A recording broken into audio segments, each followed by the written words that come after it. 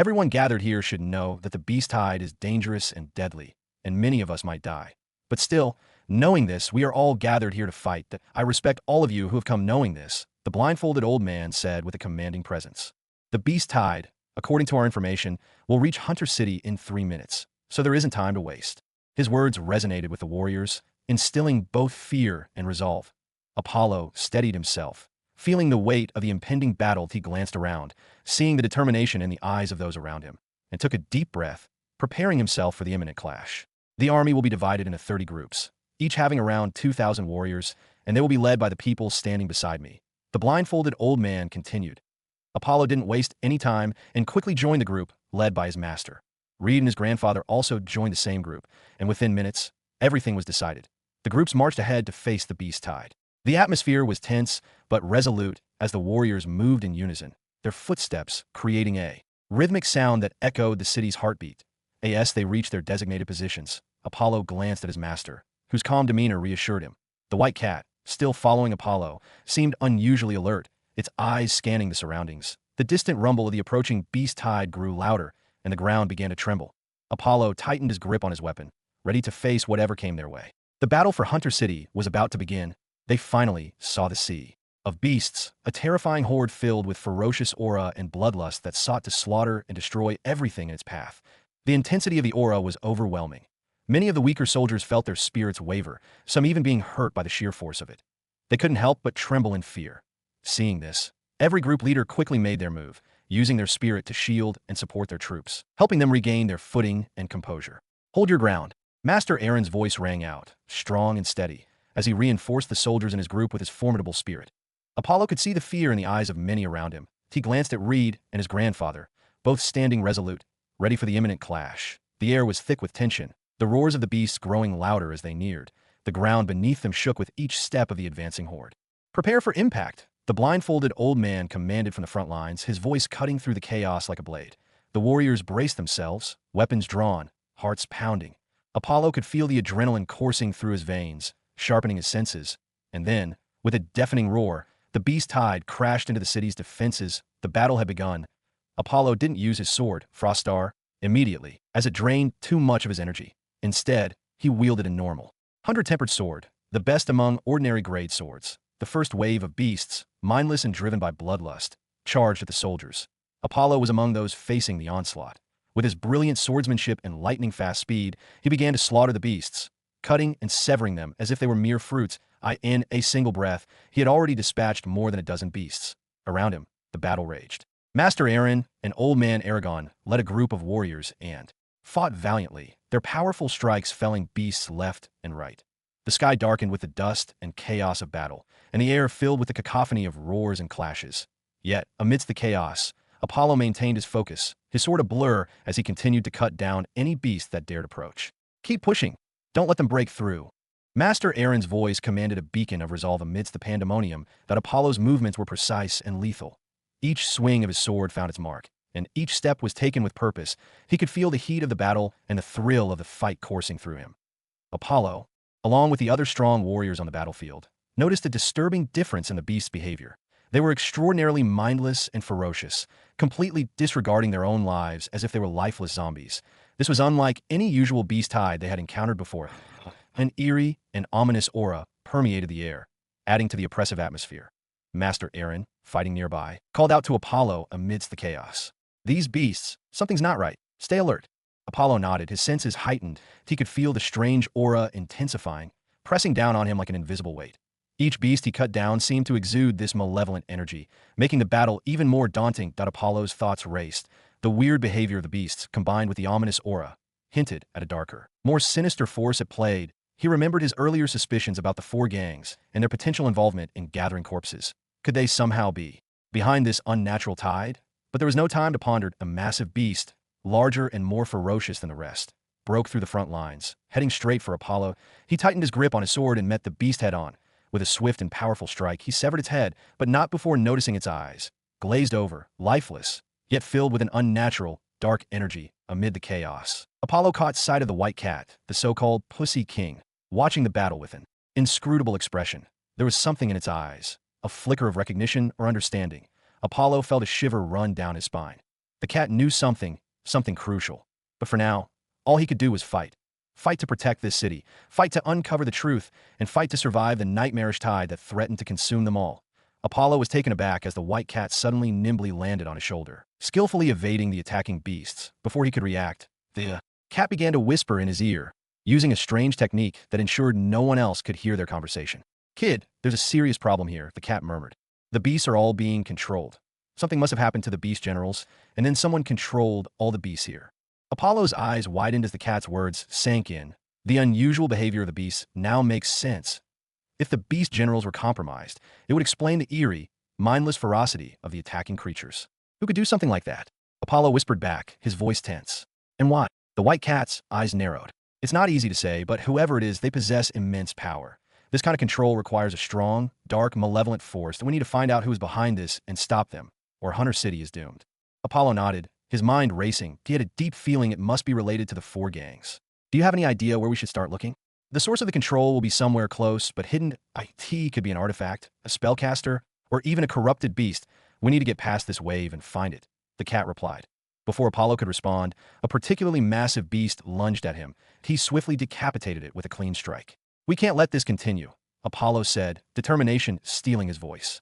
"We need to get to the commanders and warn them." He fought his way through the chaos, heading towards the nearest group leader, who happened to be his master, Aaron.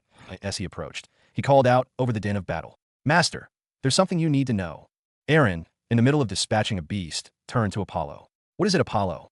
Apollo quickly relayed what the white cat had told him and what he thought behind it. Master Aaron's expression grew serious.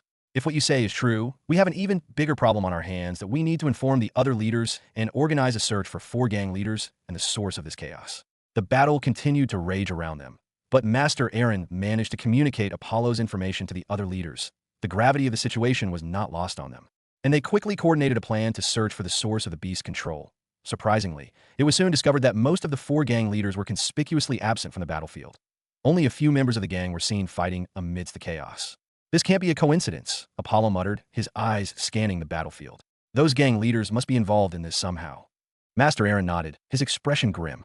"We need to find them. If they're behind this, they might be the key to stopping it." At the same time, within the city, in a hidden underground hideout, the four gang leaders gathered together. They stood before a dreadful sight. Thousands of corpses with their blood drained, creating a small, sinister pond of blood. The air was thick with the stench of death and dark magic. "Everything is ready," one of the gang leaders, a tall, gaunt man with a scar running down his face, said in a hushed tone. "The ritual can begin." Another leader, a woman with cold, piercing eyes, nodded. "We've waited long enough. No one will stand in our way." A third leader, short and stocky, added, "The sacrifices have been made.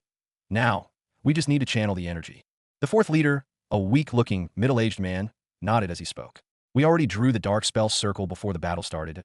It should be about to collect enough death energy." The other leaders exchanged glances of satisfaction and anticipation. They knew that the spell circle, once fully charged with the death energy from the battlefield, would start their master plan. The tall, gaunt leader stepped forward, his eyes gleaming with dark intent. "Let's begin the final phase. Once the spell is activated, the city will fall and the master will rise to power." The commander, the blindfolded man, seemed to appear near the secret hideout without anyone noticing him. After learning that the four gangs might be behind the beast tide, he immediately took action. His extraordinary senses detected the dark and bloody aura emanating from the hideout, leading him straight to the location. With swift, silent steps, he approached the entrance of the hideout. The oppressive energy radiating from within confirmed his suspicions. He could feel the malevolent power surging from the place, its dark influence seeping into the surrounding area. The blindfolded man moved with an eerie grace, his presence almost ethereal. He entered the hideout that looked like the usual house, his senses attuned to every fluctuation of energy. As he reached the inner chamber, he saw the four leaders standing around the blood pond and a weird spell circle around it. The pulsating light reflected off their faces, twisted with dark intent. With a swift motion, he unleashed a wave of powerful, unseen energy that rippled through the chamber. The gang leaders were thrown off and sent flying, crashing into the walls. They turned in shock to see the blindfolded man standing at the entrance, his presence commanding and formidable. "Who dares interrupt us?" one of the leaders snarled, his eyes burning with rage. The blindfolded man remained silent, his aura growing more intense. He raised a hand, and the dark energy in the room seemed to waver, as if bowing to his will. The gang leaders attempted to regain control of their bodies and try to move, but the commander's power was overwhelming. The gang leaders trembled under the blindfolded commander's immense power, their desperation palpable. They couldn't even muster the strength to lift a finger against him. The gap in their abilities was insurmountable, and they knew it. "Tell me, who ordered you to do this, and where he is?" the commander demanded, his voice cold and commanding. "You are incapable of orchestrating something this large on your own." The leaders exchanged fearful glances. The pressure was overwhelming, and they knew they couldn't withstand it for long. One of them, the weak-looking middle-aged man, finally spoke up, his voice shaking. "We..." But just as he was about to say something, blood started pouring from his eyes. The flow didn't stop, and soon it was gushing from his nose and ears as well. His face contorted in horror and agony as he tried to speak, his mouth opening and closing as if he was struggling to get the words out, but his efforts were in vain. Within moments, he collapsed to the ground, dead, before he could reveal anything more. The blindfolded commander's expression hardened as he watched the gruesome scene unfold. The remaining gang leaders recoiled in terror, realizing that their fate might be the same. The commander quickly deduced that they were under a powerful curse or some dark magic, a failsafe placed by the mastermind to prevent them from revealing too much. He then turned his attention to the remaining 3 gang leaders. Knowing they might have similar restrictions placed on them, he decided to suppress them and take them to the president of the Hunter branch. Perhaps, together they could find something more. With a swift motion, the blindfolded commander bound the 3 gang leaders with energy restraints. Their expressions were filled with a mixture of fear and resignation, realizing their fates were now out of their control. The old blindfolded commander was about to send a mental message to the Hunter Guild when the unexpected happened. The 3 remaining gang leaders suddenly started bleeding from all their orifices, just like the first gang leader. What happened? Before they could say another word, all 3 died horrifyingly, writhing in pain and agony. "Damn!" The old, blindfolded commander cursed angrily. But the change didn't stop there. The blood pond beside them began to boil, and an ominous and bloody aura filled the chamber. The blood pond bubbled violently, and the countless bodies along with the corpses of the 4 gang leaders were pulled by a mysterious force, quickly being swallowed by the churning, crimson liquid.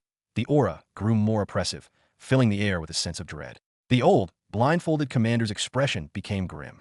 "This isn't good," he muttered, his eyes narrowing as he watched the macabre scene unfold as the last of the corpses disappeared into the blood pond. The surface began to ripple and glow with an eerie, dark light. From the center of the pond, a dark figure began to emerge. Its form was shadowy and indistinct at first, but as it rose, it solidified into a tall, menacing entity with crimson eyes that glowed with malevolent intent. The air grew colder, and the oppressive aura became almost unbearable. It was a towering, 20-foot-tall, humanoid figure with a disfigured face and crimson eyes that burned with a bloodthirsty, murderous intent. The old commander's expression hardened as he stared at the menacing entity that seemed to contain the power of thousands. The chamber reverberated with the creature's roar, an inhuman sound that echoed with ferocious intent. Roar! Roar! With a burst of energy, the battle began. The chamber shook as the old blindfolded commander unleashed his full power, striking at the dark entity with precision and strength. Invisible and tangible blades manifested in the air around him, slicing through the space and targeting the monstrous foe. The clash between them created a powerful explosion, instantly destroying the hideout. Debris flew in all directions, and a cloud of dust and smoke enveloped the place. At that moment, the president of the Hunter Guild City branch, the strongest individual present in the city, felt the ominous power as the menacing entity and the old commander collided. "Something happened. It seems old spirit. I found something," he said, his eyes narrowing with concern. 2 other figures stood in the sky beside him, both exuding powerful auras. They were the city lord and the vice president of the Hunter Guild. They had been observing the battlefield, their expressions serious. "Then what are we waiting for? Let's go and see what it is," the vice president said, urgency in his voice. You can go and help old spirit while we remain here. Somebody needs to watch over the battlefield," the guild president replied, his tone measured and calm. The vice president nodded, and with lightning speed, he disappeared from the sky, heading toward the destroyed hideout. Meanwhile, the battlefield below grew increasingly heated. Powerful beasts appeared one after another, their ferocity and strength overwhelming the warriors. Ordinary soldiers struggled, as it often took dozens of them to bring down a single beast soldier. Apollo, fighting valiantly, noticed the increasing pressure. He glanced at Reed and his grandfather, who were battling nearby. Both were fighting side by side to defeat a bloodthirsty wolf beast, but it was becoming increasingly difficult for them as more powerful beasts started to appear. As the vice president arrived at the hideout, he was greeted by the sight of devastation. The ground was scorched, and the air was thick with the remnants of dark energy. He quickly located the old commander, Spirit Eye, who was standing amidst the ruins, his expression grim but resolute. "Spirit Eye, what happened here?" the vice president asked, his voice filled with concern. The old commander turned to him, his blindfold still in place. "I found this place peculiar and came to check, only to discover the gang leaders with a strange blood pool and countless corpses. The four gang leaders were controlled by a powerful force, and their deaths triggered the appearance of that entity.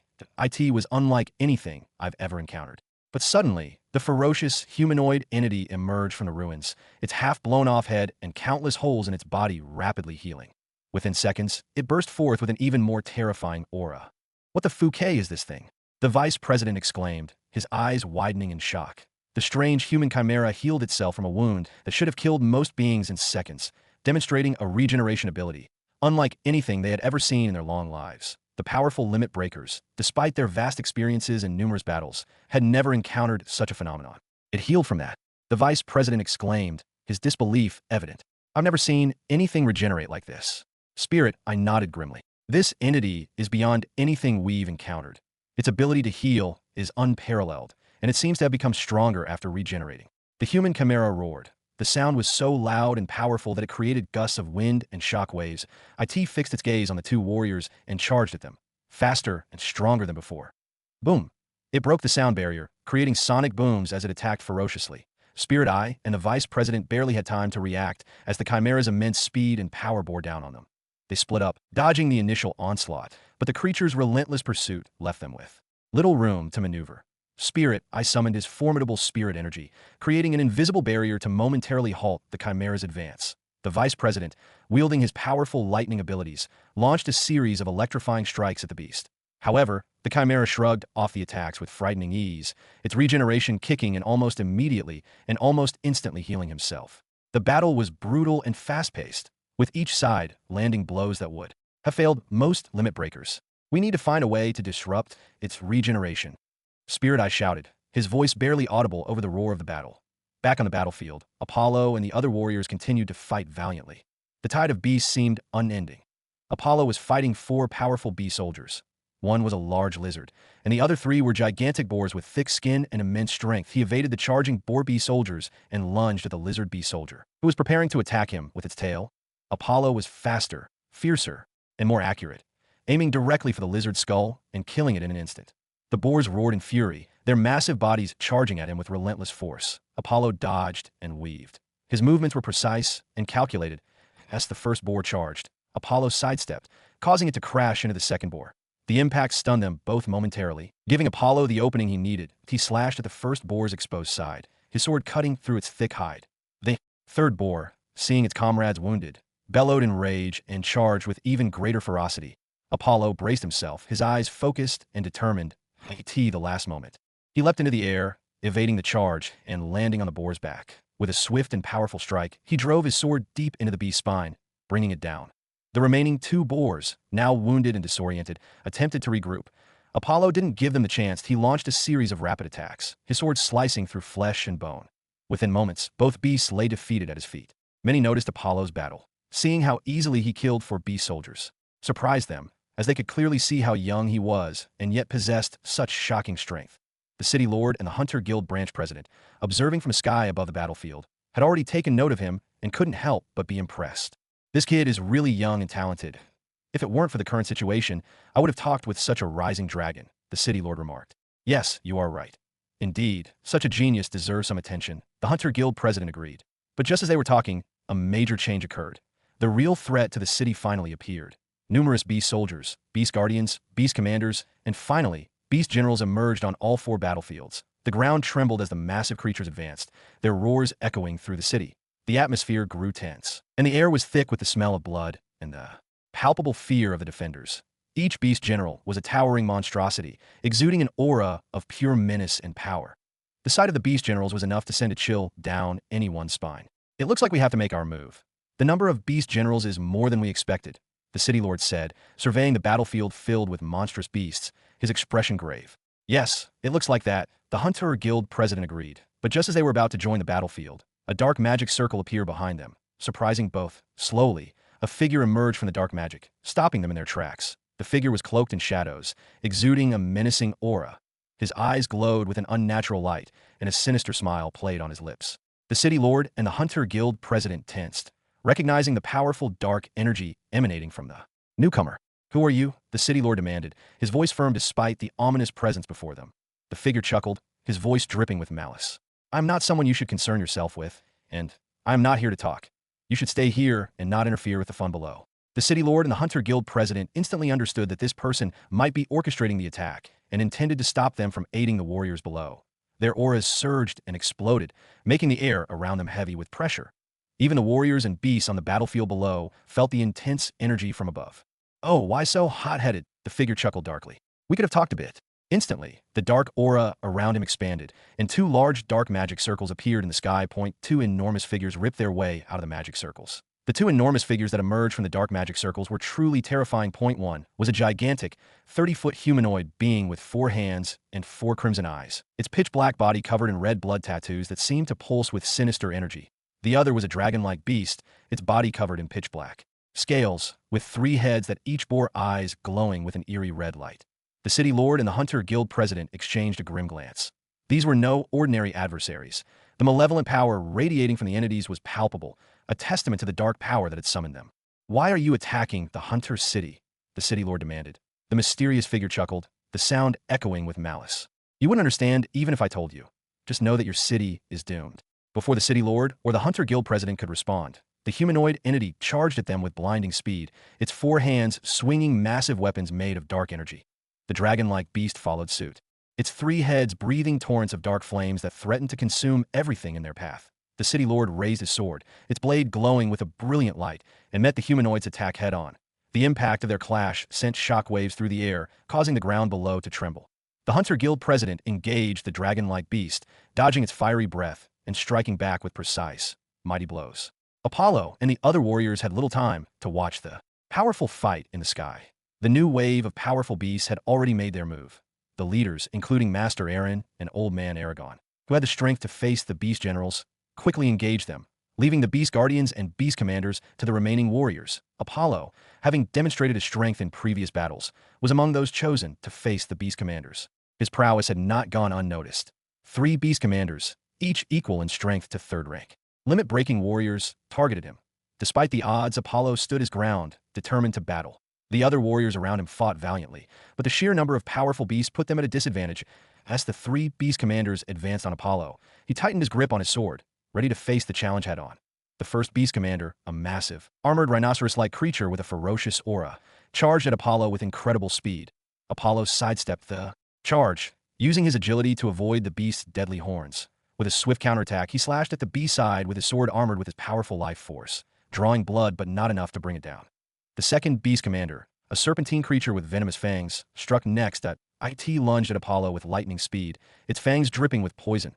Apollo deflected the attack with his sword, narrowly avoiding the venomous bite. He countered with a flurry of precise strikes, aiming for the beast's vulnerable spots. The third beast commander, a massive ape-like creature with immense strength, joined the fray. Swung its powerful arms at Apollo, attempting to crush him with brute force. Apollo dodged the attack, using his speed to stay 1 step ahead. As the battle raged on, Apollo's movements became blurry and untraceable. Because of his speed, he evaded the rhinoceros beast's charges, countered the serpent beast's venomous strikes, and avoided the ape beast's powerful blows. His swordsmanship was flawless. Each strike was calculated and deadly. Apollo's resolve hardened as he began to combine his swordsmanship with his unique chilling ice-cold life force. His sword, Frostar, began to glow with a brilliant white, crystal-like aura. The aura was not only mesmerizing, but also exuded a formidable power. The beast commanders hesitated for a moment, sensing the drastic increase in Apollo's strength. The aura Apollo released now was like a chilling sword, so intense that even they, mindless, ferocious beasts devoid of the sense of life and death, started to quiver. Apollo's determination grew stronger. With a burst of energy, he launched a powerful attack, aiming for the serpent beast's head. The sword in his hand seemed to cut through space and freeze time. The serpent beast commander, known for its slippery and agile movements, was immobilized by mysterious sword power. Apollo's sword moved with unimaginable speed and struck true, piercing through the beast's skull, which was harder and sturdier than most low-grade extraordinary weapons, ending its life. The rhino beast commander, its eyes burning with a mix of fear and rage, charged at Apollo. Its massive frame thundered towards him, but Apollo was ready. With a swift, fluid motion, he sidestepped the charge, his glowing silvery sword slicing through the beast's thick hide with ease. The sword's icy aura froze the surrounding area, leaving a trail of frostbite on the beast's wound, slowing its movements. The ape beast commander, witnessing this, let out a roar of fury and lunged at Apollo with its immense strength. Apollo met its assault head-on, his inhumane body and enhanced swordsmanship with a space-freezing icy aura allowing him to deflect the beast's powerful blows, creating a small ice mountain. Other warriors and soldiers on the battlefield were utterly shocked by the battle between Apollo and the beast commanders. His display of strength and skill was awe-inspiring. Apollo, his every move a testament to his training and innate power, fought with relentless determination. His mighty physique, combined with his exceptional swordsmanship and the space-freezing aura of his sword, made him a formidable opponent. He seemed to have no weaknesses. His speed and strength were matched only by his precise and deadly attacks. The ape beast commander, despite its immense power, struggled against Apollo's unyielding assault. Apollo's swordsmanship was a fluid dance of death, his strikes leaving trails of icy destruction in their wake. The ape's ferocious blows were met with equal force and deflected with such precision that they created an icy barrier, a testament to Apollo's control over his power. His every move was met with gasps of awe and admiration from the other warriors, as he was a force of nature, a warrior whose strength and skill knew no bounds. In a thunderous display of power, Apollo unleashed a final, devastating attack. Sword Ray, his sword, glowing with an icy aura, fired a gigantic, ice-cold sword beam that cleaved through the air with blinding speed. The strike hit the ape beast commander with such force that it created a shockwave, sending icy shards in all directions. The ape's roar of fury was cut short as the sword beam severed its head, the body collapsing in a heap at Apollo's feet. With one more beast commander down, Apollo turned his attention to the remaining one. It hesitated. Even when it had lost its mind, its animalistic instincts were still sensing the danger and warning them that Apollo's strength, speed, and swordsmanship were unmatched. He met the remaining beast commander head-on, his every move a blur of speed and precision. The slightly injured rhino beast commander, seeing another beast commander fall, let out a thunderous roar and charged. Apollo met its onslaught with ferocious determination, his swordsmanship a blur of deadly precision that he expertly targeted the rhino's weak points. His strikes were swift and merciless. Despite the rhino beast commander's thick hide and immense strength, they were no match for Apollo's enhanced abilities. With a series of decisive strikes imbued with a freezing aura, he froze the rhino from the outside in. Finally, Apollo severed the beast's head, its massive form collapsing at his feet. With all three beast commanders defeated, Apollo stood tall amidst the battlefield. However, his victory wasn't easy. He had deliberately refrained from using his full powers, relying instead on precise and controlled movements to conserve his energy. Maintaining this restraint amidst the chaos required immense concentration and control, a feat few could achieve on such a tumultuous battlefield. His victory encouraged the others, as he fought vigorously against three beast commanders and won. But the stronger warriors knew that the battle in the sky would ultimately determine the fate of the city. They could only hold on and hope that the city lord and hunter guild branch president would win the decisive battle. Up in the sky, the battle raged on as the city lord and hunter guild president faced the mysterious foe, who wielded terrifying power and an arsenal of tricks. And as they fought, they sensed that their opponent wasn't taking the battle seriously.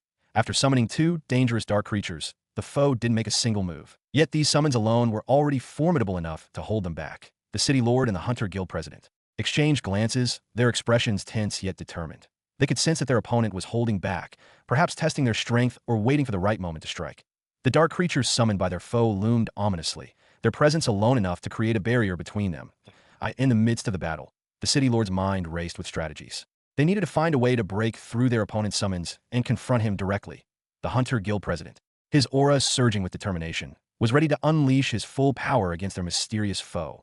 But the mysterious person didn't seem to care. From the beginning, he showed no fear toward them, as if they were never his enemies to begin with. Finally, blood is calling it. The entire battlefield seemed to be enveloped in an unknown magic circle, slowly absorbing the seeping blood on the ground and calling forth something.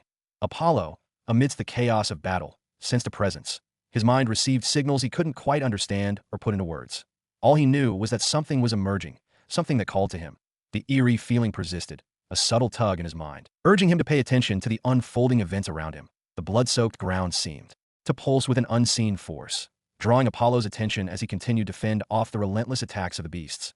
The battlefield was a cacophony of clashing swords, the roars of beasts, and the cries of warriors. Yet, amidst this tumult, Apollo's focus sharpened on the source of the strange sensation. His sword, still aglow with the ice-cold life force, hummed with energy, resonating with the unease that gripped him. The magic circle, absorbing the spilled blood, seemed to be reaching a crescendo, its arcane energies coalescing into a palpable presence. The air grew heavier, charged with an ominous anticipation that even the seasoned warriors around him could feel. Apollo glanced around, seeking any clue or sign of what was to come. His heart pounded with a mixture of dread and determination, ready to face whatever was going to emerge. As the atmosphere around them shifted, both the city lord and the hunter guild branch president felt the unsettling transformation sweeping through the battlefield. The once chaotic clash between beasts and warriors now bore an added layer of dread, an eerie, ominous aura that seemed to thicken the air itself.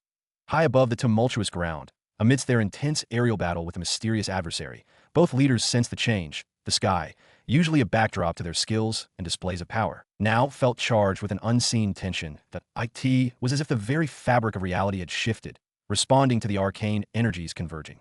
Below, the mysterious pull grew stronger, almost overpowering Apollo's ability to focus. The call was no longer a whisper but a roaring demand, resonating deep within him and urging him towards an unknown destination. Suddenly, a thunderous boom echoed across the battlefield. Boom! The ground beneath them began to shake violently. Cracks spiderwebbed across the earth, spreading outward like veins of impending doom. Warriors and beasts alike stumbled, struggling to maintain their footing amidst the tremors. The air was filled with the sound of splitting rock and the groans of the earth as something ancient and powerful stirred below. Apollo's heart pounded in sync with the tremors.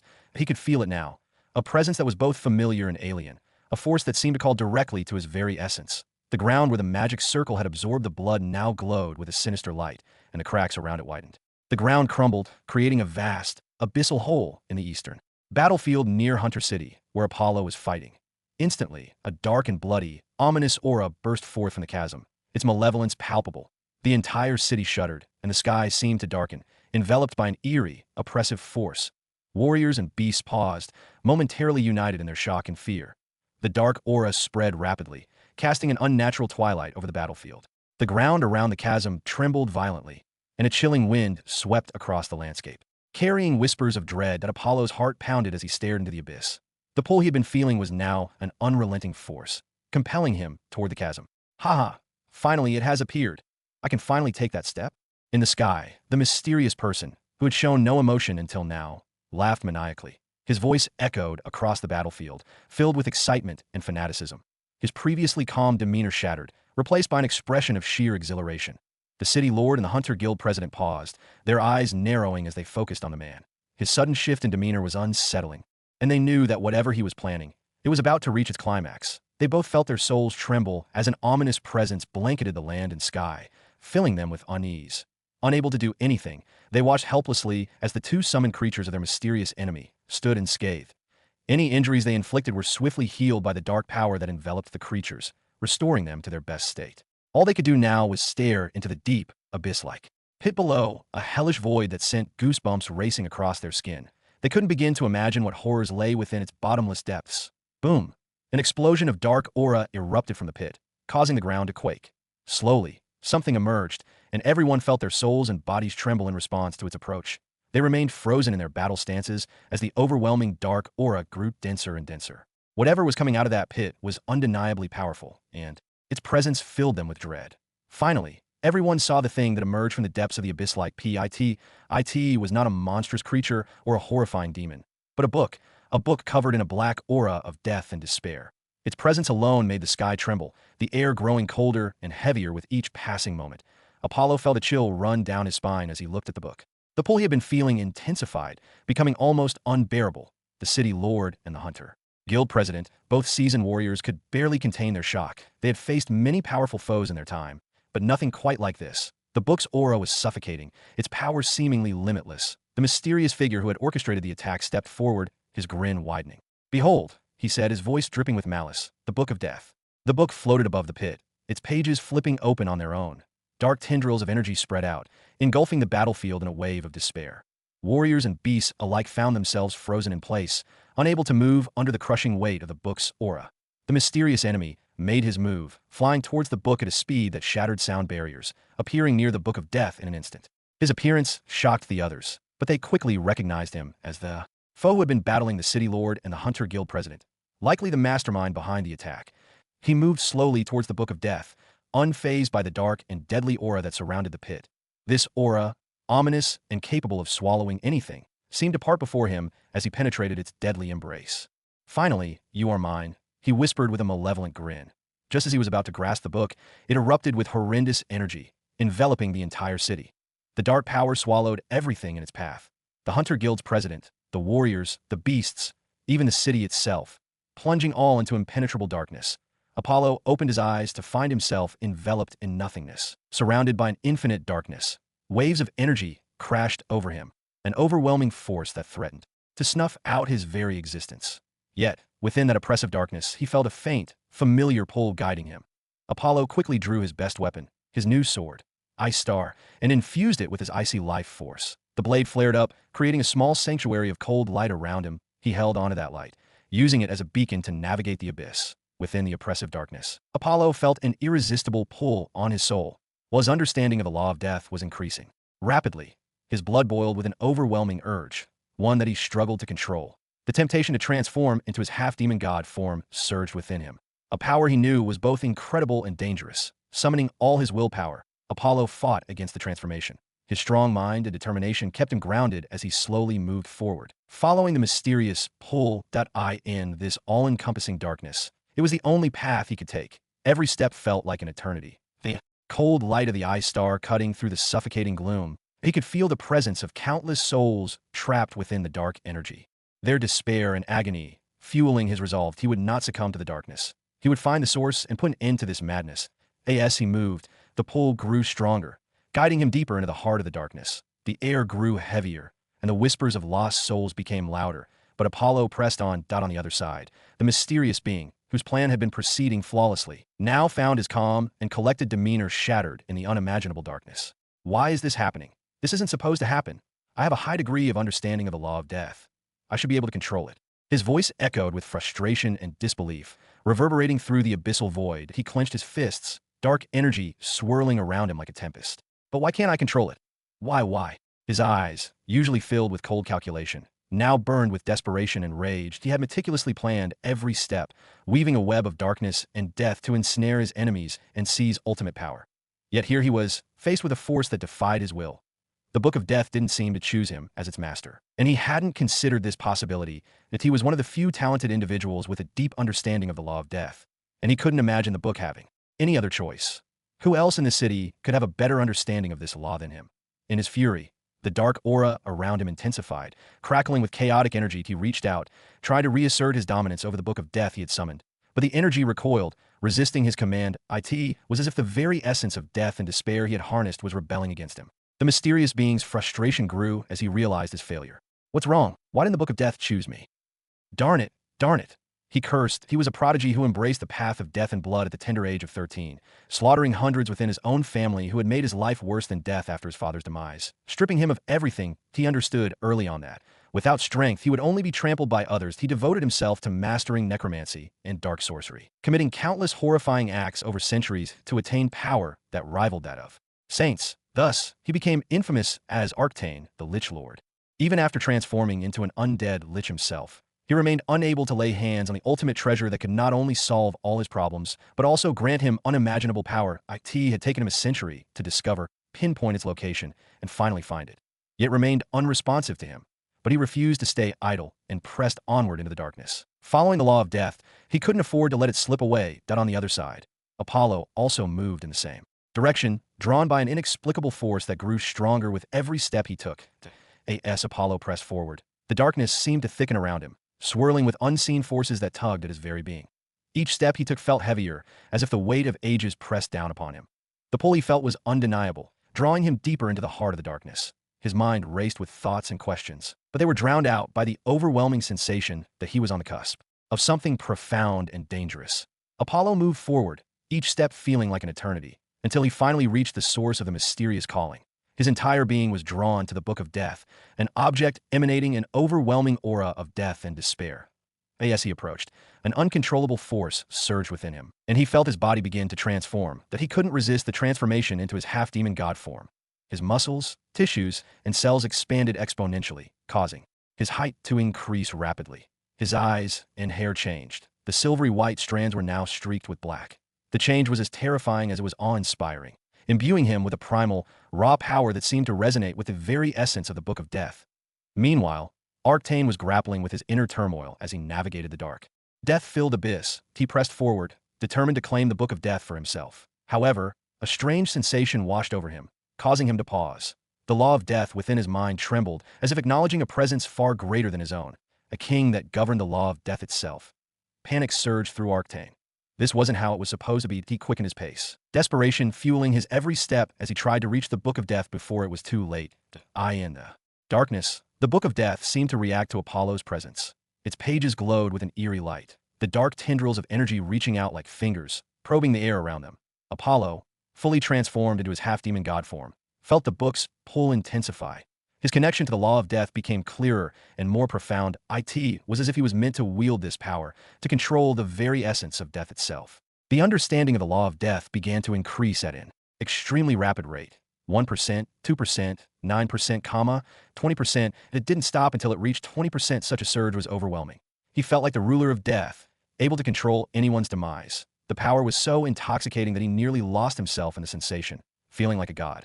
Mysterious knowledge began to appear in his mind. Things he had never learned before, that he now understood what this legendary book was. The Book of Death, that he also discovered some of its secrets and how to use them.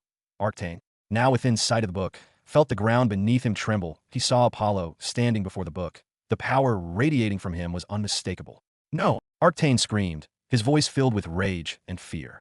"You cannot take what is rightfully mine." Apollo noticed him. If it had been any other place or time, he might have run away as fast as he could, not caring about anything else. He had witnessed the battle in the sky, and even now, he could see and feel the enormous power and the aura of death and dark energy emanating from him. This being wasn't even human. The figure before him was a monster with an inhumane nature. Apollo knew he couldn't stand a chance, even with his half-demon god transformation. But the situation is different now. He had the Book of Death, which must have been the reason for the attack on the city to summon it. The entire battle, the countless lives lost, the destruction, it had all been orchestrated to bring forth this ultimate power. Apollo turned to face Arcane, his eyes glowing with an eerie, otherworldly light. "The book chose me. Your time is over." His frustration and desperation fueled his every move. He gathered his dark energy, drawing from the depths of his necromantic powers. Dark tendrils of energy snaked through the air, converging on Apollo with lethal intent. But Apollo, now deeply connected to the law of death through the Book of Death, raised his hand. The dark energy stopped in its tracks, absorbed into the icy aura surrounding him. Seeing this, Arcane's face grew pale with anger, as he clearly felt that the Book of Death had, indeed, chosen him as its master, allowing him to control its power. However, it also allowed him to see that the figure in front of him wasn't as strong as he was. Although Arcane couldn't discern exactly what the figure was, it was clear it wasn't human, standing 20 feet tall with a strange aura akin to that of godlike beings. Observing Apollo in his half-demon god form led Arcane to believe he wasn't human either. In this form, Apollo seemed closer to being a god than a mere human. But, since he sensed that Apollo's strength was weaker than his, it gave him hope. "No matter who or what you are, the Book of Death is mine, and nobody can stop me." Apollo's grip tightened on the book. He could feel its power coursing through him, a dark and cold energy that promised ultimate control over life and death. Yet he also felt a pull, a temptation to lose himself in that power and become like Arcane, but he resisted with his strong mind and spirit. "Then why don't you try, instead of talking and crying like a baby who lost something?" Apollo taunted sarcastically, knowing that the battle was inevitable. That Arcane's sneer turned into a snarl. "I'll take it from your corpse." In an instant, Arcane lunged at Apollo, his dark energy crackling around him like a storm. Apollo raised the Book of Death, channeling its power. A shield of death energy formed around him, absorbing the impact of Arcane's attack. The force of their clash sent shockwaves through the battlefield covered in darkness, shaking the ground and toppling what remained of the city. Many warriors and beasts within the darkness felt the shockwave that sent them flying, rendered nearly immobile by the mysterious power that seemed to slowly absorb their life force. Only Apollo and Arcane, the Lich, could move, their understanding of the law of death allowing them to navigate the darkness that covered the city, suppressing all other means of resistance, even other laws. The City Lord, the Hunter Guild President, Master Aaron, and any other Grandmaster who understood the laws couldn't move freely either. The law of death, being a high-ranking law, suppressed all other laws within the darkness. They could only focus all their strength on stopping the depletion of their life force and essence. That on the other side, the battle between the two has begun. That Apollo's mind raced as he was covered in death energy. He couldn't let Arcane get close. He needed to use the Book of Death to fully harness its power. With a deep breath, he focused on the connection he felt with the book, letting its energy guide him. "Death freeze," Apollo whispered, summoning his strength. His eyes gleamed with a cold, blue light, resonating with the icy life force within him. He combined this power with the dark energy of the Book of Death, creating a new, formidable energy, an icy death power that was a potent mixture of his semi-divine strength and the pure death energy from the book. The ground around Apollo froze, the air crackling with the intensified power. The new icy death energy was many times stronger, a chilling force that could halt even the most formidable foes in their tracks. Arcane, the Lich Lord, felt the shockwave of Apollo's power but refused to be underestimated. Drawing on his centuries of dark magic, he summoned an army of undead henchmen. From the depths of the spell circle, Hundreds of dark creatures crawled up, their hollow eyes fixed on Apollo. They moved with a single purpose: to overwhelm and destroy the young warrior. The battlefield became a chaotic storm of dark energy and icy blasts. Countless dark tendrils lashed out at Apollo, seeking to ensnare him and drain his life force. Apollo countered with blasts of icy death energy, freezing the tendrils in midair and shattering them into shards of black ice. The undead army surged forward, a relentless tide of skeletal warriors, shadowy wraiths, and monstrous abominations that Apollo's sword, Ice Star, grew to fit his current size perfectly and flashed through the air, cutting down the undead with deadly precision. Each swing of his blade was imbued with the combined power of his icy life force and the Book of Death, leaving a trail of frozen corpses in his wake. Despite his efforts, the sheer number of undead was overwhelming. Arcane watched from the shadows, his eyes glowing with malevolent glee. He could see Apollo beginning to tire, the relentless onslaught taking its toll. "You cannot win, boy." Arcane's voice echoed across the battlefield. "The power of the Book of Death is beyond your comprehension. It belongs to me." Although the Book of Death bridged the massive gap between them, the Lich was cunning and a challenging adversary. He used his undead monsters to wear Apollo down, patiently waiting for him to exhaust his energy or make a fatal mistake. And it wasn't easy to wield such a divine treasure with his current strength. If any other first-rank limit breaker were to attempt it, they would have been drained instantly, even before activating it. However, Apollo could manage it due to his half-demon god body. The Lich Arcane waited patiently, biding his time. He knew the immense energy required to wield the Book of Death and understood that Apollo could not sustain such power indefinitely.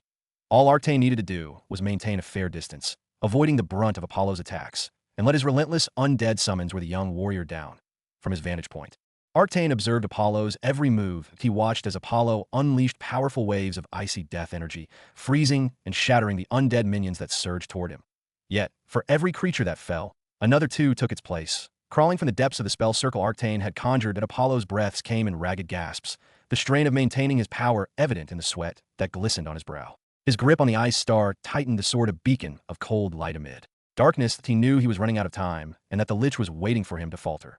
Arcane, sensing his opportunity, conjured more undead minions. They surged forward, a wave of bone and shadow. Apollo fought valiantly, his sword flashing through the air, but his movements were slower and more labored. The icy death energy he wielded, while powerful, was draining him rapidly. "You cannot last forever," Lich Arcane taunted from the shadows, his voice echoing across the darkness. "The Book of Death will be mine.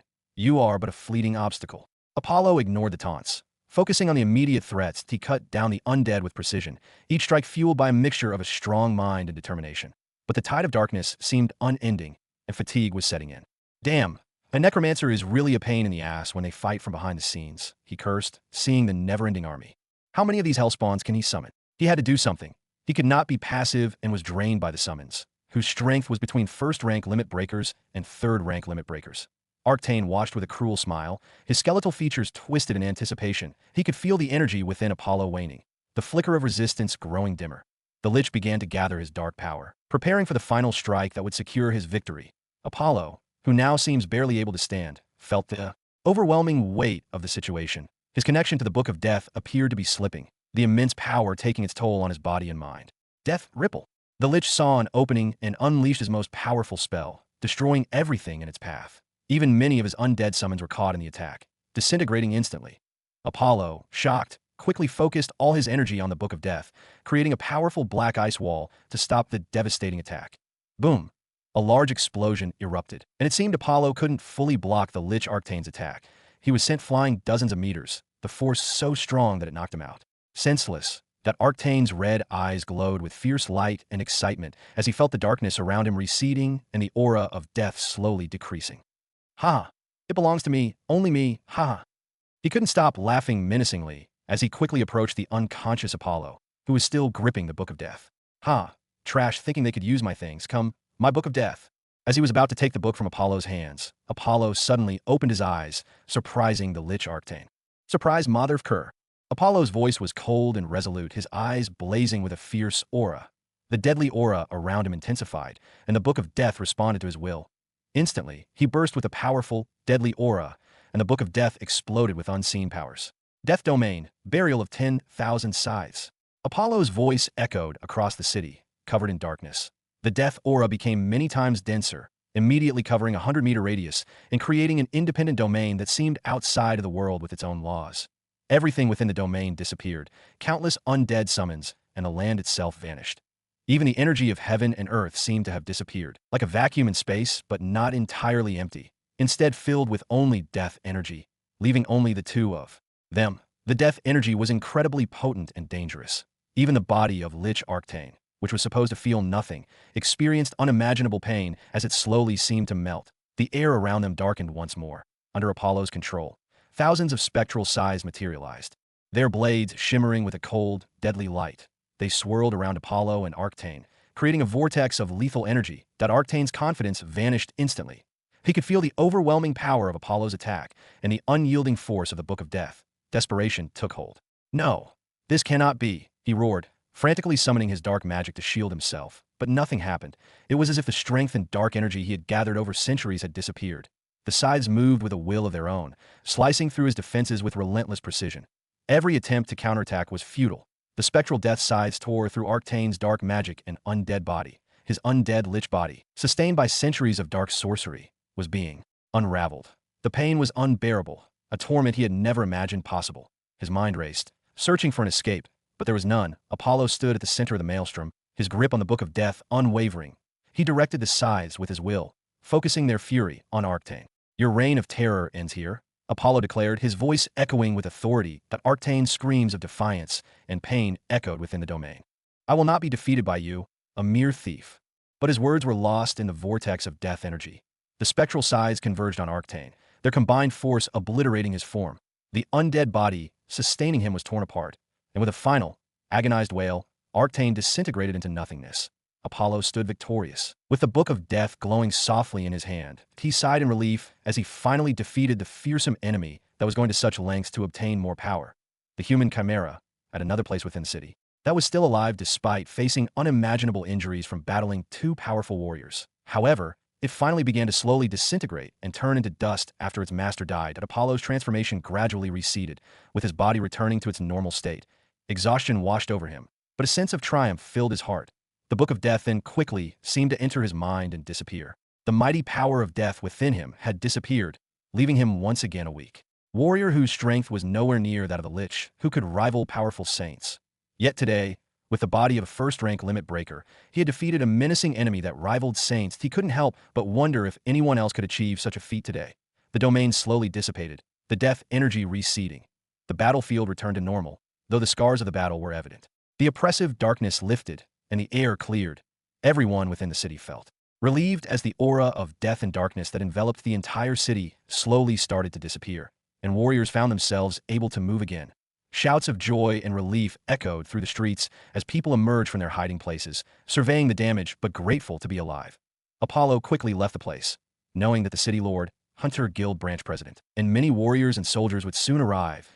He didn't want anyone to know that he was the one who defeated the enemy, a feat even the city lord and guild president could not achieve, and had received the Book of Death. But just as he left the place where he battled the Lich, two figures quickly appeared, none other than the city lord and the Hunter Guild branch president, drawn by the lingering battle aura in the area. Both leaders looked around, assessing the aftermath of the intense battle. The city lord spoke first, his voice echoing with a mix of relief and curiosity. "It seems the threat has been neutralized, but who could have possibly done this?" The Hunter Guild branch president, scanning the surroundings with a keen eye, replied, "The energy residue here is unlike anything I've seen. It's powerful and otherworldly. Whoever fought here must possess formidable strength." The leaders exchanged a knowing glance before the city lord spoke again, his tone firm. "Whoever it was, they saved the city today, that we must find them and offer our thanks." The Hunter Guild branch president nodded solemnly, surveying the devastated area. It was clear that even after 100 years, the land would struggle to regain its vitality due to the lingering death aura. With a sigh, he and the city lord departed from the scene. Apollo silently appeared on the battlefield, where he found Master Old Man Aragon, Reed, and his grandfather already gathered together, seemingly waiting for him. "Kid, you're finally here. We've been waiting for you," Master Aragon said warmly. Master Aaron felt a wave of relief wash over him upon seeing Apollo safe and sound. Despite knowing his apprentice's exceptional abilities, the absence of Apollo on the battlefield filled him with unease. The sight of his young protege brought a rare smile to his face. "Don't worry about me, Master. Didn't you know how good I am? It's not easy for me to die," Apollo quipped, a confident grin on his face. Aaron chuckled, clapping a hand on Apollo's shoulder. "I know, lad, but a master always worries." Apollo's gaze shifted to Reed and his grandfather. Their clothes were tattered, and their auras were noticeably weak. Yet something about Reed's grandfather had changed. Apollo could sense it, a shift in his aura, a sign that he had reached the half-step limit breaker stage. Soon, he would attempt to break through and become a true limit breaker, extending his lifespan significantly.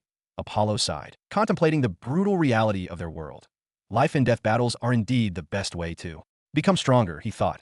You either die or survive and grow stronger. There are only two choices that Reed's grandfather seemed to be one of the fortunate ones, having survived the ordeal and found a new path to strength.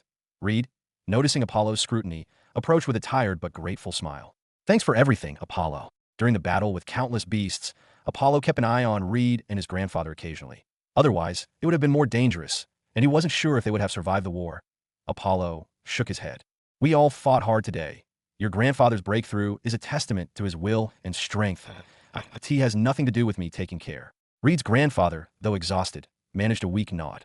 You're wise beyond your years, Apollo. Then he looked at Master Aaron. Sir, you have taken a great apprentice.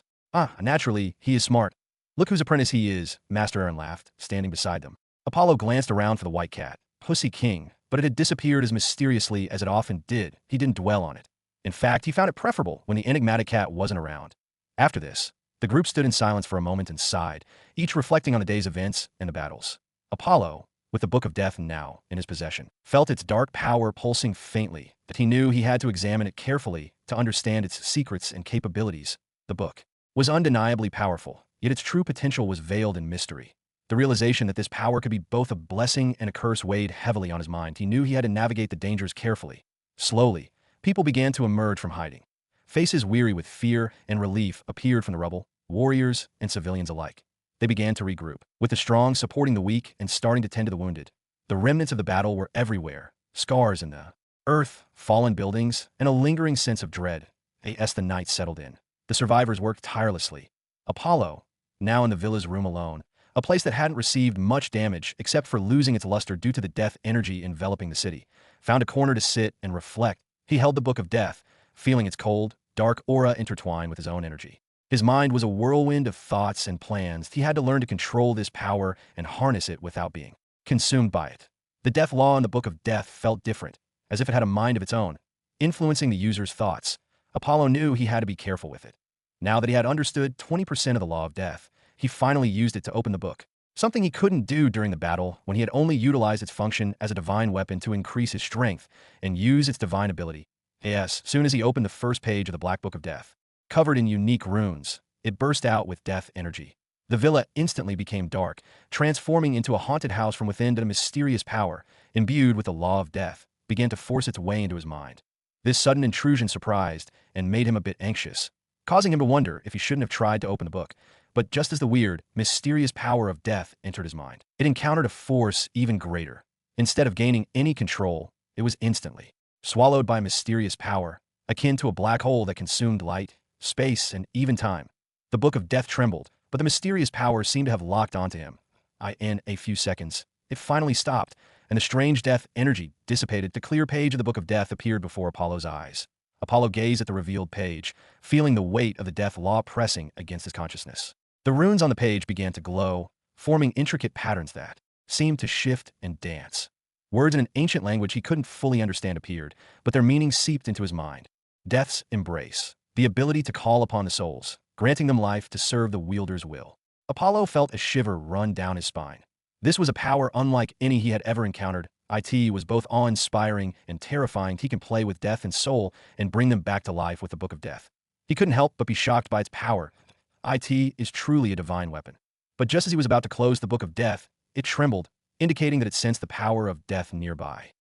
This surprised him, as there shouldn't be anything or any undead left within the city after the Lich's death. But he took this matter seriously and quickly went outside to find where the Book of Death was sensing the power of death. Following its direction, Apollo finally arrived at the place. If Commander Spirit Eye were here, he would certainly be surprised, because the location where Apollo appeared was none other than the hideout of the four gangs, destroyed during the battle between Spirit Eye and the human Chimera. The place was empty, with nothing left but ruins. However, as Apollo approached, he felt something peculiar, a sense of something alive or not quite right. Despite this strange feeling, he continued to follow the lead of the Book of Death, which had become calmer due to the mysterious power or system that had influenced it. arriving at a corner where a puddle of blood still remained. Apollo noticed that the book of death in his mind seemed to be pointing towards the blood puddle. Apollo swiftly retrieved the book of death, which opened on its own, emanating a haunting black glow. Does it want me to cast the spell and summon something? Apollo hesitated, staring at the blood puddle and the glowing book of death in his hand. He knew the power within the book was capable of summoning souls and commanding them. But what could possibly be lurking within this blood-stained corner of the ruined hideout? Drawing a deep breath, he made a decision. Closing his eyes, he channeled the power of the book of death. The runes on its pages shimmered brighter, resonating with the death energy permeating the air. Words of invocation, ancient and powerful, formed in his mind as he began to speak aloud. Souls bound in blood, heed my call, I invoke death's embrace. Grant them life once more. A surge of dark energy burst forth from the book of death, engulfing the blood puddle. The ground trembled faintly as wisps of shadowy mist coalesced, swirling and taking shape. Gradually, forms began to emerge, a hideous figure that seemed to have too many faces that made it look hideous as its crimson eye glowed with fierce light. It turned out to be none other than the human chimera, created by the Lich using dark magic fueled by thousands of lives. Normally, such creatures perish when their master dies, but this one was different. It had somehow managed to survive, lingering in the small puddle of blood. The spell from the Book of Death seemed to fully revive it after bringing hundreds of souls from the underworld. It was a chilling sight. The hideous form of the human chimera rising from the blood-stained ground. Its multiple faces contorted in a grotesque display. The crimson eyes burned with an intense, malevolent glare as they fully materialized in response to Apollo's invocation. The monstrous human chimera fell to its knees as it fully manifested, demonstrating its loyalty to Apollo. It was a surprising sight. Despite feeling the creature's unimaginable ferocity, anger, hate, and killing intent, it appeared very docile and obedient, following his every command, and it didn't seem weak. From its aura, Apollo could tell its strength surpassed that of a third-rank limit breaker and had reached the level of a fourth-rank grandmaster. However, he wasn't sure exactly what kind of power it possessed at the grandmaster level. Apollo carefully examined the human chimera he had revived and couldn't help but smile, despite its dangerous and somewhat repulsive appearance. Now, he had an incredibly powerful subordinate under his control. However, its sheer size and hideous form made it difficult to bring out in broad daylight, where people could see it. He didn't want people to think he was a dark mage or necromancer and hunt him down, so the chimera could only be used as a trump card in situations where there would be no witnesses. The problem now was where to hide a 20-foot giant with a gruesome expression, covered in a dark aura of death and blood. This wasn't something easy to conceal, but just as he thought of this problem, the Book of Death seemed to sense his trouble. It glowed with a black light, and instantly the human chimera in front of him disappeared, and the second page of the Book of Death, which he hadn't been able to open before, suddenly revealed itself. That Apollo's curiosity piqued as he flipped to the newly revealed second page of the Book of Death. The intricate runes and ancient symbols glowed with a dark, otherworldly light. Words in the same ancient language began to form, their meaning seeping into his mind. Death's Sanctuary, a domain within the book where the wielder can store and summon their creations at will. Apollo's eyes widened with realization and relief. This ability solved his problem perfectly. He could now summon the human chimera whenever needed and keep it hidden away when not in use. The Book of Death provided a perfect solution to his dilemma. Offering both power and discretion, he decided to test this new ability. Focusing his thoughts, he envisioned the human chimera, and with a simple command, he felt the presence of the chimera reappear before him. Its grotesque form materialized in an instant, still radiating that dark, fearsome aura. With another thought, he sent the chimera back into the book. The creature vanished as quickly as it had appeared, leaving no trace of its presence. Satisfied with his newfound control, Apollo closed the Book of Death, feeling a deep sense of accomplishment. He now possessed an incredible tool, both a weapon and a secret subordinate that could tip the scales in any battle. He returned to his villa, still alone, as Master Aaron and the others were, regrouping and having discussions in City Hall. Apollo knew he had to keep the Book of Death concealed, even from his master, as it was his ultimate ace in the hole and too risky to reveal. He was certain that powerful warriors, dark mages, or those who major in the law of death would come running towards the city once news about the Book of Death spread to the outside world. And no matter what, the Book of Death was a divine treasure, and he had to be as careful as possible if it became known that he possessed the Book of Death. He didn't know how many would come for his life to get their hands on it. For now, the city was safe, and Apollo could take a moment to breathe, but he would remain vigilant, always ready for the next threat that might emerge from the shadows. The massive amount of creation points he had collected during the Beast Tide made him feel more secure. They had now crossed the 10,000 mark. Creation points, 12,895. 2 days passed, and the city almost returned to its original state. Apollo had to admit that the work progressing here was incredibly fast. In just 2 days, most of the destroyed mansions, houses, and roads were either fixed or rebuilt. This kind of rapid restoration was impossible even on Earth. despite advanced machinery and numerous workers. Here, magical items and tools made such miraculous feats possible, accomplishing in days what would take weeks or months. As the city returned to its bustling routine, Apollo remained cautious. He spent his days training in swordsmanship, delving deeper into the Book of Death, and enhancing his understanding of the law of death. He had also taken extra precautions to keep his newfound power a secret. The human chimera remained hidden within the Book of Death, ready to be summoned at a moment's notice. One evening, as Apollo was practicing his swordsmanship in the courtyard of his villa, Master Aaron approached him. "You've been working hard, Apollo. It's good to see your dedication." Apollo paused, wiping sweat from his brow. "Thank you, Master. I just want to be ready for anything that might come our way in the future." Master Aaron placed a hand on Apollo's shoulder. "I have faith in you, but be careful when you stroll the city. Many noble and powerful forces have sent people to investigate the rumors about the treasure, and they are all coming one after another to the city. It seems word has spread far about the Book of Death. Those guys from noble families or ancient forces can be proud and cocky, so don't interact with them unless it's necessary. And even our kingdom, Roywath, seems to be sending some people, including young warriors. They know about my presence here, so they'll be coming to meet me. And those young kids from royal and noble families will likely want to challenge you as my first apprentice at SO. I won't say anything. With your strength, it should be child's play. Just don't beat them too terribly. Be a bit easy on them." Apollo nodded, understanding the need for restraint. "I understand, Master. I'll handle them with care." With his strength, fighting those young warriors who had either just become limit breakers or reached the peak of first-rank limit breakers was like a cat trying to beat a tiger. It wasn't a competition at all. Despite this, he kept a humble demeanor and prepared himself for the inevitable encounters. At the same time, in the City Lord's mansion, a group of high-ranking officials, including the City Lord and the Hunter Guild branch president, were discussing. The atmosphere was tense, with everyone aware of the potential threat the rumors posed. The City Lord, a stern-looking man with a commanding presence, addressed the group. "We have received reports of interest in the Book of Death. We must ensure the city's safety and protect our people from any potential threats." The Hunter Guild branch president, a seasoned warrior with a keen eye, added, "We need to identify the source of these rumors and take action before they escalate. Our priority is to maintain order and prevent any outside forces from creating any chaos in the city." The City Lord and Hunter Guild held extensive discussions to plan and implement measures for the city's newfound liveliness. With the arrival of numerous powerful warriors from both famous and infamous forces, the once quiet Hunter City was bustling with activity. They even anticipated a visit from the Beast King, considering the substantial losses in the beast ranks. Countless beasts and most of the beast generals had perished with the Lich's death. The Lich controlled most of the beast generals by corroding their minds and souls. The majority did not survive, leading to over 90% of their deaths. Such a significant loss will naturally attract the attention of the Beast Kings and the ruler who sent the Beast Generals outside. As the days passed, more people arrived in the city. Apollo could sense the tension in the air as various mighty individuals and groups began their investigations.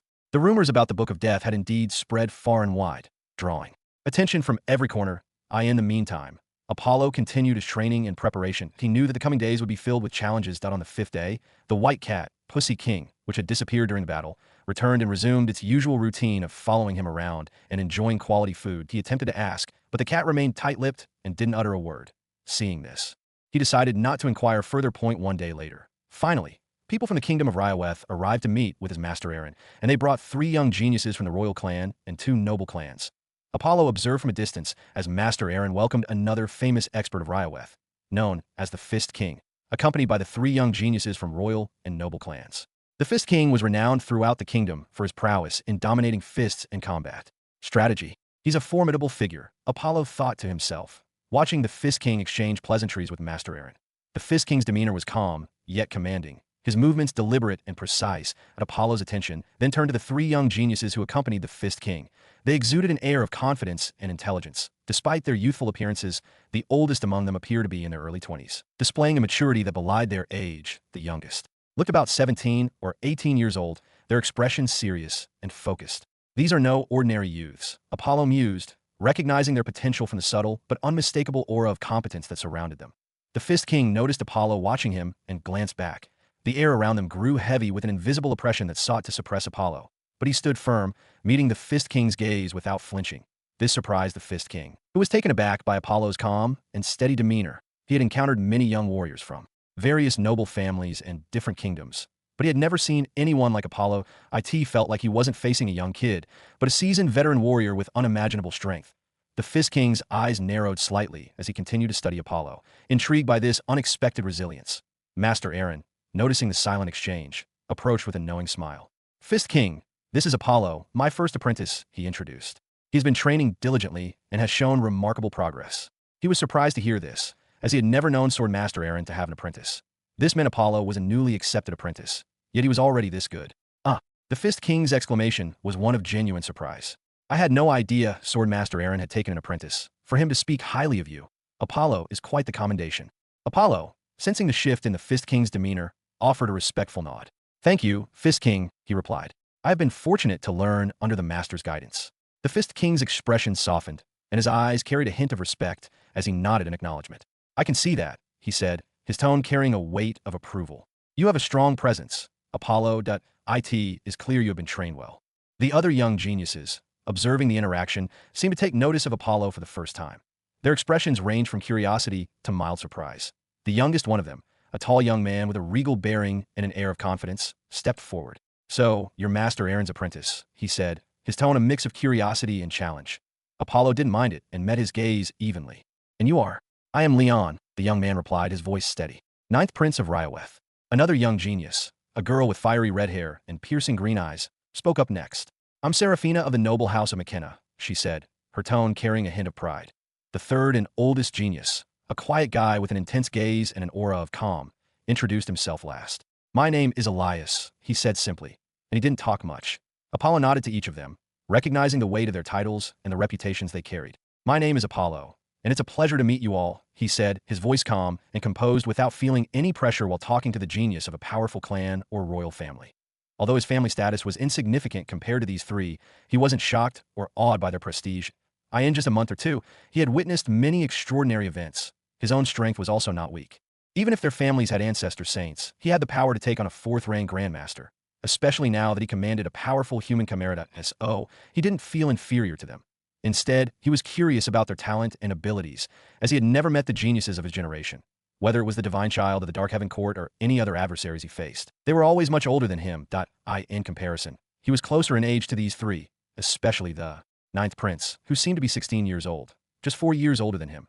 Apollo observed each of them closely, noting their demeanors and the way they carried themselves. Despite their reputations and the powerful auras they exuded, he felt no intimidation, only a keen interest in understanding what made them stand out. The prince smiled, a mix of pride and humility on his face.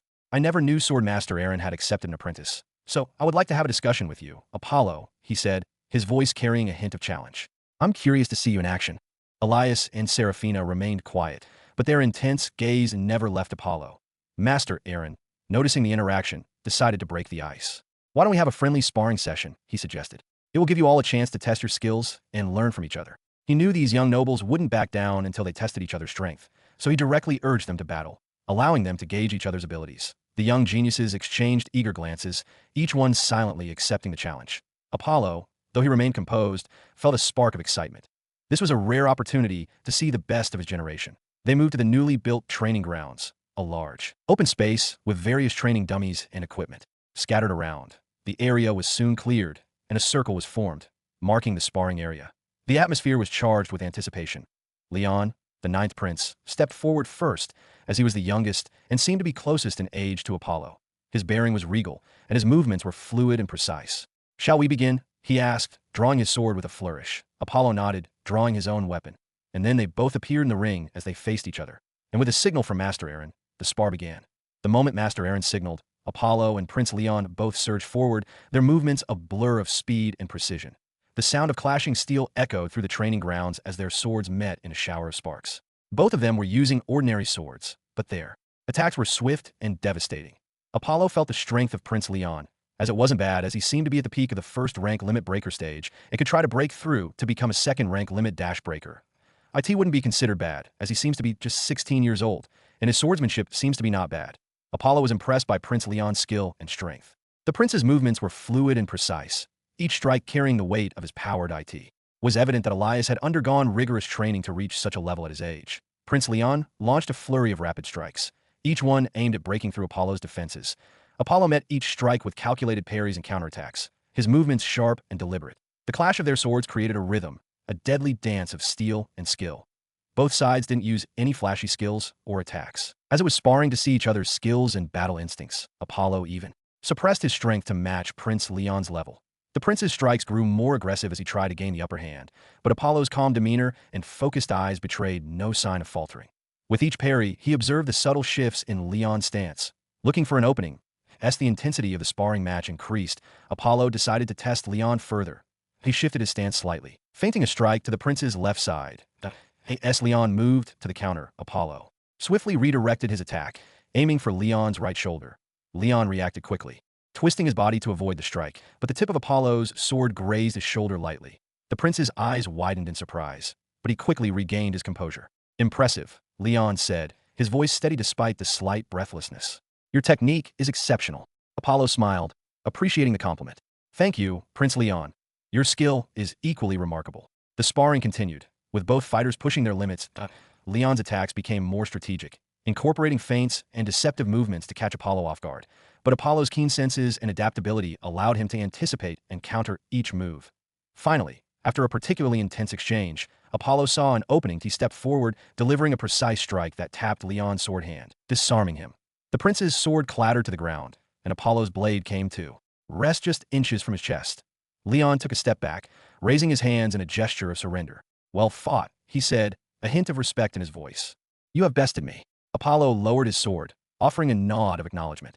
"You fought well, Prince Leon. It was an honor to spar with you." He controlled his strength, engaging the prince in a respectful battle and delivering a defeat that honored his status. He refrained from defeating him in a single blow, recognizing that such an act would be disrespectful and could shatter the prince's pride.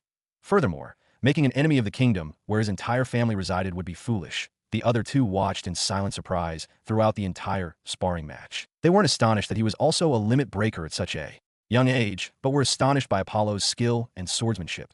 Being older, they could discern more than Leon. They couldn't help but marvel at Apollo's technique, noting that he seemed to have become one with his sword and appeared to be just one step away from reaching sword aura. The name of the ninth prince is Leon. There was a mistake where it was briefly changed to Elias, but that has been corrected. Sorry for any inconvenience caused. Astonishing both young geniuses and even Fist King, who stood nearby with a twitching expression, he glanced at Master Aaron, who had a smile. He wasn't smiling because his disciple easily defeated the ninth prince, but because of how skillfully he did so while holding back. If he hadn't known Apollo's true strength, even he would have believed that was its extent. Next, Seraphina stepped forward. Her eyes burned with determination as she drew her bow. "Let's see what you've got," she said, her voice filled with challenge. Even after seeing him defeat the ninth prince, she didn't back down. Seraphina jumped into the ring, a flaming arrow materializing in her bow. She released it in one fluid motion. The arrow whistled through the air with deadly accuracy. Apollo dodged, barely missing the projectile. She quickly followed up with another shot and another, each one faster and more precise than the last. Apollo had to rely on his speed and agility to avoid the barrage. Seraphina's precision and speed were remarkable. Each flaming arrow seemed to hone in on Apollo with unerring accuracy, forcing him to stay constantly on the move. He could feel the heat from the arrows as they zipped past him, narrowly missing their mark. Realizing he couldn't stay on the defensive for long, Apollo decided to close the distance between them. He moved in a blur, his speed a match for Seraphina's rapid-fire assault. He darted toward her. He weaved through the onslaught of arrows, deflecting a few with his sword when dodging wasn't possible. Seraphina's eyes widened in surprise at Apollo's agility. She switched tactics, leaping back and firing a spread of arrows to create a barrier of flames between them. Apollo didn't slow down. With a burst of speed, he vaulted over the wall of fire, landing just a few feet away from her. She was a bit horrified, realizing the kind of monster she was sparring with. She was a second-rank limit breaker and hadn't held back much, yet Apollo, a first-rank limit breaker, could easily keep up with her. Not only that, but he seemed to be one step ahead, anticipating her movements. She had only felt this way when sparring with the elders of her clan, and now she was experiencing it with someone even younger than herself. She wasn't the only one who noticed this. Fist King and even Elias were equally shocked. The ninth prince was also very surprised, realizing that Apollo had been going easy on him. Seraphina quickly materialized another fire arrow, but Apollo was already within striking distance that he swung his sword with precision, aiming to disarm her. Without causing harm, Seraphina's reflexes were quick, and she managed to parry his strike with her bow, but the force of the blow sent her stumbling back. Not giving her a chance to recover, Apollo pressed the attack. He delivered a series of rapid strikes, forcing Seraphina to defend with her bow. Despite her impressive skill, it was clear that she was more comfortable at a distance. That Apollo's relentless assault finally paid off when he managed to knock the bow from her hands, sending it skidding across the training grounds. Seraphina paused, breathing heavily. She looked at Apollo with a mixture of frustration and respect. "Well fought," she said, her tone begrudgingly admiring. "You're faster than I expected." Apollo nodded, lowering his sword. You fought well, Seraphina. Your archery is incredible. As Seraphina retrieved her bow and stepped out of the ring, Apollo felt a sense of satisfaction. The sparring sessions with the two young geniuses of the royal and noble clans gave him valuable insights into his own strengths and weaknesses. Next up was Elias, who stepped into the ring with a confident look. My turn, he said. His voice was, let's see how fast you are. This time, they waited for 10 minutes for Apollo to regain his lost strength from the previous two spars.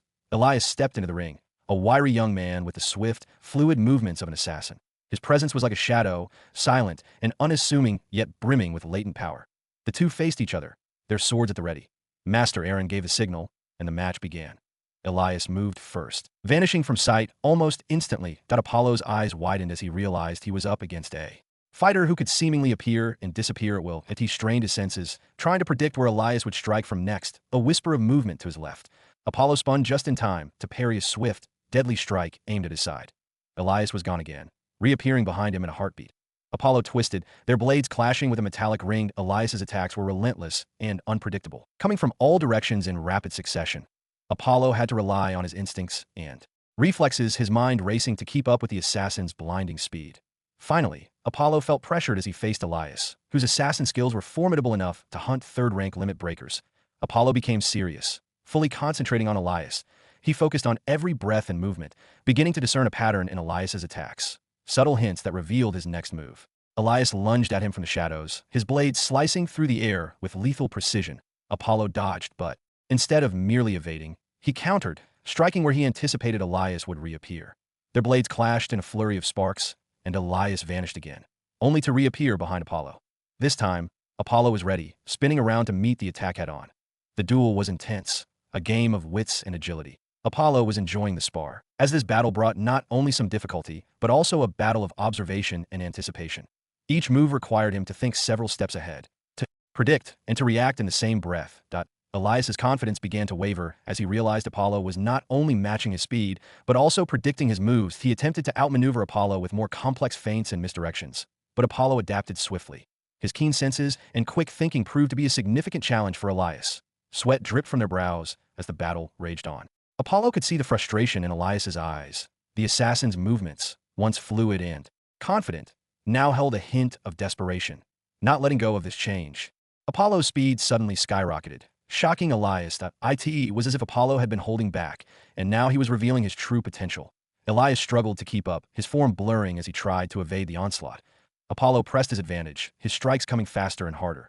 The sound of clashing steel filled the air. Each blow's a testament to Apollo's growing dominance. In a desperate attempt to regain control, Elias executed a series of rapid, intricate maneuvers designed to disorient and mislead. But Apollo was ready. He anticipated each move, countering with precision and power. With a final, decisive strike, he disarmed Elias, sending his weapon flying across the training grounds. Elias stumbled back, breathing heavily. He looked at Apollo with a mix of awe and respect. You're incredible, he admitted, wiping the sweat from his brow. I've never faced anyone like you. Although he had faced many powerful warriors before, Elias had never encountered anyone who could so quickly adapt to his tricky movements and hidden breath, countering him with such precision that Apollo's ability to predict his moves and respond with impeccable timing left Elias in awe. Apollo nodded, sheathing his weapon. You made me work for it, Elias. Your skills are exceptional, but I had to push myself to keep up. Elias managed a wry smile. It seems I've underestimated you. The tension on the training grounds dissipated, replaced by a sense of camaraderie and mutual respect. The spectators, including the Fist King, Master Aaron, and the two young geniuses, were visibly shocked and impressed. Especially the Ninth Prince Leon and Seraphina, who both knew the strength and terrifying abilities of Elias as an assassin. Although open combat wasn't his forte, he was still formidable, as they had seen him defeat third-rank masters. Seeing such a strong person defeated by young Apollo, even in just a spar, was shocking. Master Aaron stepped forward, clapping a hand on Apollo's shoulder. You've done well, Apollo. The Fist King approached and said, just good. It's more than impressive. Even the geniuses from the super ancient forces wouldn't be much better than this kid. Tell me truthfully, for which empire or ancient force do you come from? Apollo and Master Aaron looked at each other and laughed. Sir Fist King, you think too highly of me. I'm not from any empire or ancient force, Apollo replied with a smile. I'm also from the kingdom of Ryaweth. I'm just the son of a small baron of the kingdom. What? The Fist King exclaimed, echoing the shock that rippled through the three geniuses. The Ninth Prince stepped forward, his eyes wide with disbelief. You mean to say you've achieved this level of skill and power without the backing of a major force? That's incredible. Seraphina, still trying to process what she had just heard, added, "Your talent is remarkable. Apollo, think you've come this far on your own?" Elias, still catching his breath from their intense sparring match, shook his head in amazement. "It seems we've all underestimated you. Your potential is extraordinary." Master Aaron chuckled, seeing the shocked expressions on everyone's faces, clearly proud of his apprentice. Apollo's achievements are a testament to his hard work and dedication. He has trained relentlessly, honing his skills and pushing his limits, he said with a laugh. Though he attributed Apollo's success to sheer hard work, Aaron knew that even relentless effort wouldn't have brought most geniuses anywhere near the level of his monstrously talented apprentice. Ninth Prince Leon stepped forward and said to Apollo, "Our kingdom is truly fortunate to have such a talented warrior. I will immediately send word to the royal family so they can bestow appropriate gifts upon Sir Aaron's family." The prince knew exactly what he needed to do. Understanding that Apollo came from Baron family, Leon realized he had to establish a close relationship with him now, but he recognized that once Apollo grew even stronger, the opportunity might slip away. Forming ties with Apollo's family was the perfect opportunity to secure this valuable alliance. The Fist King also nodded thoughtfully. "It's rare to see such raw talent and determination. You have a bright future ahead of you." The other two geniuses also came forward, but they said few good things and nothing much. They weren't like royal families trying to win talented warriors. They cared much more about bloodlines. Apollo smiled, appreciating the offers. "Thank you." The atmosphere around the training grounds had shifted, with admiration and respect replacing the initial tension. The young geniuses and Fist King alike recognized the extraordinary potential within Apollo. Prince Leon added, "The royal family will also recognize your talents and ensure you receive the support and resources needed to reach even greater heights." Apollo felt a mixture of pride and humility. "I am grateful for your offers and recognition. My focus remains on my training with the master, but I will keep your words in mind for the future." With that said, the Fist King left with Master Aaron, leaving Apollo, Leon, Seraphina, and Elias behind. Seraphina couldn't control herself and jumped to hold the white cat, Pussy King, rubbing his soft, crystal-clear fur with her hands. Surprisingly, the Pussy King didn't mind. In fact, a lewd smile seemed to form on his face as he rubbed his head against her chest. With nothing else to do, they decided to stroll through the city, which had now become a place where snakes and dragons mingled. Among the crowd, the streets were now filled with a mix of ordinary citizens and powerful figures from various regions, drawn by the recent upheavals and the rumors surrounding the Book of Death. Apollo, followed by White Cat, walked beside them, observing the mingling crowds. Among the common folk were individuals whose auras hinted at great power, warriors, mages, and perhaps even a few who practiced the darker arts. It was clear that the city's recent events had attracted a diverse and formidable array of visitors. Elias, ever the quiet observer, finally spoke up. "This place has become a gathering point for all sorts, that we should be cautious." Leon agreed. "Yes, especially with the rumors about the Book of Death. Many are here to investigate, and not all of them will have honorable intentions." As they continued their stroll, they passed by market stalls selling exotic goods and magical artifacts. The vendors called out to them, trying to entice them with rare items and enchanted trinkets. These vendors were new, having appeared after the beast tide. Aware that Hunter City would become a gathering place for people from diverse backgrounds for a month or two, Apollo and his companions took in the sights and sounds of the bustling market. It was a vibrant mix of colors, aromas, and voices, with each stall offering something unique. The vendors, sensing potential customers, were eager to showcase their wares. A vendor with a collection of shimmering crystals and enchanted rings caught Seraphina's eye. "Look at these," she said, picking up a delicate ring that glowed with a soft blue light. Leon examined a nearby display of ancient-looking scrolls and talismans. "You never know what hidden treasures you might find." Elias, always alert, scanned the crowd in the stalls with a keen eye. "Be careful," he cautioned. "Not all these vendors are trustworthy. Some might be selling cursed items or fake artifacts." Apollo nodded in agreement, his attention drawn to a stall that seemed different from the rest. The vendor, a tall figure shrouded in a dark cloak, had an air of mystery about him. The items on display were not the usual trinkets, but strange, arcane objects that seemed to hum with latent power. Intrigued, Apollo approached the stall. "What do you have here?" he asked the cloaked vendor. The vendor's eyes gleamed from beneath his hood. "Items from ancient ruins and mystery," he replied in a voice that was both soft and resonant. Apollo picked up a small, intricately carved amulet. As he held it, he felt a faint aura of death, almost like a heartbeat. "What is this?" he inquired. The vendor smiled. "This is an amulet I found in an abandoned old ruin. Although I don't know exactly what it does, its material and carvings are unique. Unlike anything I've ever seen before, I can be sure it is a great treasure." Apollo examined the amulet closely. The carvings were indeed unusual, depicting symbols and figures that seemed to shift and change under his gaze. He could feel the pulsing energy within, resonating with his aura. "How much for this amulet?" Apollo asked, intrigued by the potential of the object. The vendor leaned in, his eyes glittering with a mix of greed and curiosity. "For you, a warrior of such promise. I'll part with it for a mere 100 gold coins. Consider it a bargain for a treasure of this nature." The other three stood beside him, feeling a bit surprised to see him show interest in the weird amulet. Apollo considered the price that it was steep, but his instincts told him the amulet was worth it. He reached into his pouch and his space ring and handed over the coins. The vendor accepted them with a satisfied nod, wrapping the amulet in a piece of dark cloth before handing it to Apollo. "May it serve you well," the vendor said, his voice carrying a hint of something unspoken. Apollo nodded. Sensing there was more to the vendor than met the eye, he quickly put the amulet safely into his space ring. The other three didn't say anything or ask much about why Apollo bought the amulet. They understood their boundaries and continued their exploration of the market as they wandered through the bustling streets. A nearby conversation caught their attention. "Hey, did you hear? It seems the youngest prince of the Sacred Light Empire is coming here. The prince of one of the 10 strongest empires. The Sacred Light Empire," another person exclaimed. "Really?" The group around them buzzed with excitement. Apollo and his companions overheard the chatter, and their interest peaked. The Sacred Light Empire was one of the 10 great empires in the world of Ryan, renowned for its strong and rare warriors with mutated light life forces and deep influence. The arrival of its youngest prince was significant news. It was completely different from 9th Prince Leon's arrival. The two could not be compared at all on Ryan. There are hundreds of human kingdoms, but there are only 3 human empires among the 10 great empires that represent the strongest and most noble authority in the world. But the arrival of the youngest prince is big news that could shock countless people. It seems even the Sacred Light Empire is taking the Book of Death seriously. Then again, the Sacred Light Empire has great disgust and a deep grudge against the dark factions, and with the divine artifact of death appearing, they cannot sit still. 9th Prince Leon said with a calm expression. Despite being the youngest, he possessed a great depth of knowledge about such matters. Not only that, but they had also heard various rumors and news that many geniuses from ancient and powerful forces would be gathering in the city because of the Prince of the Sacred Light Empire. He was said to be a once-in-a-thousand-year genius of the empire, attracting all the prodigies of this generation, and it was the prince's first outside visit. All wanted to finally see the great genius that appeared in the Sacred Light Empire, which shocked many old monsters of the empire.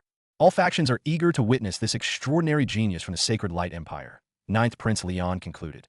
The conversation left Apollo and his companions contemplating the implications of these upcoming events as the city braced itself for the arrival of one of the empire's most heralded figures.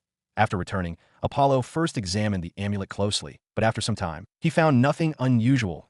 He then immersed himself in daily training and occasional sparring sessions with the other 3 prodigies. Time passed quickly, and within 3 days, the city continued to swell with newcomers, making finding accommodation in the bustling Hunter City a challenge in itself. Security measures tightened as the population surged. The city lacked sufficient warriors to maintain order, but relief came in the form of reinforcements. The Hunter Guild and numerous warriors from the Sacred Light Empire dispatched a significant contingent of warriors and soldiers, finally stabilizing the city. The influx of skilled individuals and heightened security transformed Hunter City into a bustling hub, and tensions simmered beneath the surface. Even a massive arena had been constructed to accommodate the conflicts between the numerous geniuses arriving in the city. They could challenge each other in this arena and settle their feuds. However, since most geniuses came from powerful forces or clans, killing was strictly prohibited. In just 3 days, the arena had become the most popular place in the city. Many clans and forces had opened betting houses on the matches frequently held here, generating unimaginable sums of money. Apollo could feel the anticipation in the air. Every day, the arena was filled with spectators eager to witness the display of extraordinary skills and talents. For him, it was both an opportunity and a challenge as he watched the matches. He learned from each bout, observing the techniques and strategies of his potential adversaries. The atmosphere was charged with excitement, and every match held the promise of showcasing the world's future elite warriors. Over these 3 days, he got a general idea of most of the elite's strengths through these skirmishes. Although he still hadn't seen the true paragons of genius, he caught glimpses of kingdom-level talent. Frankly, they weren't bad. Many were. At the level of 9th Prince Leon, having reached the peak of the first-rank limit breaker stage at the age of 15 or 16, some were even stronger, reaching the second-rank limit breaker stage and being hailed as rare geniuses in any kingdom. This also highlighted the differences in strength among the kingdoms, based on what he had seen of the younger generation. The kingdom of Ryaweth could be ranked in the middle among the kingdoms that had arrived here. Apollo noted the wide array of skills and techniques being displayed. The diversity in combat styles, ranging from elemental magic to physical prowess, gave him a comprehensive understanding of the different paths to power. That he realized that while individual talent was crucial, the resources and guidance available to these young warriors played an equally important role in their development. One evening, 9th Prince Leon and the other 2 geniuses approached Apollo, their faces lit with excitement. "Apollo, let's go outside. The big shots have finally arrived," Leon said, his eyes gleaming with anticipation. Curious, Apollo followed them out into the bustling streets. The air was thick with anticipation as whispers and murmurs rippled through the crowd. It seemed everyone in the city was aware of the arrival of these high-profile figures. As they made their way to the central plaza, Apollo could see the crowd parting to make way for a group of imposing figures. As they made their way to the central plaza, Apollo could see the crowd parting to make way for a group of imposing figures. The forefront was a young man, his presence commanding and his aura almost blinding in its intensity. His hair was a striking silver, and his eyes glowed with a luminescent light. That is Clarion Silverstein, the most talented genius of the Argent Kingdom, second only to those from the great empires. Ninth Prince Leon quickly told Apollo, who seemed unfamiliar with the outside world. Apollo tried to gauge the young man's strength, but there were too many powerful figures present around him, and Clarion seemed to have some item that concealed his aura, making it impossible to figure out anything. But this was just the beginning. Point one after another, many powerhouses continued to arrive. Half an hour later, another big shot arrived with fanfare. It was a man with darker skin, standing 7 feet tall with bulging muscles and a ripped body. Every step he took seemed to make the ground tremble, that he was surrounded by similar warriors with impressive physiques, piquing Apollo's interest. This one is from an island called Crimson Blood Island. His name is Leakin Fullblood. Although their numbers are small, they are very strong, with each boasting great power. Ninth Prince Leon continued, showcasing his extensive knowledge. Apollo watched as Leakin Fullblood and his entourage made their way through the crowd. Their presence was imposing, and their reputation for strength was evident in every step they took. An hour later, the main event arrived. The cavalry of the Sacred Light Empire. The ones everyone had been waiting for. That a grand procession entered the city, led by a group of knights clad in radiant armor that glowed with a soft, ethereal light. Their horses, equally majestic, bore the emblem of the Sacred Light Empire on their barding. Behind them, in a gilded chariot drawn by 4 white stallions with rare blood, stood a figure that commanded immediate respect and awe. This was Prince Michael, the youngest prince of the Sacred Light Empire, and his arrival was met with hushed reverence. He stepped down from the chariot with a grace that belied his formidable power, his golden hair catching the light and his eyes glowing with an inner radiance. His presence was almost otherworldly, making people worship him instinctively. Following Prince Michael were more elites from the Sacred Light Empire, each one exuding an aura of power and nobility. They took their places around the city, their eyes scanning the crowd and assessing the threats. Apollo and his companions watched in awe as the procession settled in. The city was now filled with some of the most powerful and influential figures from across the world of Ryan. The atmosphere was electric, with anticipation, and the stakes had never been higher. As Prince Michael slowly walked by, Apollo's eyes narrowed as he carefully observed him. Even without using his spirit sense, he could tell that Prince Michael was very strong and extraordinary. Suddenly, Prince Michael felt something and looked towards the crowd where Apollo was standing. For a moment, their eyes met, and they both sensed something extraordinary about each other. But after a brief moment, the prince moved ahead without looking back. What a sharp sense. Apollo was surprised that Prince Michael had noticed him among the thousands of people standing there. It made him feel intrigued, confirming that Prince Michael deserved his formidable reputation. As Prince Michael and his entourage settled into the city, the atmosphere in Hunter City shifted dramatically. The once bustling streets now buzzed with an undercurrent of tension and excitement. What was supposed to be a visit to determine if the Book of Death had truly appeared here has now turned into a gathering of geniuses showcasing their strength. The geniuses from various kingdoms and empires gathered in the arena, now more electrified than ever. Challenges were issued and accepted, and each duel showed a spectacle of skill and strategy. Betting houses hummed with activity as spectators wagered on the outcomes, their fortunes rising and falling with each clash of blades and display of elemental mastery. The excitement reached a fever pitch when Prince Michael declared that a small competition would be held among the geniuses 2 days later, with a worthy reward, and that he himself would take part. And not only the well-known geniuses from prestigious clans or forces could join, but anyone below the age of 20 who had become a limit breaker could participate in this competition. The announcement of the competition set the city abuzz with excitement. In the days leading up to the event, the streets of Hunter City were filled with fervent discussions about potential matchups and the possible outcomes.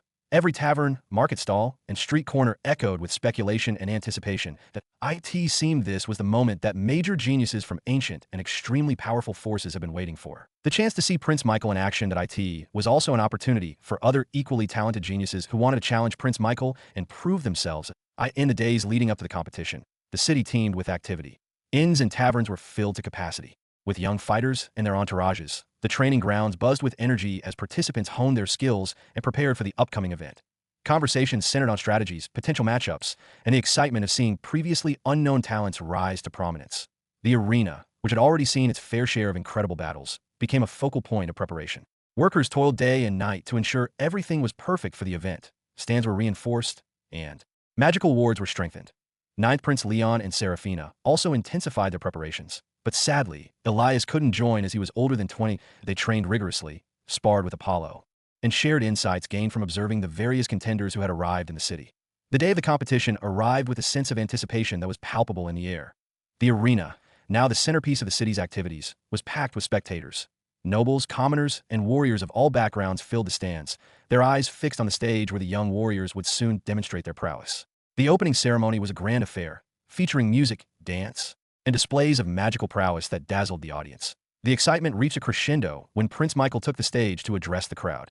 His presence commanded respect and admiration, and his aura exuded confidence and strength. Ladies and gentlemen, warriors of all backgrounds, Prince Michael began, his voice carrying across the arena. Today, we gather not just to celebrate strength and skill, but to recognize the spirit of competition that drives us all to greatness. This competition is open to all. Show us your strength and your determination, and let the world witness the rise of new legends.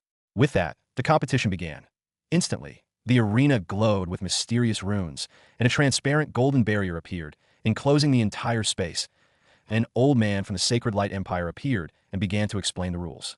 This barrier can only be crossed by limit breakers below the age of 20. This is the preliminary round to select the participants. The rules are simple. Only those who can cross this barrier will be able to fight in the arena. With the old man's announcement, the atmosphere in the arena became even more charged with anticipation. The golden barrier shimmered with an ethereal light, its presence a formidable challenge for the young warriors gathered point one by one. Young limit breakers stepped forward to face the barrier. Some approached confidently, their auras flaring with energy as they attempted to breach the shimmering field. Others seemed more cautious, testing the barrier with tentative probes before committing to a full effort.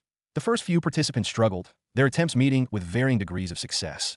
Some managed to push through after intense effort, while others were repelled, their energies insufficient to overcome the barrier's resistance. Each attempt was met with cheers or sympathetic groans from the audience, their reactions adding to the charged atmosphere. It wasn't too difficult for limit breakers. They managed to cross the barrier, though it took them a minute or two. However, the famous and well-known geniuses clearly demonstrated why they were hailed as such, showing the difference between the somewhat talented and the truly exceptional. That a young boy with sword-like eyes and a handsome face, carrying an extraordinary sword on his back, appeared near the barrier. The crowd noticed him immediately and erupted in loud cheers, recognizing him as the famous sword genius from the ancient Thorn family. Renowned for their exceptional swordsmanship, the IT attracted countless people, including all the geniuses present, who were eager to gauge his strength at IT that moment. He was the center of attention for thousands, if not hundreds of thousands, of onlookers. Apollo was naturally drawn to this, and the ninth prince beside him introduced the person, saying, "His name is Arinder Thorn, a genius from the Thorn family, which dates back to the old divine era when the gods were at their peak, and the sword god had yet to be born." Hearing this, Apollo's eyes glowed with expectation as he looked at the young man. Being a genius from such a renowned family, he was bound to be extraordinary, especially in swordsmanship. Apollo couldn't help but want to see this guy in action and witness his skill firsthand. Arinder slowly and calmly moved forward, unfazed by the countless eyes and loud cheers, and appeared in front of the transparent golden barrier. But instead of stopping or attacking with his strength, he walked through it as if the barrier didn't exist. He simply moved ahead and crossed the golden barrier effortlessly. The crowd fell into stunned silence, their eyes widening in disbelief as Arinder Thorn passed through the barrier without any visible effort. The barrier, which had repelled so many others, seemed apart for him, as if recognizing his exceptional presence. For a moment, the entire arena was silent, and then an even louder roar of applause and cheers erupted. The display of effortless power was a testament to Arinder's extraordinary abilities. Apollo watched with keen interest, his anticipation growing. Arinder's calm demeanor and effortless crossing of the barrier were impressive, hinting at a level of skill and mastery that went beyond brute force. This was the kind of opponent that truly excited him, a genius whose abilities could push him to new heights. IT looks like he really needed to join the fray. Ninth Prince Leon nodded appreciatively, a faint smile on his lips. Arinder Thorn is not just a genius. He's a prodigy among prodigies. His swordsmanship is said to be unparalleled, and his talent has been recognized since he was a child. Watching him in action will be a rare treat. As Arinder joined the other successful participants in the arena, his presence seemed to elevate the competition to a new level. The other geniuses, even those who had crossed the barrier with difficulty, looked at him with a mix of respect and wariness. In the distance, Prince Michael finally smiled and said, "Finally, someone good." The old man with a beard, looking weak as he stood behind him, remarked, "Indeed, such control at a young age. Akati looks like the Thorn family will have another great swordsman, but it will be very difficult for the prince to bring him under his command." "I know that," Prince Michael replied. "Such a proud genius won't follow others easily. but it would be great to build a good relationship with him or find a few worthy individuals among the weaker kingdoms. Sigh. Father has been king for quite some time, and now he's going to step back. Every brother and sister is competing against one another. Although I'm hailed as the most talented, I have the weakest background because of my youth.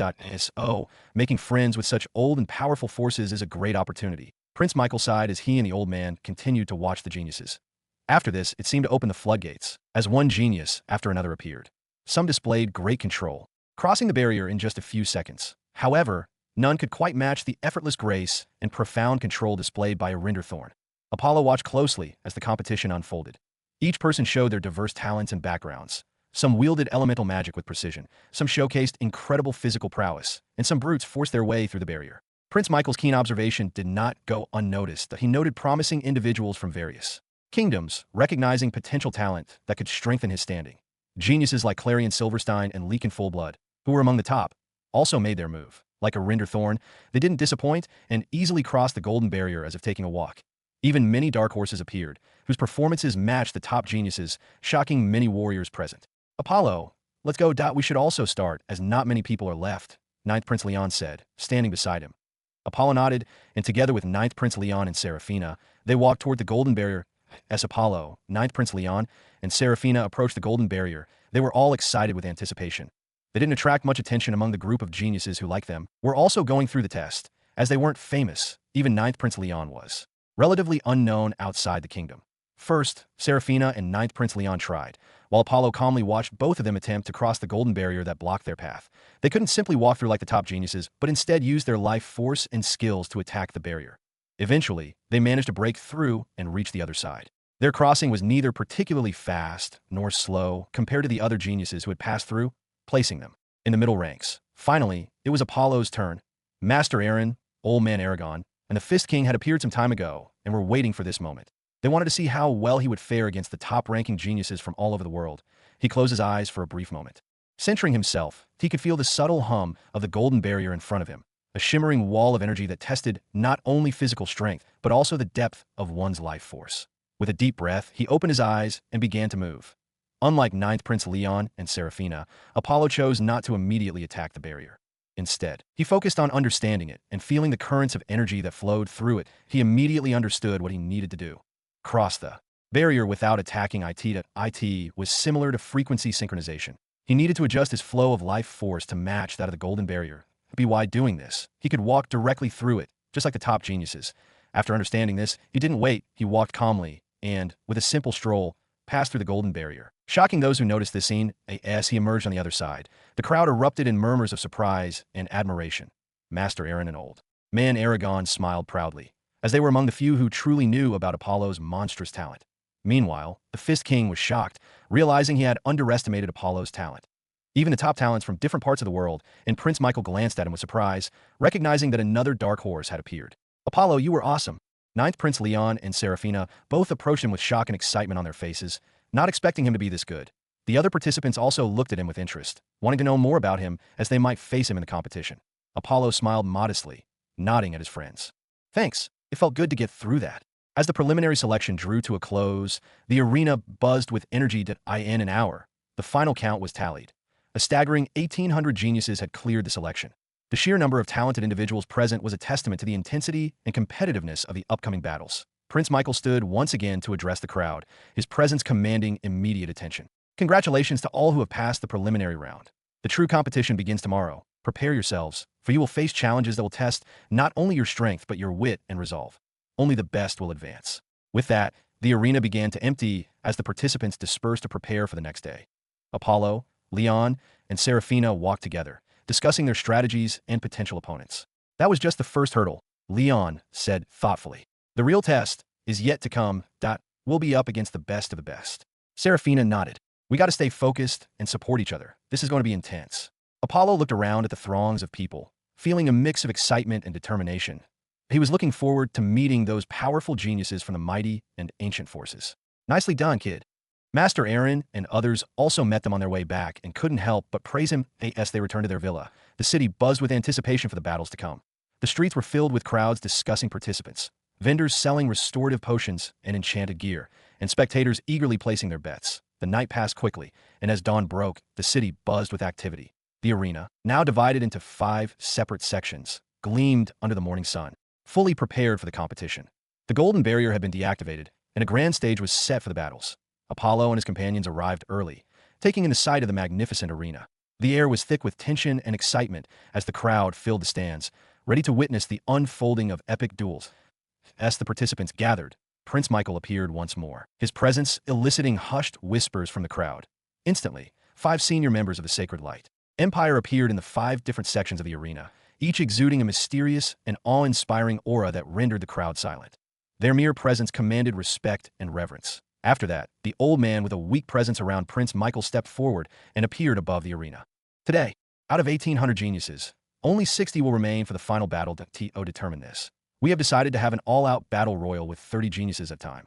And that is why the arena is divided into 5 sections. At the same time, 150 geniuses will battle, and only the 5 who remain standing in each section will move on. The crowd erupted in murmurs of excitement and anticipation. An all-out melee battle meant chaos and unpredictability, a true test of survival and adaptability. The participants were quickly organized into groups of 30, each directed to their designated sections. Apollo found himself in the 3rd group, while 9th Prince Leon and Seraphina were in different groups, each preparing themselves mentally and physically for the upcoming battle. The tension in the air was palpable as the contestants in the 1st group took their positions. The senior members of the Sacred Light Empire stood at the edges of each section, their watchful eyes ensuring the rules were followed and that no one could interfere from the outside. The old man raised his hand, signaling the start of the battle. "Let the battle begin," he declared, his voice echoing across the arena. In an instant, the arena exploded into action. Apollo watched intently as the 1st group clashed in the arena. The sight was both exhilarating and daunting. Blades clashed, elemental life forces surged, and warriors moved with lightning speed, bombarding one another with devastating attacks. The melee was a chaotic dance of skill and power, with each participant fighting desperately to secure their place in the final 60. Observe the various tactics and styles employed by the combatants. Some relied on brute strength, others on speed and agility, while a few showcased mastery of life forces. There are not only warriors, but also people from various paths. Some are mages, bloodline warriors, or practitioners of unique power systems that were rarely seen. The 1st group gradually whittled down, with the weaker contestants being eliminated and the stronger ones asserting their dominance. And in the end, only one person remained in each section of the arena. One standout performer was a young woman who remained stationary, not needing to take a single step as she defeated her opponents with just a single glance. This shocked the crowd. As for most people, it seemed too hard to believe. However, many strong people with extensive knowledge were gathered here, and they immediately understood that she was a spirit master.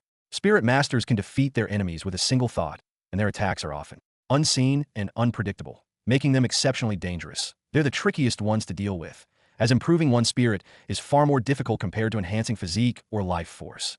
Even natural treasures related to spirit and soul are extremely rare and difficult to find, to the extent that even mighty ancient forces struggle to acquire them. The presence of an unknown young spirit master shocked everyone. The various mighty figures and clans quickly instructed their people to find out everything they could about the girl who had displayed such extraordinary strength. The young spirit master, seemingly unfazed by the attention, calmly stepped down and waited for the next phase of the competition. Her demeanor exuded confidence, a stark contrast to the frantic curiosity she had stirred in the crowd. Leon and Seraphina watched her with a mix of awe and caution. "A spirit master," Leon mused, his voice filled with a rare note of reverence. "They're incredibly rare." "Indeed," Apollo agreed, his eyes narrowing as he assessed her. With that, the melee battle of the 1st group ended, and the 5 geniuses who remained standing moved on to the final round. In the 2nd group, Clarion Silverstein attracted the most attention, with everyone's eyes glued to the arena where he was fighting. Like the Spirit Master girl, he didn't take a single step during the melee, but his method was entirely different, that he was simply impenetrable. The 29 other geniuses in the arena knew he was the most fearsome person there, so they ganged up on him. However, none of their attacks could break through his defense, the silver energy armor that covered his entire body. Then, with a single attack, he defeated them all, summoning a rain of silver spears that easily penetrated their defenses. This was a shocking display of his strength, devoid of any mysterious elements.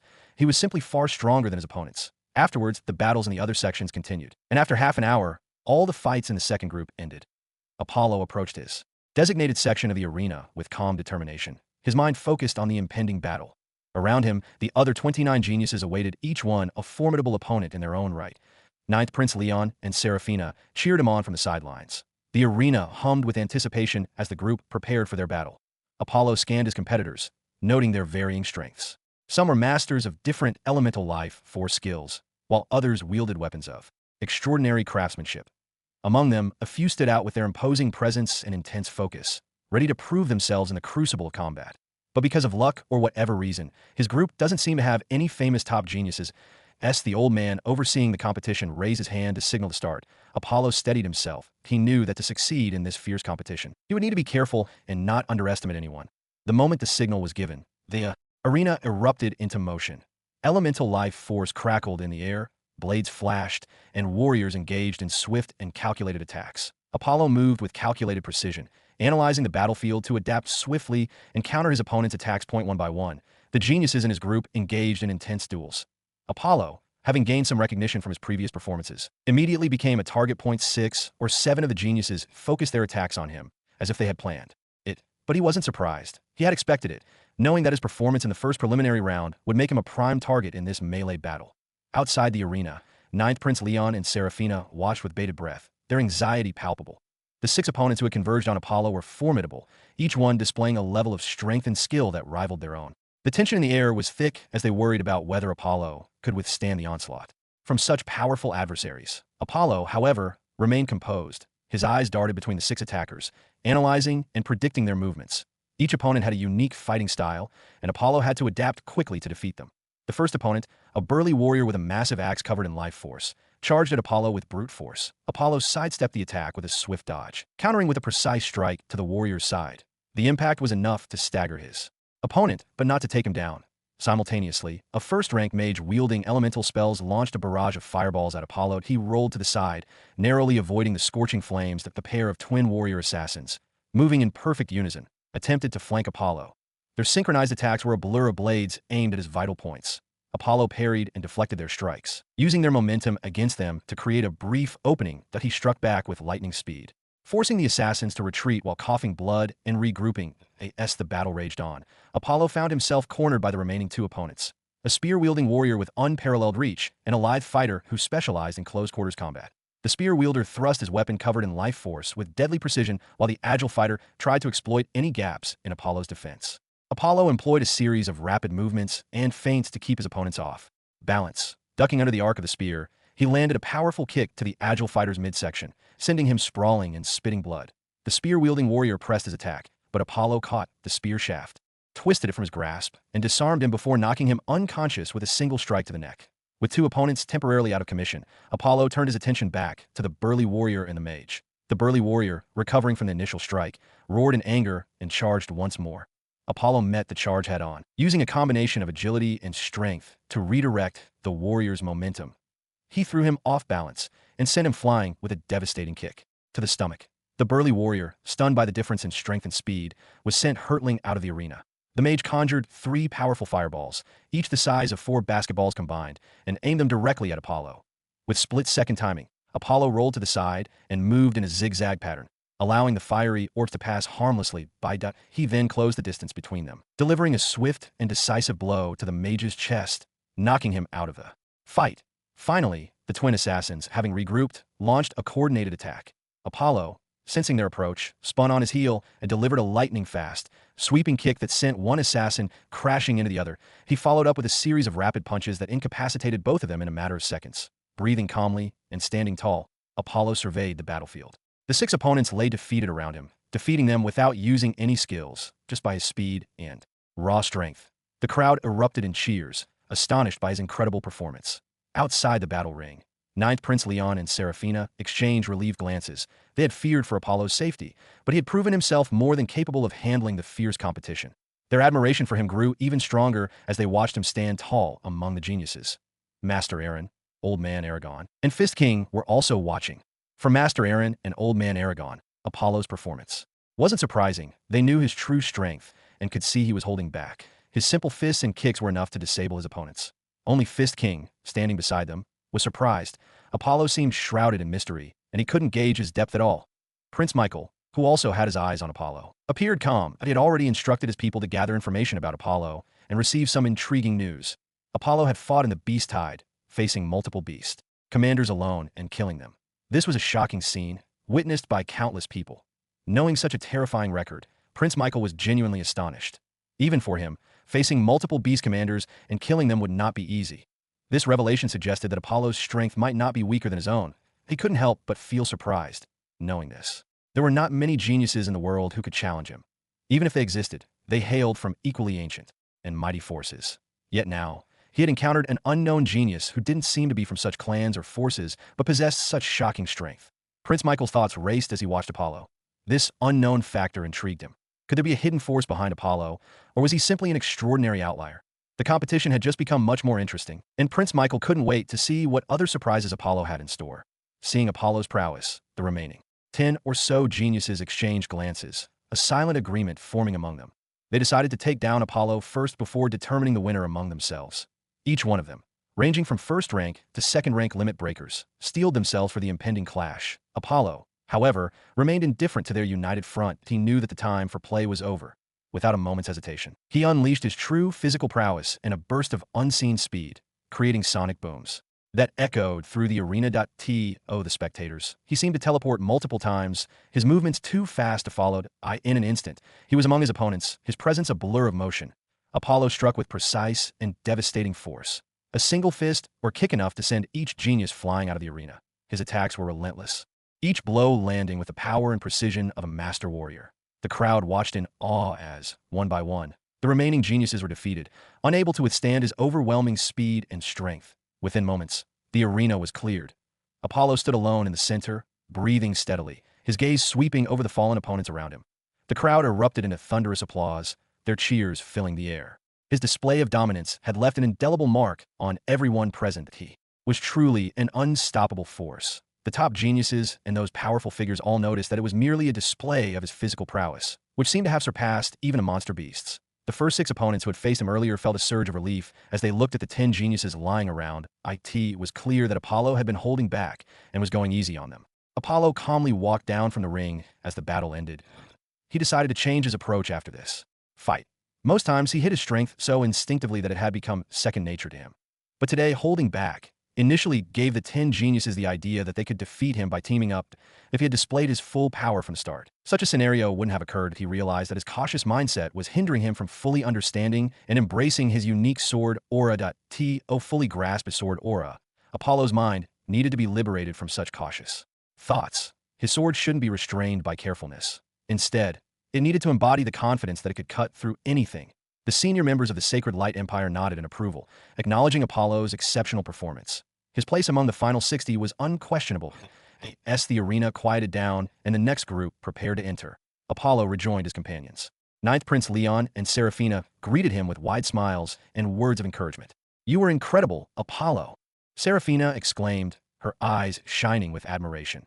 Ninth Prince Leon smiled, but the shock he felt was still visible on his face. "I didn't expect you to do as strong." He couldn't believe that such a genius was born into a small baron family in their kingdom. Did the ancestors of that baron family save the world, or something for such a prodigy to be born in their lineage?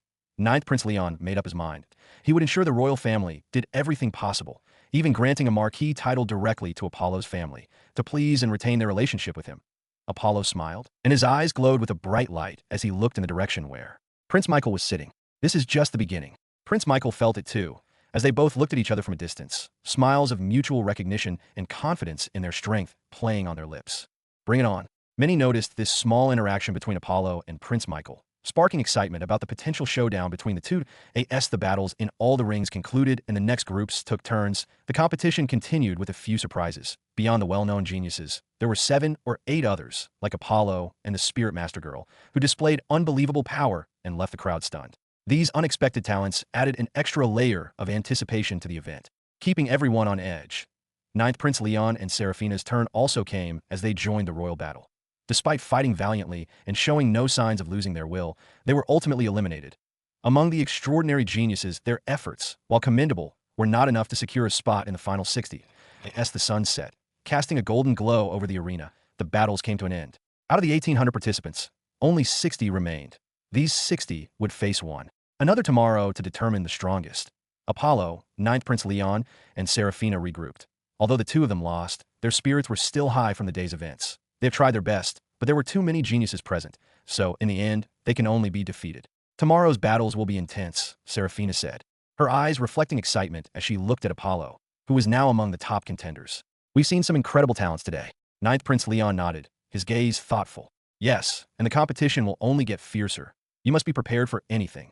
Apollo remained calm. His mind was already focused on the next day's challenges, that I'll face whatever comes my way and cut through it. That night, the city was alive with talk of the day's events. Taverns were filled with animated discussions about the standout performances and predictions for the final battles. The betting houses saw a flurry of activity as people placed their bets on who would emerge victorious at tea night. As Apollo was meditating, the white cat approached him. The cat had been disappearing quite often since Hunter City had become a hub for countless warriors. What happened? You seem quite low-key and haven't been talking much these days. Did some female cat cuckold you? Apollo said with a chuckle, feeling good seeing the annoyed expression on the white cat's face. Don't talk nonsense, kid. I'm the one who cuckolds others. Who dares to do that to me? There are just 2 or 3 nuisances in the city, making it difficult for me to appear openly, the white cat replied, lying lazily on the bed. It would be a pain if they noticed my true form. Are you talking about the old, powerful warriors that appear in the city? Apollo asked, intrigued. Then tell me, which ones even made the mighty Pussy King cautious? The strongest one should be the old man beside that prince kid. He should be a half-god, and not just any half-god, but a peak half-god, the Pussy King said lazily, dropping the bomb as if it were something ordinary. As for the other 2, they barely reached the half-god threshold. Hearing this, Apollo couldn't help but feel surprised that the weak-looking old man was so powerful. This also made him realize how deep and strong the Sacred Light Empire's roots were. Even though Prince Michael was a talented prince, having a bodyguard at the peak of half-god was too much. But now, Apollo understood why the cat disappeared most of the time if a half-god expert noticed him.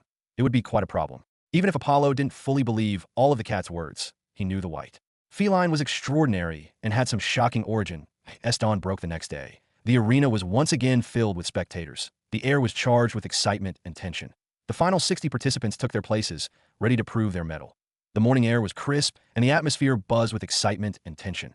Apollo stood among the final 60. His mind focused on the battles ahead. He felt a surge of determination. Today was his chance to face off against the best. The senior from the Sacred Light Empire, standing in the sky above the arena, addressed the crowd. Today, we witnessed the culmination of this grand event. These 60 warriors have proven their strength and skill. Now, they will face each other to determine the strongest among them. Let the battles begin. The rules were simple. Single elimination duels until only one warrior remained. Each match was a test of not just strength, but also strategy, endurance, and willpower. The first match of the day was announced, and the crowd erupted in cheers one by one. Participants stepped into the arena, showcasing their strength, skill, and strategy. 1 or 2 top geniuses also appeared, but they effortlessly won their matches without any surprises. Leak in Full Blood, for example, stepped into the arena and demolished his opponent with a single punch. There were no unexpected situations. The top talents maintained their dominance. Half an hour later, Apollo's name was called. He walked into the arena with calm confidence, looking forward to seeing who his first opponent would be. As his opponent's name was called, a figure emerged, moving with deliberate grace. Apollo recognized him. Angus Clayford, a second-rank mage from a renowned kingdom known for his mastery of wind magic and runes. That Angus's previous performance had been impressive, and the crowd buzzed with anticipation as the 2 combatants faced off. Angus wasn't a weak opponent. In fact, he was somewhat famous and considered to rank high among the 60 geniuses present. His mastery of wind magic and use of runes made him a formidable adversary, and many in the crowd expected a challenging match. Show me what you've got, Apollo said, his voice steady and confident. His opponent nodded, a fierce determination in his eyes. I won't hold back. The arena fell silent as Apollo and Angus faced each other, the air thick with anticipation. The 2 combatants stood a few paces apart, their eyes locked in a tense stare. Angus raised his hand, and intricate runes began to glow around him, the air shimmering with the power of his wind magic. Let's see how you handle this, Angus said, his voice carrying a hint of confidence. Apollo remained calm, his muscles tensing in preparation. The signal to start was given, and in an instant, Angus unleashed his first attack. A powerful gust of wind, sharp as blades, surged towards Apollo, carrying with it the force to slice through stone and uproot giant trees. With a swift motion, Apollo dodged the attack. His movements fluid and precise, as he felt the wind rush past him, a reminder of Angus's formidable control over his element. But Apollo was unfazed. He moved closer, closing the distance between them with astonishing speed. Angus responded by summoning a whirlwind around himself, creating a barrier of wind that deflected Apollo's approach. The mage's hands moved in complex patterns, casting more runes into the air that augmented his defenses of wind. Apollo paused for a moment, assessing the situation, that he was very interested in the runes used by Angus, as they were like buffs in games. That it was the first time he saw that runes can be used like this. The spectators watched in silence, captivated by the intensity of the battle unfolding before them. They could feel the force of the winds and the razor-sharp wind blades unleashed by Angus, but Apollo effortlessly countered them with his extraordinary speed and strength. His ability to swiftly overpower Angus left the crowd stunned and in awe. Apollo, on the other hand, knew he had to break through Angus's barrier before he could land a decisive blow that he focused his life energy, channeling it into his fists. With a powerful leap, he launched himself into the whirlwind, his fist glowing with a fierce, cold white light. The impact was tremendous that Apollo's punch pierced through the whirlwind, dispersing the wind magic with a shockwave that reverberated through the arena. Angus staggered back, momentarily stunned by the force of the attack, that he was shocked to see how easily Apollo destroyed his whirlwind barrier, which was boosted by his runes. Even third-rank limit breakers couldn't break that barrier easily, yet Apollo did it with a single punch. Seizing the opportunity, Apollo pressed his advantage. He closed the distance once more, his movements a blur of speed and power. Angus used the wind element energy to boost his speed and tried to summon another spell, but Apollo was too quick. With a series of rapid strikes, he overwhelmed the mage's defenses, each blow landing with precision and strength. Angus attempted one last desperate move, drawing a rune that appeared in the air and glowed with powerful wind energy, creating a vortex around Apollo. But Apollo, undeterred, channeled his energy to break free, shattering the vortex with a burst of raw power. With a final, decisive strike, Apollo shattered Angus's magic shield with a mighty force that reverberated through the arena with a sonic boom, knocking him unconscious and sending him tumbling to the ground. The crowd erupted in cheers, their excitement reaching new heights as Apollo stood victorious. Everyone's eyes were on this battle, as both participants were extraordinary, but it was clear that Apollo was in another league. Angus tried his best, demonstrating great strength and versatility with runes, but all his efforts were effortlessly thwarted by Apollo, whose power and speed were unmatched.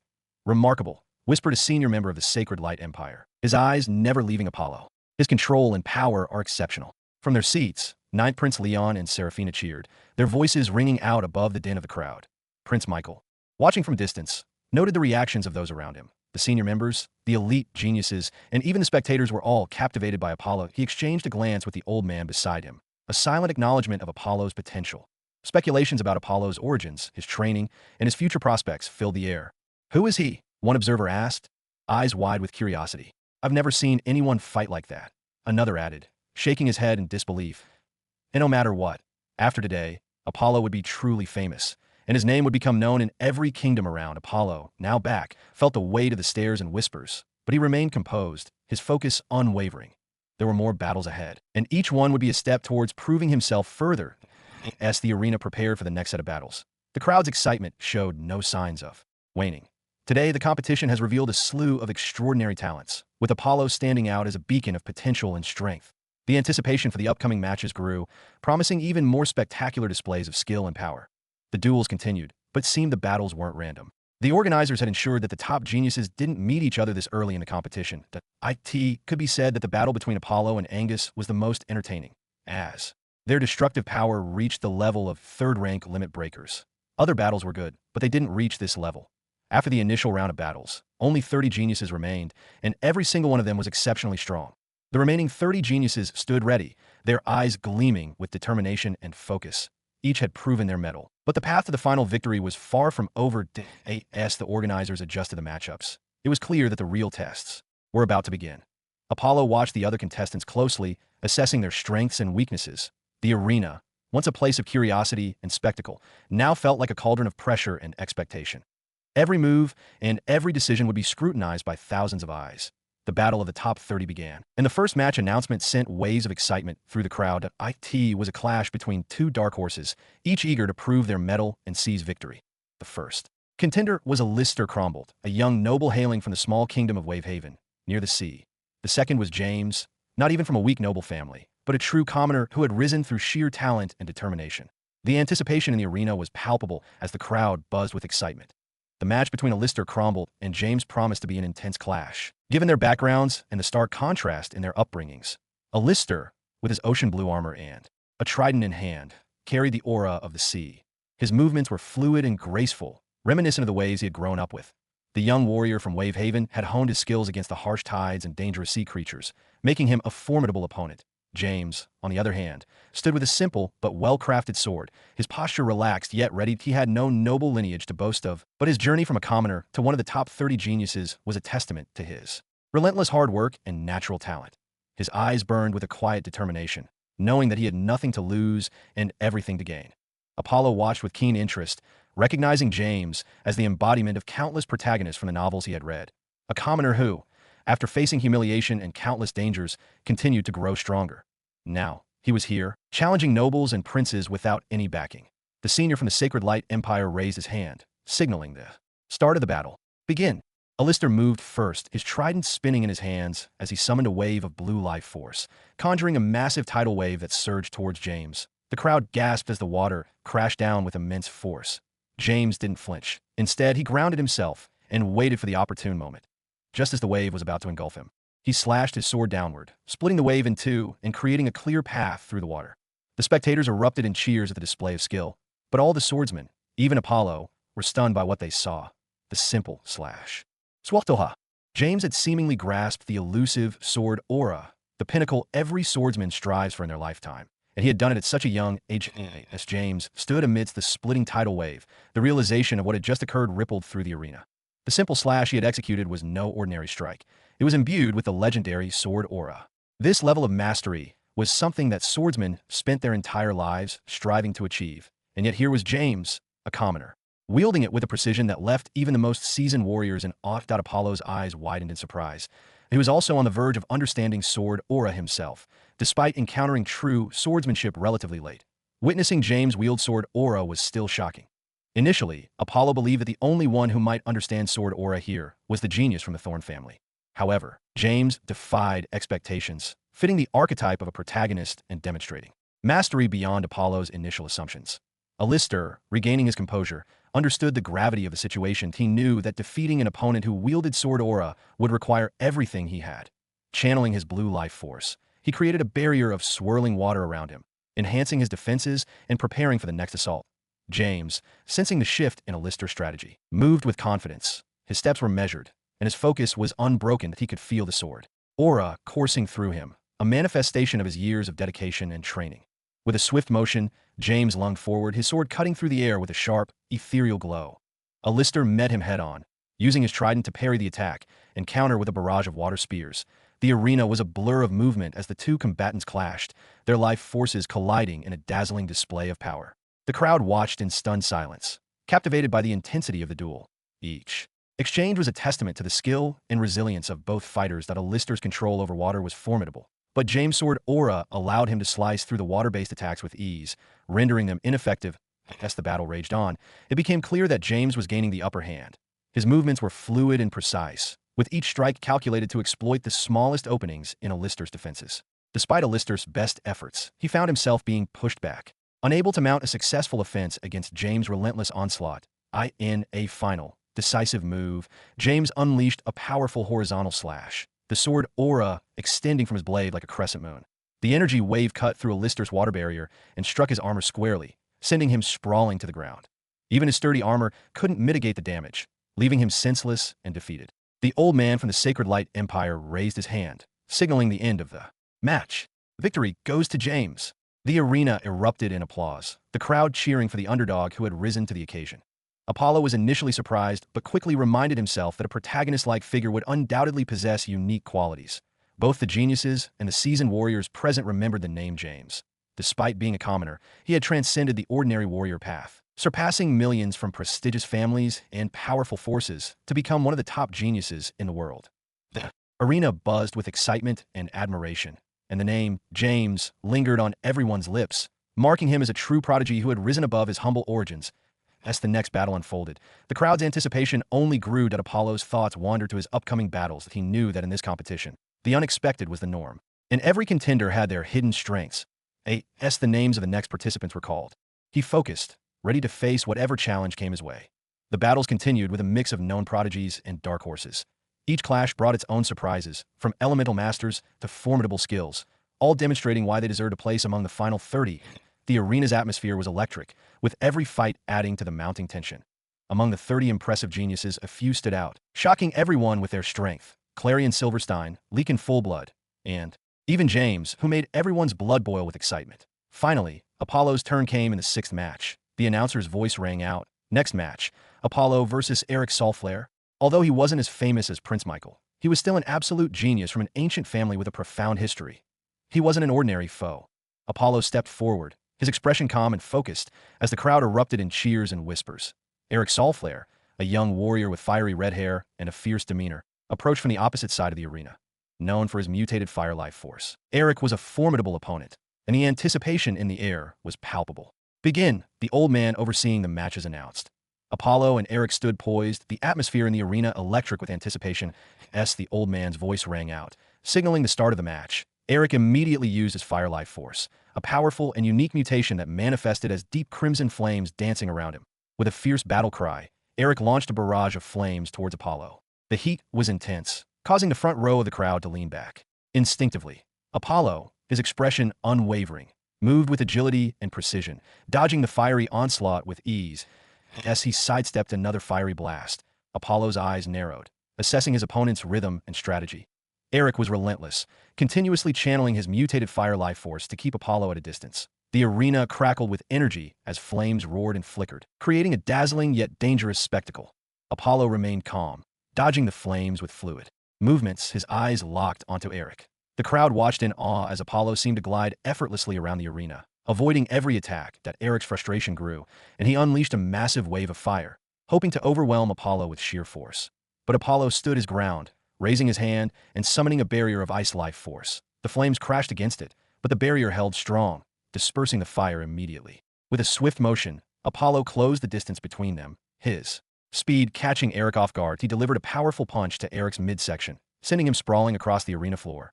Eric struggled to rise, his flames flickering weakly. "Your fire is impressive," Apollo said calmly, "but it lacks control." Eric gritted his teeth and pushed himself up, summoning his fire life force once more.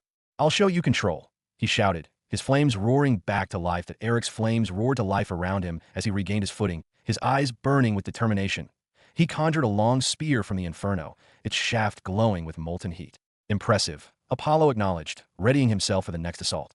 Eric lunged forward with incredible speed, his spear thrusting toward Apollo in a series of fiery strikes. Each movement was precise, showcasing his mastery of spear skills honed by countless battles. Apollo deftly dodged and parried, his reflexes keeping him just out of harm's way. The crowd watched in rapt attention as the arena turned into a blur of motion and flames. That Apollo's movements were a dance of agility and precision, while Eric's spear seemed to weave a deadly tapestry of fire and fury. In a swift counter, Apollo deflected a spear thrust that seemed to burn the very air around them and close the distance between them, aiming a powerful punch at Eric's chest. But Eric was ready this time. He twisted his body and redirected Apollo's punch with the shaft of his spear, using the momentum to launch a spinning kick aimed at Apollo's head. Apollo ducked under the kick and retaliated with a low sweep of his leg, intending to unbalance Eric. However, Eric leapt into the air, somersaulting over Apollo and landing gracefully behind him. He thrust his spear again, this time aiming for Apollo's back. Each attack from both warriors contained unimaginable power, and their attack speed broke the sound barrier, continuously creating shockwaves with every strike that shook the crowd. The arena was filled with the sound of clashing forces, and the air was thick with tension and energy. Eric's spear danced with flames, creating a mesmerizing display of fire trails as he attacked. Apollo countered with precise movements, his fists moving like lightning as he deflected and dodged. The ground beneath them cracked and splintered under the force of their blows, adding to the spectacle. Apollo moved with fluid grace. His every motion was calculated and efficient. Eric, on the other hand, was a whirlwind of fire and fury, his spear striking with the intensity of a raging inferno. The crowd watched in awe as the two geniuses pushed each other to their limits, neither willing to back down. As the battle raged on, Apollo decided to become more serious. Summoning his ice life force, he felt a surge of cold energy flow through him, causing the air around him to chill and frost to form on the ground. He focused this energy into his fists, his breath visible in the sudden drop in temperature. Eric's eyes widened as he noticed the change. He had a determined look in his eyes. "Let's see which element prevails." With vigor, Apollo engaged Eric once more.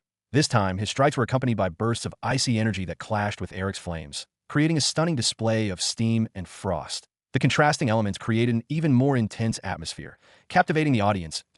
In a particularly fierce exchange, Apollo managed to land a solid hit on Eric's shoulder, sending him stumbling back. But Eric quickly recovered, summoning a surge of fiery energy that enveloped his spear. With a powerful thrust, he aimed for Apollo's heart, determined to end the fight.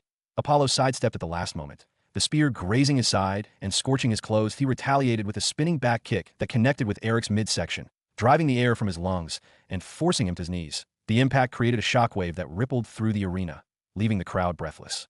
The battle between Apollo and Eric reached its climax as both warriors prepared to unleash their ultimate techniques. The tension in the arena was palpable and the crowd's excitement was at fever pitch. Apollo's expression turned serious as he summoned his ice life force. Feeling the cold energy surge through his prana circuits, he knew that this final move would require his strength and focus. Across from him, Eric's fiery determination burned brighter, his mutated fire life force crackling with intensity. "Let's end this," Apollo said, his voice resolute. Eric nodded, gripping his spear tightly. "Agreed. Show me your true power." Apollo began to channel his ice life force, a brilliant blue aura enveloping his body. The temperature in the arena plummeted, with frost spreading across the ground and ice crystals forming in the air. The crowd gasped as they witnessed the sheer power of his Ice Nova skill taking shape. Simultaneously, Eric used his strongest skill and summoned his infernal flames, a blazing inferno swirling around him. The heat radiating from him was intense, and the air shimmered with the searing energy of his fire. His spear ignited with flames, becoming a weapon of pure destruction. The arena was now divided by the clash of elements. One side an icy tundra, the other a blazing inferno. The spectators watched in awe, knowing that this final exchange would determine the victor. With a powerful shout, Apollo released his Ice Nova. A massive wave of icy energy erupted from him, expanding outward in a swirling vortex of frost and snow. The ground beneath him froze solid, and the air filled with the sound of crackling ice. Eric responded in kind, unleashing his most powerful skill. Infernal flames. The torrent of fire surged forward, the heat so intense that it seemed to warp reality itself. The flames roared like a living creature, consuming everything in their path. The two elemental forces collided in the center of the arena, creating a cataclysmic explosion of steam and energy.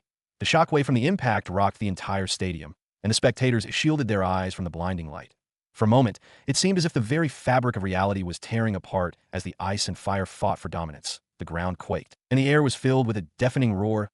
As the dust settled and the steam dissipated, the arena fell silent, waiting for the outcome of the epic clash. The ground was a chaotic mix of scorched earth and frozen ice, bearing witness to the fierce battle that had taken place. Apollo's Ice Nova had left a trail of frost and ice shards, while Eric's infernal flames had scorched the ground black. The clash of their ultimate techniques had left a lasting mark, a testament to their incredible power and determination. Apollo stood tall, his ice life force still shimmering faintly around him. Across from him, Eric's Soulflare looked shaken, his fiery red hair now dusted with frost. Half of his body was encased in ice, and his expression was a mix of shock and sadness. Eric took a deep breath, his fierce demeanor softened by the realization of his defeat. "I lost." The crowd burst into cheers and exclamations as the battle ended with Apollo's victory. They were mesmerized by the power displayed by both geniuses, and many warriors couldn't help but sigh, feeling the vast difference between them. Many warriors realized they might not even be able to withstand a single attack from such formidable geniuses.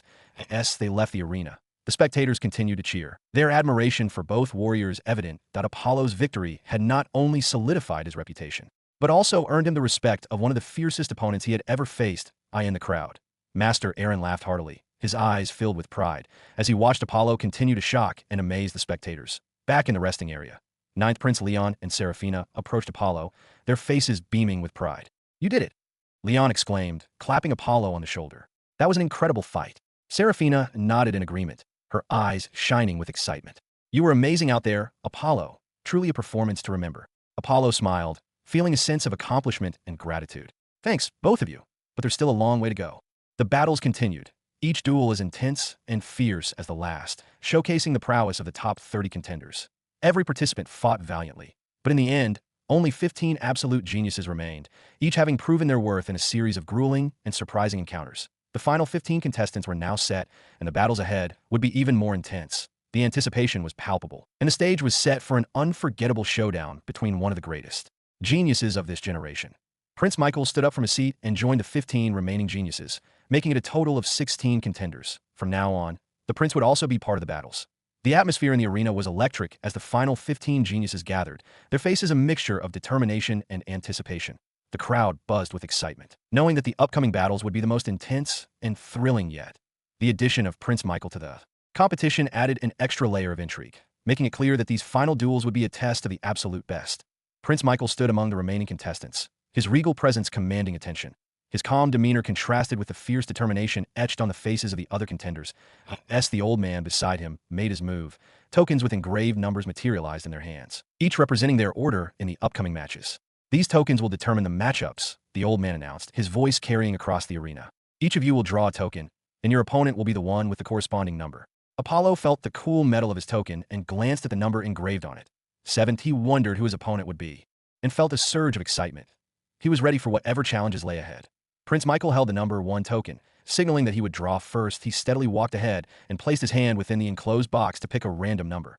When he took it out and revealed his match number, it was 5. The number 5 belonged to none other than Arinder Thorn, who stepped forward with a calm demeanor.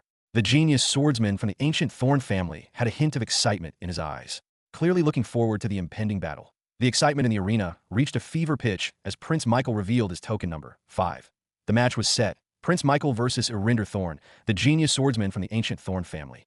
The crowd erupted into cheers and excited whispers, knowing that the first battle would be an epic clash between two extraordinary talents. The opening match will be between Prince Michael and Arinder Thorn, the old man announced. Prepare yourselves for the duel. The battle was set to start in an hour, so everyone returned to their seats to wait. Apollo, along with 9th Prince Leon and Seraphina, who were still with him in the resting area, couldn't help but discuss the exciting matchups that lay ahead. Prince Michael against Arinder Thorn, Leon mused. That's going to be something. Both of them are incredibly strong and skilled. This competition is truly on another level. Seraphina nodded. It's hard to predict who will come out on top. Arinder's swordsmanship is legendary, but Prince Michael is more mysterious. Apollo agreed. It's going to be an amazing battle. He then meditated, centering himself on the challenges ahead. Time seemed to slow down, and the hour felt like an eternity as the crowd struggled to contain their excitement at the prospect of finally seeing Prince Michael in action. The anticipation was electric as spectators eagerly awaited the opening match. The sun shone brightly, casting a golden hue over the arena as Prince Michael and Arinder Thorn stepped into the ring. Both of them exuded powerful and mysterious auras. Arinder stood like a magnificent sword, his mere presence making many feel a tingling in their eyes just by looking at him. Prince Michael, on the other hand, seemed like a godly figure, emanating a mysterious, bright light that almost blinded those who gazed upon him. Their presence together in the arena altered the entire atmosphere, heightening the anticipation and tension. The old man from the Sacred Light Empire stood between them, raising his hand to signal the start of the match. Let the battle begin. Prince Michael drew his sword, its blade gleaming with a radiant light, while Arinder Thorn unsheathed his extraordinary sword, its presence commanding awe from the audience. In an instant, the arena was filled with the sound of clashing steel as Prince Michael and Arinder Thorn charged at each other with breathtaking speed. Prince Michael's sword was enveloped in a bright golden aura, and with his attacks so swift, they were unseen by most warriors. In contrast, Arinder's sword was calm and deadly, exuding a unique charm as it clashed with Prince Michael's. Their duel was a testament to pure skill and raw power, stripped of any unnecessary flourishes. With each swing of their swords, the air roared, creating shockwaves that reverberated through the arena. The sheer force of their battle was so intense that the Sacred Light Empire's mighty warriors had to erect an additional powerful barrier to protect the crowd. Spectators watched in awe, feeling the vibrations of each clash. Even through the protective barrier, Prince Michael moved like a divine figure, his golden aura blinding and his attacks almost impossible to track. Every strike he made seemed to come from all directions at once, an overwhelming assault that left little room for defense. His radiant energy added an ethereal quality to his movements, making him appear almost untouchable. Arinder, on the other hand, embodied calm precision. His swordsmanship was a masterclass in control and efficiency. Each swing of his blade was deliberate, and every movement was calculated to perfection. The calmness he exuded in the heat of the battle was both awe-inspiring and intimidating. His sword cut through the air with a deadly grace, meeting Prince Michael's golden aura with an equal and opposite force. The arena was now a battleground for titanic forces. The ground trembled beneath their feet, and the air crackled with the energy of their clash. The additional barrier erected by the Sacred Light Empire warriors shimmered as it absorbed the shockwaves, protecting the awestruck spectators who could only watch in silence. Their strength and speed were beyond that of most ordinary third-rank limit breakers, capable of easily defeating masters as if it were nothing. The crowd watched in awe. As to them, masters were already almighty figures they could only dream of becoming.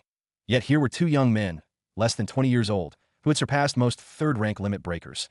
Apollo watched the battle with great interest. Even though neither Prince Michael nor Arinder seemed to be fighting seriously yet, he could tell they were both incredibly strong. Each of their simple strikes held a unique mystery, and their movements and bursts of strength were perfectly controlled, allowing them to bring out the utmost potential of their bodies. That he could be sure that if he fought them, he would finally be able to bring out everything. He could finally have a battle where he could let go of his mind and unleash his true potential.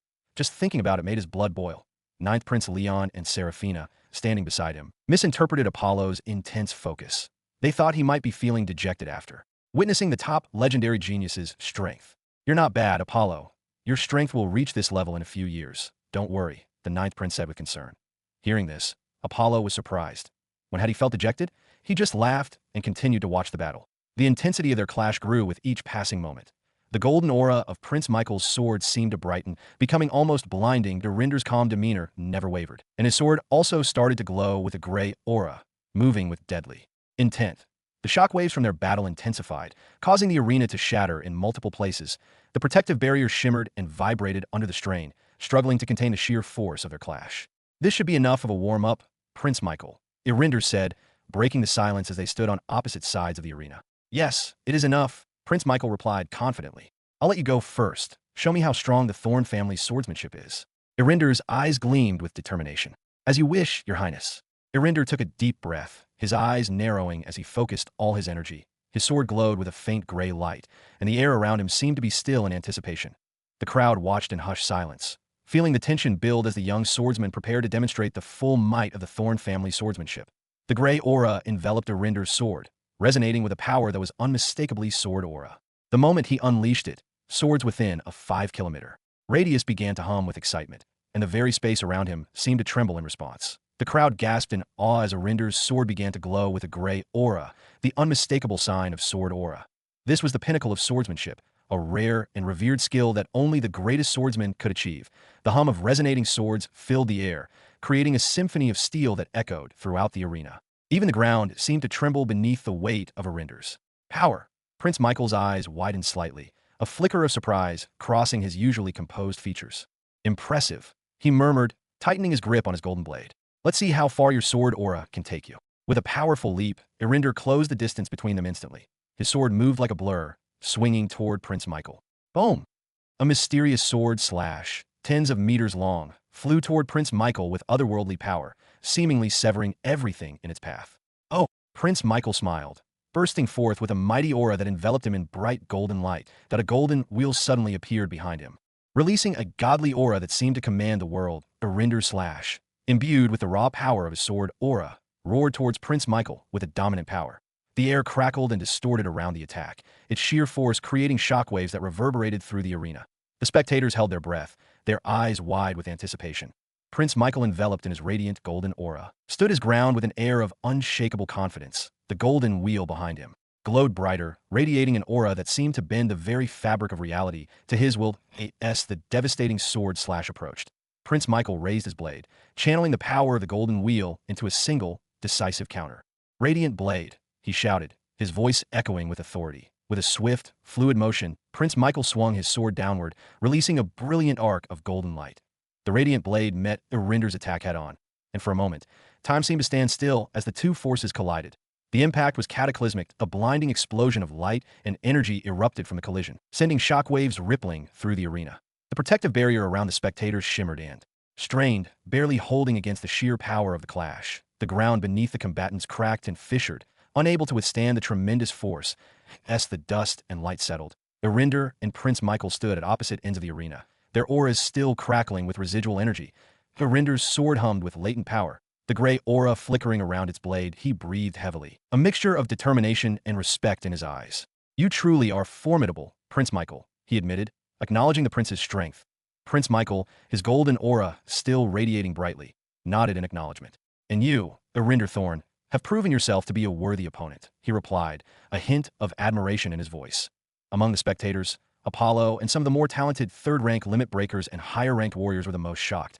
They could feel the profound mystery in both combatants' attacks. Irinder naturally wielded his sword aura, but to counter it, Prince Michael unleashed something equally powerful. The power of LAWIT was the rare law of light, a force more powerful than ordinary elemental laws. Irinder's sword aura, however, was also exceptional, possessing a dominant power that made it deadlier than most.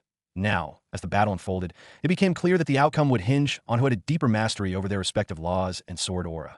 The law was divided into percentages and stages. The entry stage spanned from 1% to 29%, the law domain stage from 30% to 59%, and the world stage from 60% to 89%. Similarly, swordsmanship also had corresponding stages. The sword aura stage matched the entry stage of law, ranging from 1% to 29%. The next level, the sword domain, corresponded to the law domain stage, while the sword world equaled the world stage, ranging from 60% to 89%. As the battle resumed, the arena became a battleground for elemental and spiritual forces. Irinder's sword aura crackled with intensity, the gray energy swirling around his sword like a domineering king. Prince Michael, bathed in the radiant glow of the law of light, moved with a grace and fluidity that spoke of his deep mastery. His golden blade shimmered with an almost divine brilliance, cutting through the air with a speed and power that were both awe-inspiring and terrifying. Each clash of their blades sent shockwaves rippling through the arena, the sheer force of their attacks threatening to shatter the very space they were in. Their battle was a dance of power and skill, with each warrior pushing the other to their absolute limits. Irinder's sword aura, though formidable, was met with the overwhelming brilliance of Prince Michael's Law of Light. "Let's end this," Prince Michael declared, looking at Irinder, who nodded in agreement. "World-severing sword," Irinder shouted, his voice resonating with power. "Wings of Archangel," Prince Michael responded, his golden aura flaring even brighter. The atmosphere in the arena shifted dramatically as Irinder and Prince Michael prepared to unleash their ultimate techniques. The air grew heavy with anticipation, and the spectators held their breath, sensing that they were about to witness a clash of titanic proportions. Both unleashed their ultimate skills, their attacks so powerful and mysterious that the very sky above the arena seemed to change in response. Irinder's world-severing sword materialized, a colossal blade of gray energy that seemed capable of slicing through reality itself. He swung the sword with all his might, sending a devastating arc of energy toward Prince Michael. The ground trembled, and the very fabric of space seemed to warp and tear under the force of his attack. In response, Prince Michael invoked his most powerful technique, Wings of Archangel. Golden light erupted around him, forming magnificent wings that spread wide behind his back. These wings radiated divine brilliance, pulsating with the immense power of the Law of Light. With a single, mighty beat of his wings, Michael launched himself into the air, the golden light around him intensifying to an almost blinding degree. As the two titanic forces converged, the arena was engulfed in a blinding light. The clash of their ultimate skills sent shockwaves rippling through the surroundings, the very ground shaking as if an earthquake had struck. The barrier around the arena shattered, and it couldn't contain the incredible power unleashed within. And finally, the half-god old man made his move to stop the destructive power of two genius attacks. The world-severing sword met the Wings of Archangel with an explosive impact. Gray and golden energies intertwined and clashed, creating a vortex of power that seemed to reach into the heavens. For a moment, it seemed as though the very world might be torn apart by their battle. The sheer force of their ultimate techniques created a maelstrom of energy that defied comprehension. But gradually, the vortex began to stabilize, and the energies of their attacks started to cancel each other out. As the light began to fade and the dust settled, it became clear that Prince Michael's Law of Light, which had reached as high as 15%, gave him a decisive edge. The golden light around him grew brighter and more intense, overpowering Irinder's gray energy. With a final, powerful surge, Michael's Wings of Archangel broke through the world-severing sword, the golden energy enveloping Irinder and pushing him back.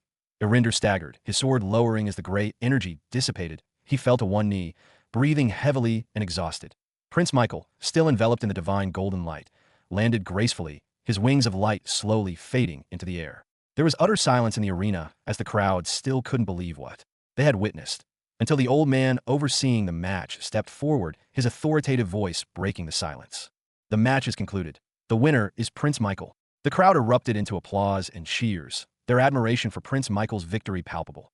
Irinder, though defeated, was met with equal respect for his incredible display of skill and power. As they slowly left the arena, the spectators knew they had witnessed something truly extraordinary.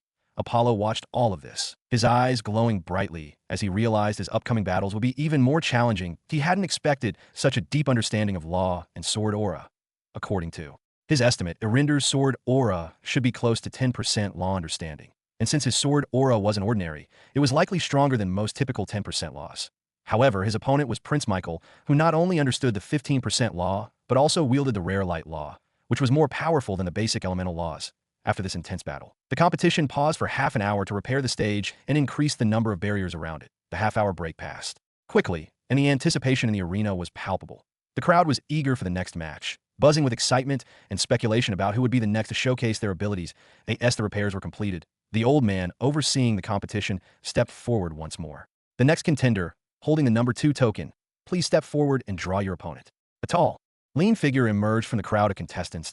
It was Clarion Silverstein, his silver armor gleaming under the sunlight. He approached the old man and reached into the box to draw his opponent's number. Clarion held up the token, revealing the number 7. The crowd's excitement intensified as the person holding the number 7 token stepped forward. It was Apollo, who stepped calmly without showing any unease. As the number was revealed, a wave of excitement rippled through the crowd. The next match was set, Clarion Silverstein versus Apollo. The tension in the arena was palpable as the match between Apollo and Clarion Silverstein was announced. Clarion, renowned for his rare silver metal life, energy, and incredible strength, stepped forward with an aura of confidence and power. Apollo, calm and composed, walked to the center of the arena, ready to face this new challenge. The crowd watched in anticipation, knowing that this battle would be one of the most exciting yet. Master Aaron and others from the Ryaweth Kingdom were cheering and looking at the battle with the hope that Apollo would win. The senior overseeing the match raised his hand, and the arena fell silent. "Begin," he declared, and the match was officially underway. Clarion wasted no time, his silver armor shimmering with silver life force as he charged at Apollo with a speed that belied his size. His first attack, a powerful punch, was aimed directly at Apollo's chest. Apollo, anticipating the move, sidestepped and countered with a swift kick, aiming for Clarion's side. However, his foot met the unyielding surface of the silver energy armor, and Clarion didn't even flinch. Clarion smirked. "You'll have to do better than that." Apollo's eyes narrowed as he focused his energy. "Fine," he replied, his aura intensifying. With that, Apollo unleashed a barrage of attacks, each one exploding with his crystal white, chilling ice life force, each strike faster and more powerful than the last. Clarion met each assault with his silver life force, forming an armored defense. Clarion, realizing that a defensive approach wouldn't be enough, decided to switch tactics. With a roar, he summoned a rain of silver spears from above, aiming to overwhelm Apollo with sheer force. Apollo, undeterred, tapped into his ice life force. The temperature around him plummeted as he created an icy barrier harder than any metal, deflecting the silver spears that could even pierce beasts' tough hides with ease. Then, with a burst of speed, he closed the distance between them, his fists encased in ice. Their clash was fierce, each blow creating shockwaves that shook the arena. The match between Apollo and Clarion continued. The intensity only grew. Apollo decided it was time to unleash his more advanced skills. "Let's see how you handle this," Apollo said, his voice steady but filled with determination. He extended his hands, and the ice life force exploded, dropping the temperature of the arena that a storm of ice blades materialized around him, each one glinting menacingly in the sunlight. Ice blade storm. The blades shot towards Clarion in a flurry, each one carrying the force of Apollo's ice life force. Clarion, in response, summoned his silver energy armor, but even his formidable defense was tested by the relentless barrage. "Silver coffin," Clarion shouted, and a shimmering, impenetrable barrier of silver energy encased him, deflecting the majority of the ice blades. Undeterred, Apollo shifted tactics. He summoned his soul-shattering bow. The weapon pulsing with his energy, he drew back the string, and an arrow of pure ice formed, infused with a hint of the ice law. During the last few days, he has also increased his understanding of the ice law. Although not much, IT has reached 3%, just enough to use it effectively. "Take this," releasing the arrow with a force that seemed to freeze the very air around it. The arrow soared through the arena, leaving a trail of frost in its wake. Aimed directly at Clarion, Clarion's eyes widened as he felt the immense power behind the attacks. He even sensed the presence of a mysterious law within them. Realizing he couldn't afford to be careless, summoning all his strength, he raised a spear, which glowed with a metallic sheen, preparing to counter Apollo's attack. The icy arrow sped towards him. Clarion roared and used his trump card. His spear, infused with a hint of metal law, met the arrow in midair. The collision created a massive explosion of ice and metal energy. The shockwave from their clash reverberated through the arena, shaking the very foundations and even causing the reorganized protective barriers to shimmer and strain. The spectators were on the edge of their seats, their breaths held in awe as the dust and debris began to settle. The air was filled with a tangible tension as both warriors stood their ground, their attacks having drained them significantly. Clarion's silver energy armor was cracked and chipped, and his breaths were heavy and labored. Yet his spirit remained unbroken. Apollo, his icy aura still radiating with power, took a step forward. His eyes were locked on Clarion's, determination blazing within them. "You've pushed me to my limits, Clarion," Apollo said, his voice calm but firm. "But this ends now." Today he almost used all of his strength, except for some trump cards and the law of death. With that, Apollo drew his bow once more. The ice arrow that formed was larger and more potent than before, its blue hue glowing brightly with the power of the ice law. "Arrow of frozen god," Apollo shouted, unleashing his newly mastered high-level skill. He had perfected it just days before the competition, anticipating the fierce battles ahead. Although it was a high-level skill, its power was even more deadly due to its singular, focused move, the Arrow of Frozen God. This skill required an understanding of ice law to use, and would grow stronger with a deeper comprehension of the law. The Clarion's eyes widened as he felt the unimaginable power behind the attack that seemed to travel space by freezing everything in its path. "Spear of War God," Clarion roared, his spear infused with a potent hint of metal law, meeting the arrow in midair. The collision created a massive explosion of ice and metal energy, a dazzling and chaotic display of raw power and elemental mastery. The force of the impact sent shockwaves rippling through the arena. The air around them crackled with energy as shards of ice and fragments of metal swirled violently, creating a tempest that engulfed the combatants. Spectators shielded their eyes from the blinding light and deafening roar. Feeling the sheer power radiating from the epic clash, Apollo's arrow of the frozen god emanated a chilling aura that seemed to freeze everything in its path. The arrow's icy trail left a crystalline frost on the ground, and the cold seeped into the very marrow of the spectator's bones. The clarion spear of the war god glowed with a metallic sheen, infused with the indomitable will of a warrior. The metal law imbued in his spear added a sharpness that seemed to pierce even the space around it, with each strike reverberating with the sound of space tearing as the dust and energy from the collision settled. The arena bore the scars of their battle. The ground was marred with deep gashes, frozen patches, and metallic remnants, a testament to the incredible power and skill both fighters wielded.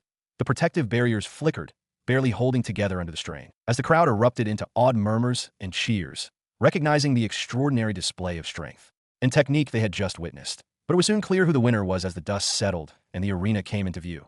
The explosion had been blinding, and when it finally cleared, Clarion was found frozen in place, encased in a thick layer of ice. The senior overseeing the match stepped forward, his eyes wide with awe and respect. "The winner is Apollo," he declared, and the arena erupted in thunderous applause and cheers. The senior from the Sacred Light Empire appeared in the arena and went to release Clarion from the ice. His hand glowed as a small flame appeared, hotter than most flames. However, as he tried to melt the ice quickly, he was surprised to find it resistant. The ice seemed more like a diamond than a water-frozen solid. This shocked him, as he had never encountered such a strong ice life force in his life. Apollo didn't linger in the arena, heading off to rest as the battle had taken its toll. It hadn't been as easy as his previous matches. He had given it his all. Among the crowd, whether they were fellow geniuses or seasoned warriors, all eyes were on Apollo with newfound interest. In this battle, he demonstrated his understanding of the law of ice, a feat that only the best geniuses in the world could achieve. This solidified his place among the absolute elite. Many onlookers had already decided that once the competition was over, they would do everything in their power to recruit Apollo into their factions. The battles continued after the ice was cleared from the arena. The third match began, with each contest proving to be world-shattering in its intensity, and one among the remaining 15 was weak. They all had their own unique advantages and strengths. However, the last battle of the day drew even more attention. That it was a clash between two dark horses who had suddenly emerged and taken everyone by surprise. This match featured the spirit master Lilith and James, the commoner whose rise had been the most astonishing of all. Lilith, who had shown her mastery over spiritual force, stepped onto the arena with ethereal grace. Her eyes glowed with a mystic light, and the air around her shimmered with the presence of an unseen spiritual power. James, on the other hand, exuded rugged determination. His rise from humble beginnings to the top ranks of this competition had been nothing short of miraculous. The crowd buzzed with anticipation as these two unexpected contenders faced off, each representing the unpredictable nature of this year's competition. "Begin," the old man announced, and the match was underway. Lilith made her move first, using a mysterious skill, mind space. Instantly, James's spirit was dragged into a mystical realm. Where is this? He wondered, finding himself in a vast, empty expanse of nothingness. The sudden change surprised James, but he quickly calmed down as an ethereal figure of Lilith appeared before him. "This is my world, and the moment you're caught in it, it became my victory." Lilith's ethereal voice echoed in the nothingness, and the space around them seemed to be enveloped in darkness. James stood his ground, his sword gleaming even in the all-encompassing darkness.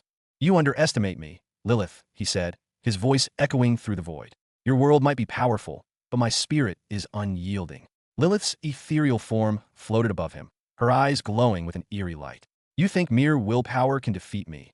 This is my domain, where I control everything." She raised her hand, and shadows began to form around James, taking the shape of nightmarish creatures. James thought, and a sword manifested as he gripped the sword tightly. "Let's see how you fare against my sword aura in your realm." With a shout, he unleashed his sword aura, a flaming radiant energy that cut through the darkness like a beacon. The nightmarish creatures disintegrated upon contact with the light, and the void seemed to recoil from the brilliance of his aura. But Lilith's eyes widened slightly, as the sword aura seemed to be a very powerful and easily severed spirit. But she quickly composed herself. Impressive, but not enough. She flicked her wrist, and the void around them warped, creating an illusionary labyrinth designed to trap and confuse James. The walls of the labyrinth were filled with haunting images and echoes of past fears, all meant to break his spirit. James moved swiftly, his sword aura guiding him like a compass.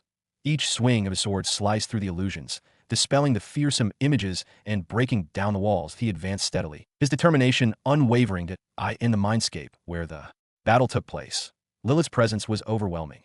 Her spirit form exuded a dark, ethereal energy that sought to envelop James. She wielded her powers with a finesse that made her seem almost invincible. However, James's spirit was resilient and fierce, his sword aura glimmering with an intensity that disrupted Lilith's attacks.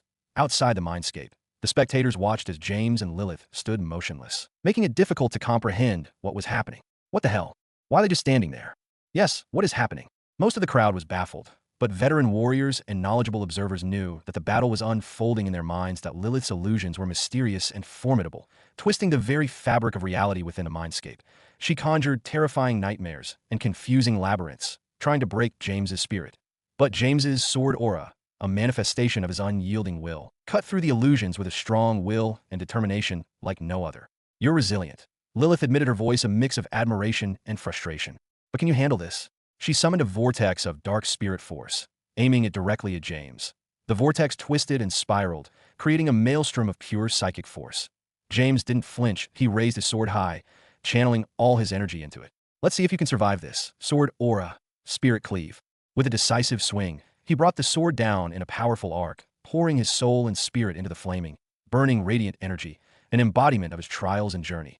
The sword cleaved through the vortex, splitting it in two and sending shockwaves rippling through the mindscape. The void around them shattered like glass, and they were both thrust back into reality.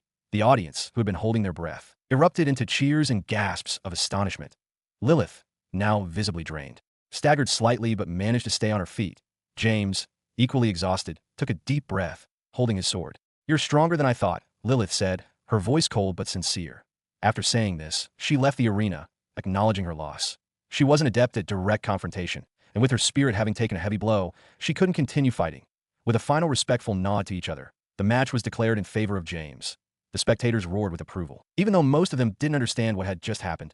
However, that didn't stop them from following the lead of those who did, acknowledging the incredible mental and spiritual duel they had just witnessed. That James' victory was the biggest and most unexpected outcome of the competition, defying all expectations for a commoner to reach such heights. Seeing this, many commoners in the crowd couldn't help but feel a swell of pride, taking James as their idol. James' triumph gave them hope, proving that they too could aspire to such greatness. In terms of popularity, James had become the most celebrated figure, even surpassing Prince Michael and every other genius present. Apollo quietly observed the scene, sighing at how James truly embodied the protagonist archetype, gathering everyone's attention and admiration.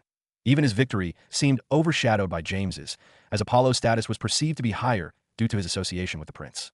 This perception diminished the impact of his achievements in comparison to James's rise from humble beginnings. However, Apollo wasn't jealous.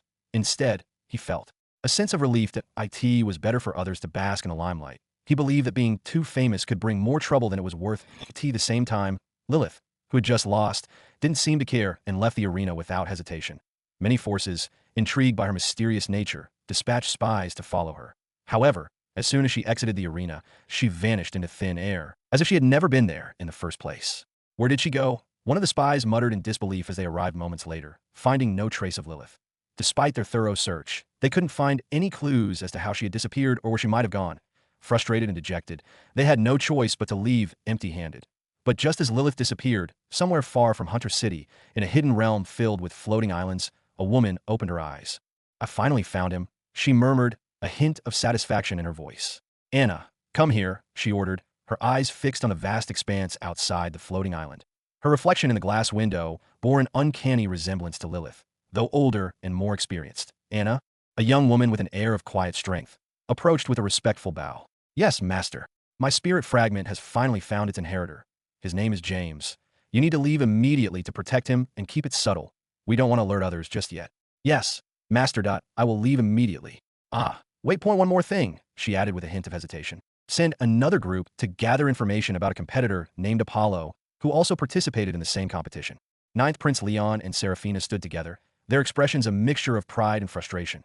The grand arena buzzed with excitement and chatter, but James's victory dominated most conversations. His rise from commoner to genius swordsman was the kind of story that resonated deeply with the masses, overshadowing even the most noble and prestigious backgrounds.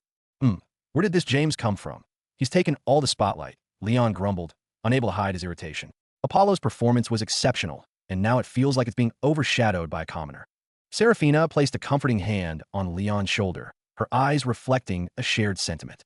"I understand how you feel, Leon, But we can't deny that James's story is inspiring to many. It's the kind of narrative that captures people's hearts, rising from nothing to stand among the elite.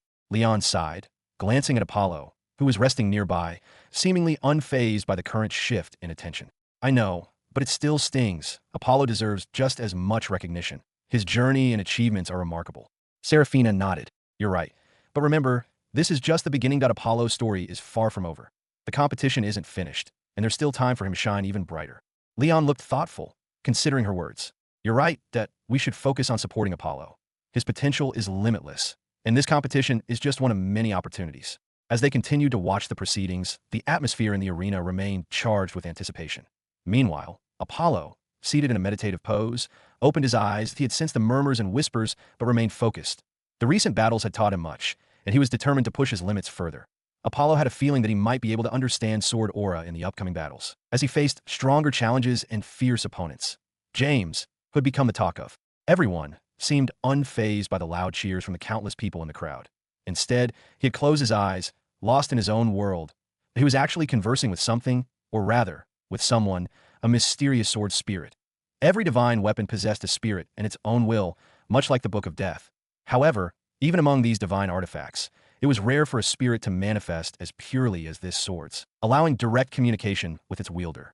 Kiddo, you were lucky to defeat her. She seemed unable to use her full strength. Otherwise, you'd have been in big trouble, said the sword spirit, a golden crimson sword enveloped in flames, as it looked at James. You're saying she couldn't use all her strength, but why? James asked, clearly puzzled. Her identity wasn't simple. She felt like someone's spirit clone. Anyway, I don't know the exact reason, as my memories of the past are vague. You have to be careful, the spirit warned. He nodded, respecting the sword spirit's wisdom. The spirit was like a master to him. Without its guidance, he would still be a weak commoner, unable to stand as a proud genius looking down on others. Only the top 8 remained, and tomorrow would be the final battle among them. Everyone had fought hard today, so they needed some rest to recover their strength and prepare for the decisive matches ahead. As night fell, Apollo knew tomorrow he would face even tougher opponents and new challenges. This night, no one disturbed him, allowing him to meditate and concentrate fully on the upcoming battles. Time passed quickly, and morning arrived with bright sunshine that bathed the arena in a heavenly glow. This arena would be the stage for extraordinary geniuses, whose names would later become legendary. Apollo took a deep breath, feeling the first rays of sunlight warm his face. That he had spent the night meditating. His mind was focused on the upcoming battles. He felt a newfound clarity and a sharpening of his senses and skills. Today would be the day he pushed his limits, the day he strove to understand sword aura. He stood up and stretched. The arena began to fill with spectators, their excitement palpable in the air. The final 8 contestants would face off, and each match promised to be a display of unparalleled skill and power.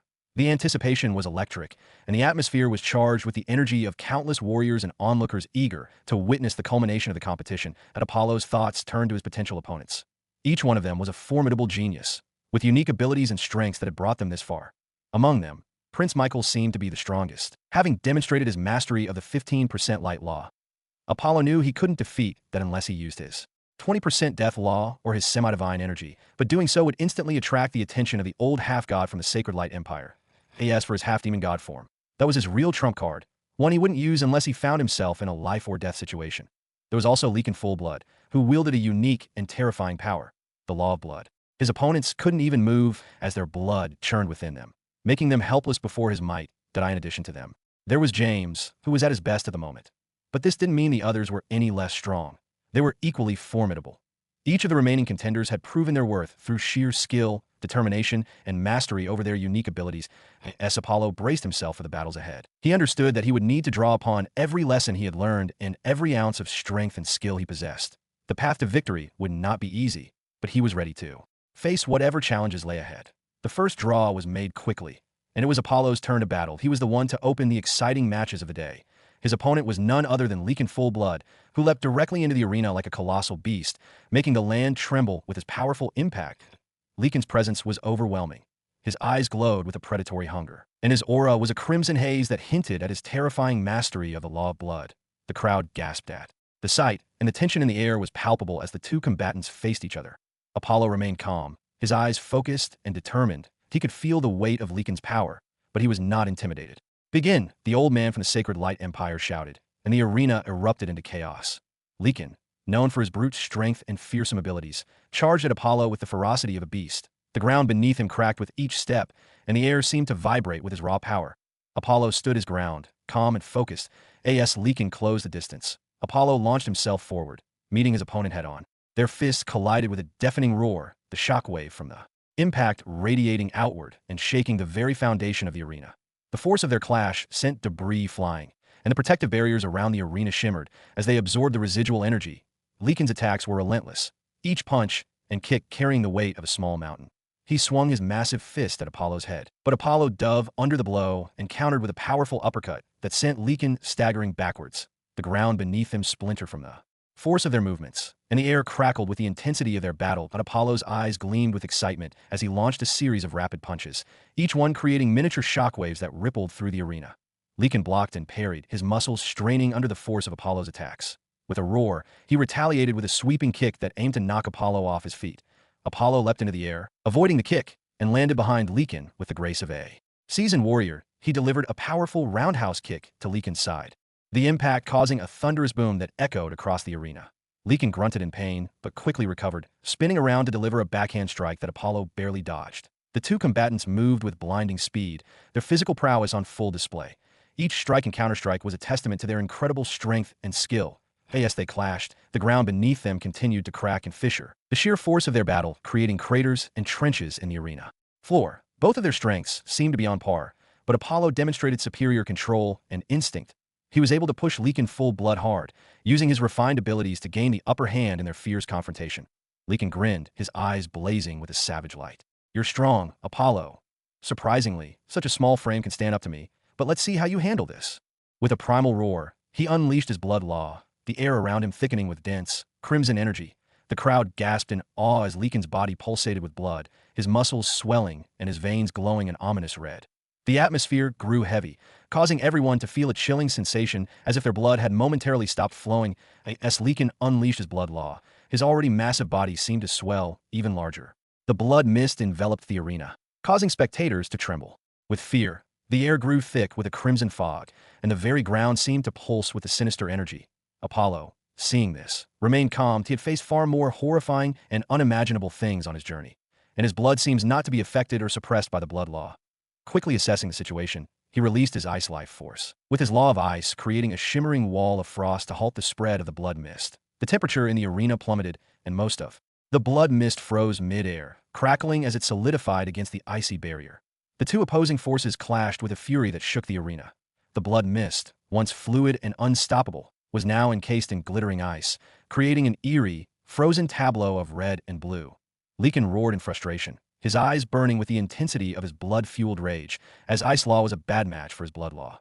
With a bellow, Lycan charged at Apollo, his fists swinging like mountains. The blood law, known for his versatility, enhanced his speed and strength, turning him into an unstoppable force. Each punch shattered massive chunks of ice, sending shards flying in all directions with shock waves. Lycan's intent was clear. He wanted to overwhelm Apollo with sheer power. His blows came faster and harder, each one a devastating force. The blood mist around him intensified, giving his strikes almost unimaginable strength. Despite being outclassed in raw speed and power, Apollo's fighting instinct kept him in the battle. His movements were sharp and calculated, dodging and countering with an agility that belied his smaller frame. Each time Lycan's fist came crashing down, Apollo would twist and turn, redirecting the force or avoiding it entirely. The arena floor became a battlefield of ice and blood. Craters formed where Lycan's fists landed, while icy spikes jutted from the ground where Apollo had deflected his attacks. The crowd watched in awe. The intensity of the battle was palpable. Lycan's eyes glowed with a dangerous light as he leapt high into the air, his body twisting as he prepared to deliver a crushing blow. Apollo braced himself, channeling his ice law to form a shield of pure frost. "Take this!" Lycan roared, bringing his fist down with the force of an avalanche. Apollo met the attack head-on, his icy shield shattering into a million pieces under the impact. The force of the blow sent him skidding backwards, but he remained on his feet, his eyes blazing with determination. Good. This is great," Apollo smiled, a small drop of blood appearing on his lip. The thrill of the challenge coursed through him. Instead of feeling defeated by being pushed back in a physical confrontation, he became more excited. His heart pounded with the exhilaration of facing such a formidable opponent. Lycan's grin widened, his predatory instincts recognizing the spark of a true warrior in Apollo. "Enjoying yourself? Huh. Let's see how long that smile lasts." Blood around him started floating, and countless blood energies started to concentrate in a single point, shaking the space around with a crimson bloody aura. Seeing Leekin's devastating attack, Apollo quickly drew out the soul-shattering bow, ready to counter with his strongest skill aside from his trump cards. Bloodrend. Leekin shouted, directing a concentrated beam of blood energy towards Apollo. The air around the beam seemed to boil with raw power, promising destruction for anything in its path. Arrow of the Ice God. Apollo's eyes narrowed with determination. He poured every bit of his strength into a single arrow, drawing back the bowstring until it quivered with energy. As he released, the arrow shot forward, freezing everything in its path with a terrifying chill. The two attacks collided in midair, creating an explosion of ice and blood energy. The shockwave from the clash rippled outward, shaking the arena and sending a chill through the spectators. Frost and crimson blood mist swirled together in a chaotic dance, the forces battling for dominance. For a moment, it seemed as though the two attacks were evenly matched. Slowly, however, the icy chill of Apollo's arrow began to overpower the blood's energy. The ice not only started to freeze the blood energy, but also seemed to devour it, creating blood ice crystals that were unbreakable, sealing the power of the blood within its path.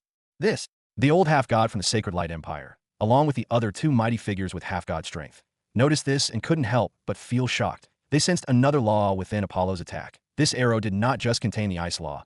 Apollo had also infused it with the devouring law.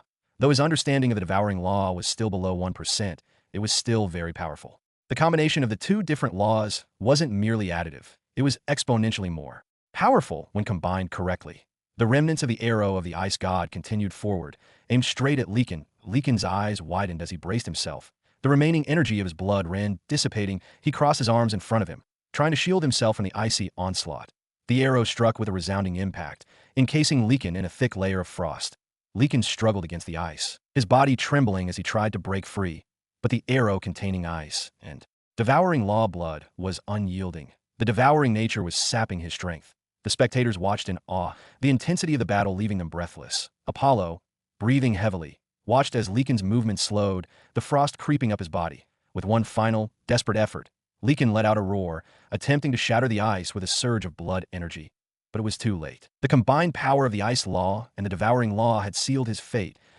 Leekin's body froze completely, his form encased in a glittering, crystalline prison. The arena fell silent, the only sound being the faint crackling of ice.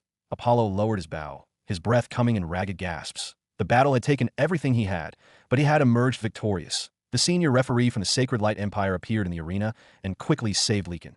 This time, he used more strength than before, but still found it difficult to melt the ice. He clung like stubborn maggots, and it took considerable time and effort for him to finally melt the ice. Apollo didn't linger in the arena, heading off to rest as the battle had taken its toll. He had given it his all, and now he needed to recover for the upcoming matches. The crowd was initially stunned but then erupted into cheers as the conclusion declared Apollo's victory. That it was a big surprise, as most had expected Apollo's journey to end here. Leekin was considered among the top 3 strongest geniuses by many, and it was already astonishing for Apollo to have come this far, especially being from an ordinary kingdom. Master Aaron and the others laughed with pride as they witnessed Apollo's victory over another formidable genius. Apollo's continued success made them proud, showcasing the strength and potential of their kingdom. With the first exciting match concluded, the battle of the top 8 continued, featuring amazing battles that spectators would remember for their entire lives. Prince Michael, as expected, won his match with ease. His strength was overwhelming, and he seemed carefree, still not having used or shown all his power. It remained a mystery just how strong he truly was. James also continued his winning streak like a true protagonist, securing his place among the top 4 geniuses. His victories had captivated the audience, his underdog story resonating deeply with many who cheered for him. Apollo, now resting in the preparation area, reflected on his victory. He knew the battles ahead would only get tougher, but he felt a renewed sense of excitement.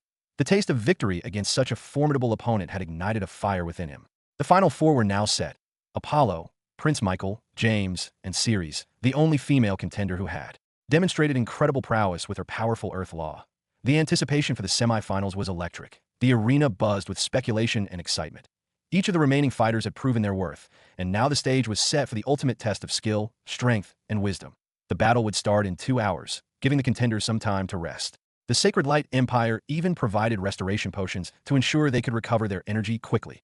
However, Apollo didn't even glance at the potion. First, he had access to the system store, where he could purchase potions far superior to the ones provided. Second, his body's abnormal regenerative and recovery abilities were off the charts. He was confident he couldn't be considered an ordinary human anymore. Most of his wounds could heal within half an hour, and even serious injuries, like a severe cut on his chest, would heal in 3 or 4 hours. Even grandmasters who had broken the fourth limit wouldn't have much better regenerative abilities than him. 2 hours passed in a matter of moments, and the anticipation in the air was palpable. The crowd's excitement grew as they eagerly awaited the top 4 matches, particularly curious to see if James could continue his streak and possibly defeat the legendary prince of the Sacred Light Empire. The prospect of James, a commoner, rising to such prominence and becoming famous across all races in Ryan was electrifying. Apollo smiled as he heard the whispers among the crowd that it was as if he had become a side character in his own story. He didn't mind the shift in attention. If anything, it amused him. The draws were made for the final 2 battles, and the opponents were decided. Apollo versus James, and Prince Michael versus Ceres. Seeing this, Apollo smiled. He had wanted to battle with James, a fellow sword aura user. Apollo had a feeling that fighting James, with his protagonist-like luck, would finally help him understand the sword aura that he so eagerly desired to master. The prospect of this match filled him with anticipation and excitement. The spectators were excited as the match between Apollo and James was about to take place. Both had brought surprises, defying expectations by reaching this far in the competition. Apollo and James appeared in the arena, standing tall and looking at each other with calm, focused gazes. Apollo smiled and said, "Nice to meet you. I wanted to see what kind of special power of plot armor you have." Plot armor? James didn't understand what he was saying, but he didn't have time for that. Just as the senior declared, "Battle begins," both fighters sprang into action. As the senior declared the start of the battle, the arena fell silent, the air thick with anticipation. Apollo didn't waste any time. With a swift, fluid motion, he drew his Frost Star sword. The blade gleaming with a frosty aura, he channeled his ice law into the sword, creating a shimmering trail of frost that followed the blade's edge. "Sword Ray!" Apollo shouted, unleashing a powerful slash that sent a crescent wave of icy energy hurtling toward James. The sheer force of the attack caused the ground beneath it to crack and freeze, resulting in the temperature in the arena dropping sharply. James was surprised by the sudden, powerful attack and drop in temperature, but he quickly responded with lightning speed. His sword, a blade with a distinct golden sheen, was drawn in an instant. With a focused expression, he swung his sword to meet Apollo's attack head-on. Sword aura. Sun's sword shield. James' sword glowed with a brilliant light, forming a barrier of pure energy in front of him. The icy crescent collided with the golden shield, the impact creating a shockwave that reverberated through the arena.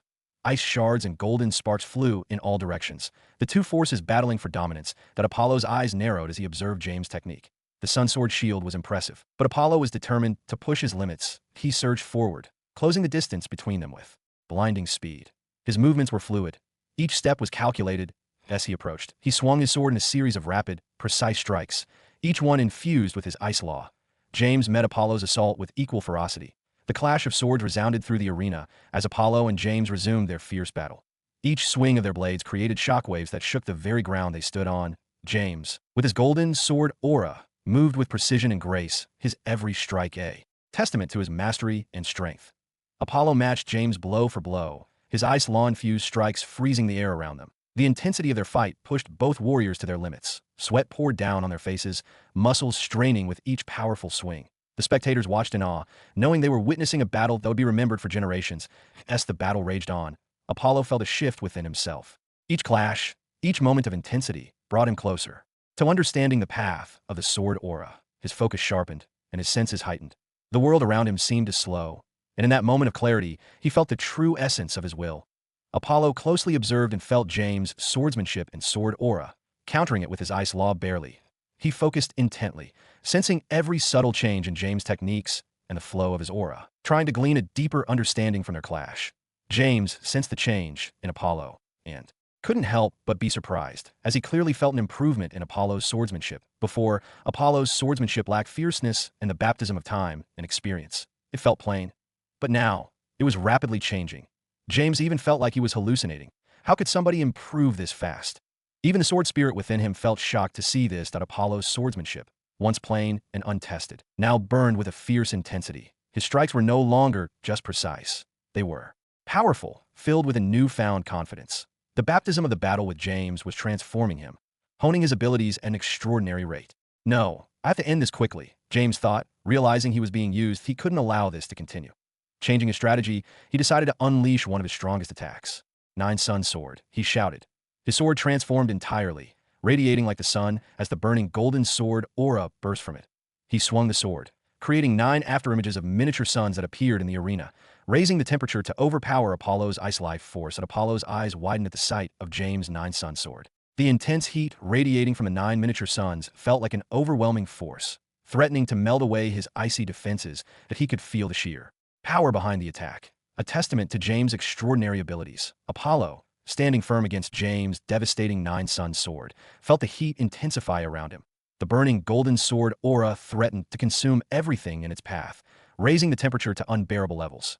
Yet, in the midst of this inferno, Apollo remained resolute. He focused intently, drawing upon every ounce of his strength and skill. As the 9 miniature suns hurtled toward him, Apollo channeled his ice life force to create a barrier of frost. The icy wall shimmered, attempting to hold back the overwhelming heat. But even as the ice began to melt under the intense pressure, Apollo's mind was elsewhere. He was searching for something deeper, something profound. In the face of such overwhelming power, a moment of clarity washed over him, that he seems to travel back, realizing his previous life, his struggles, and his battles had all led to this point. He felt a surge of understanding, a connection to a power greater than himself. His will to protect, endure, and remain eternal in the face of adversity crystallized within him, that he never wanted to experience the helplessness of his previous life again, where all he could do was wait for the end, powerless and resigned. With newfound determination, Apollo allowed himself to fully experience the clash of elements. He felt the heat searing his skin and the pressure of the energy threatening to crush him. But within that crucible, he found his resolve. He understood that his swordsmanship wasn't just about power or technique. It was about his will, his unyielding eternal spirit. In that moment of enlightenment, Apollo's sword aura transformed. It became imbued with his will to remain eternal, to endure no matter the challenge. His aura shimmered with a new, ethereal quality, a reflection of his indomitable spirit. Eternal ice sword aura, Apollo whispered, his voice carrying the weight of his realization. As the world he saw seemed to have changed, Apollo became more mysterious and unfathomable. The very fabric of Ryan seemed to respond to his power. The heavens and earth trembled slightly. This subtle shift didn't go unnoticed. Powerhouses above half-god felt the disturbance, as if the world itself were welcoming a new force. Drawing upon this newfound power, Apollo faced the oncoming suns with renewed strength. That he swung his frost star sword, channeling the eternal sword aura through it. The sword glowed with a brilliant silvery blue, otherworldly light, cutting through the air with a resonant hum. As the first of the 9 suns collided with his sword, a burst of energy erupted. But this time Apollo's aura did not falter. The eternal ice sword aura enveloped the sun, absorbing its heat and energy and transforming it into a crystalline structure of pure ice. One by one, the suns met the same fate. Their power devoured and transformed by Apollo's indomitable will. James watched in disbelief as one of his most powerful attacks was systematically dismantled. The miniature suns with his sword aura, once symbols of unstoppable force, were now frozen monuments to Apollo's newfound power. With a final, decisive strike, Apollo shattered the last of the suns. The arena fell silent, the air crackling with the residual energy of the clash. Apollo stood amidst the frozen remnants of a 9-sun sword, his star sword glowing with the eternal light of his will. After Apollo's moment of enlightenment and the incredible display of power, he sheathed his star sword and took a deep breath, his mind clear and focused. The crowd, still in awe of what they had witnessed, watched with bated breath as Apollo turned to face James. "James," Apollo said, his voice steady and calm, "I hope we meet again so we can finish this battle. And by the way, you have a great sword." With a mysterious smile, he stepped down from the arena, leaving everyone shocked and confused by his unexpected decision and words. The crowd murmured in disbelief, trying to comprehend why Apollo had forfeited the match. Master Aaron, 9th Prince Leon, and the others quickly ran to him, asking what had happened. Apollo just smiled and didn't say much. "I just figured out something and need to go into closed-door training for a while." With that, he headed to the villa, shutting himself off from everyone to focus on his training. This moment of enlightenment was a pivotal turning point in his journey, and he needed to immerse himself completely in it. Sitting cross-legged on the floor, Apollo closed his eyes and began to meditate. The room grew still, the air thick with the energy of his focused intent. As Apollo delved deeper into his meditation, the profound nature of his newfound understanding began to unfold. Though his mastery of sword aura was still in its infancy, he could sense its extraordinary potential. This was no ordinary sword aura. It was an eternal ice sword aura, an extension of his very will and essence. Sword auras with special attributes are typically stronger than ordinary laws because the added attributes enhance their strength. This makes sword auras potent enough to rival powerful laws like light, darkness, life, death, and even space. The sword god was said to have understood a mighty sword aura that could suppress everyone. Sword aura itself is a bit different from other laws. It can be considered a man-made law because it depends entirely on the person, embodying their unique power rather than the power of heaven and earth. In truth, Every sword aura is somewhat different. Even if it is a normal sword aura without any additional attributes, two different swordsmen who trained and learned the same swordsmanship would have differences in their sword auras, as it depends entirely on the individual. Apollo's eternal ice sword aura was no exception. It carried the weight of his trials and tribulations, the essence of his indomitable spirit, and the promise of his eternal resolve. Even in its nascent form, its power was palpable, far surpassing that of ordinary laws. He understood that his journey with sword aura had just begun. The true strength of his eternal sword aura would be revealed through continuous refinement and battles against formidable opponents. It wasn't just about learning techniques or mastering swordsmanship. It was about embodying his will and forging it into an unbreakable force. For hours, Apollo immersed himself in this understanding. Meanwhile, the battles continued outside. Prince Michael, with ease, defeated Ceres despite her valiant efforts. His strength was overwhelming. The crowd has already forgotten about the weird match between Apollo and James, as they are eagerly waiting for the battle that is rare in a century. Prince Michael, born and raised in one of the strongest empires in the world, now faced James, a commoner who defied the odds and rose from the lower echelons of society. It was the ultimate matchup, a rare occurrence that had the crowd in a frenzy. The betting on this match was the largest ever seen. Despite the low odds of James winning, countless people placed their bets on him, hoping for a miracle that would make them rich in an instant. James had a pale, horrified look on his face as he remembered Apollo's words before he left. Did he sense the presence of the sword within my mind? But how is that possible? You said even half-gods couldn't detect you, and even gods would struggle to sense your presence. James quickly asked the sword spirit, feeling both uncomfortable and horrified that Apollo seemed to see through his biggest secret with such ease. It is indeed difficult for others to sense my presence, but that kid seems to have had enlightenment while fighting you. That he understood a very mysterious sword aura that made my body tremble for a moment, and he seems to have noticed that in a fraction of a second. What? James exclaimed. What kind of sword aura did he understand that made you tremble? Didn't you tell me that you were one of the strongest swords? How could someone's sword aura make you tremble? Kiddo, I already felt Michael was extraordinary, but the Apollo kid is beyond my expectations. I don't know what kind of sword aura he understood, but it was very mysterious and ancient. James frowned, deep in thought. What do you mean by mysterious and ancient? Be careful when you meet him in the future, the sword spirit warned. I can usually sense something about everyone, but that kid gives me a very weird feeling, like something boundless with no end.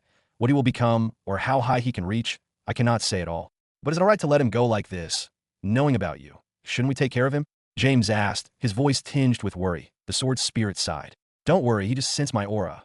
Nothing more. He might guess you have an extraordinary sword, but we can't deal with him, at least not with your current strength. He's definitely hiding his true power, and it's something that makes even me feel wary. He nodded, his expression becoming grave. Knowing this, Apollo would be a difficult opponent for him in the future, as the sword spirit cannot understand him. But now he focused on the battle ahead, determined to give it his all. Apollo didn't care about the outside, as he was immersed in discovering more about his eternal ice sword aura. Its power was evident, but he had yet to grasp its full potential. Although he had just begun to understand his eternal ice sword aura, Apollo felt its magnificence, its boundless power that seemed to stretch through eternity without beginning or end. The entire room transformed into an ice cave filled with crystals that would never melt without outside interference. Whether it was 1,000, 10,000, or even 1,000,000 years later, the crystals would still remain, untouched by time. As he dove deeper into his training, Apollo felt the eternal ice sword aura resonate with his very soul. This was no ordinary power. It was a manifestation of his will, a force that seemed to stretch through eternity without beginning or end. He could feel its magnificence, an unyielding strength that promised to remain untouched by the passage of time. The temperature in the room plummeted, and the air was crisp and clear as the eternal ice sword aura enveloped him. Apollo's breath formed frosty clouds, each exhaling a visible reminder of the cold power he wielded. Apollo's mind wandered to the endless possibilities this new power presented. He visualized its applications in battle, imagining how it could freeze not just the physical, but also the very essence of his opponent's attacks. He realized that he could even freeze other laws with his eternal ice sword aura, just as he had frozen James' attack. However, to use it more effectively, he needed to understand and develop his sword aura further. Like mastering any law, he needed to deepen his comprehension and refine his abilities. Perhaps in the future, he could freeze everything in the world, even freezing time itself, with his eternal ice sword aura. His senses sharpened, and Apollo began to experiment with his newfound power. But he summoned ice with a mere thought, shaping it into intricate patterns and structures that seemed to defy gravity. Apollo crafted a delicate snow crystal, appearing fragile enough to break at a touch. But it was formed using his ice law intertwined with a hint of his eternal sword aura. He sent it flying towards the already frozen wall, and as the crystal touched it, it melted into the ice. Suddenly, there was a resounding boom. The ice began to expand, spreading throughout the villa, crossing walls, and freezing almost the entire structure in an instant. The villa itself was enormous, spanning nearly 50 to 60,000 square feet, not counting the outside garden, training area, and other facilities. Such a large villa being frozen by just a hint of his sword, aura, and ice law was a testament to Apollo's newfound power, and this was no ordinary ice. According to his estimation, even a strong first or second-rank limit breaker would struggle to break free from it, unless they were a heaven-defying genius. Only the top 15 geniuses in the competition might have a chance to break free, and even they would need to use their laws and best attacks. And this was without Apollo even trying his hardest. If he did, he wasn't sure who could break free from his ice. Among the third-rank limit breakers, there were definitely not many who would be able to overcome IT that moment. Apollo felt tremors from a loud explosion and stopped his testing, but he guessed it must be coming from the arena. In the arena, the battle between Prince Michael and James had reached its climax. Both displayed one powerful skill and trump card after another, shocking the crowd with their seemingly endless arsenal of hidden moves. But now, it was coming to an end.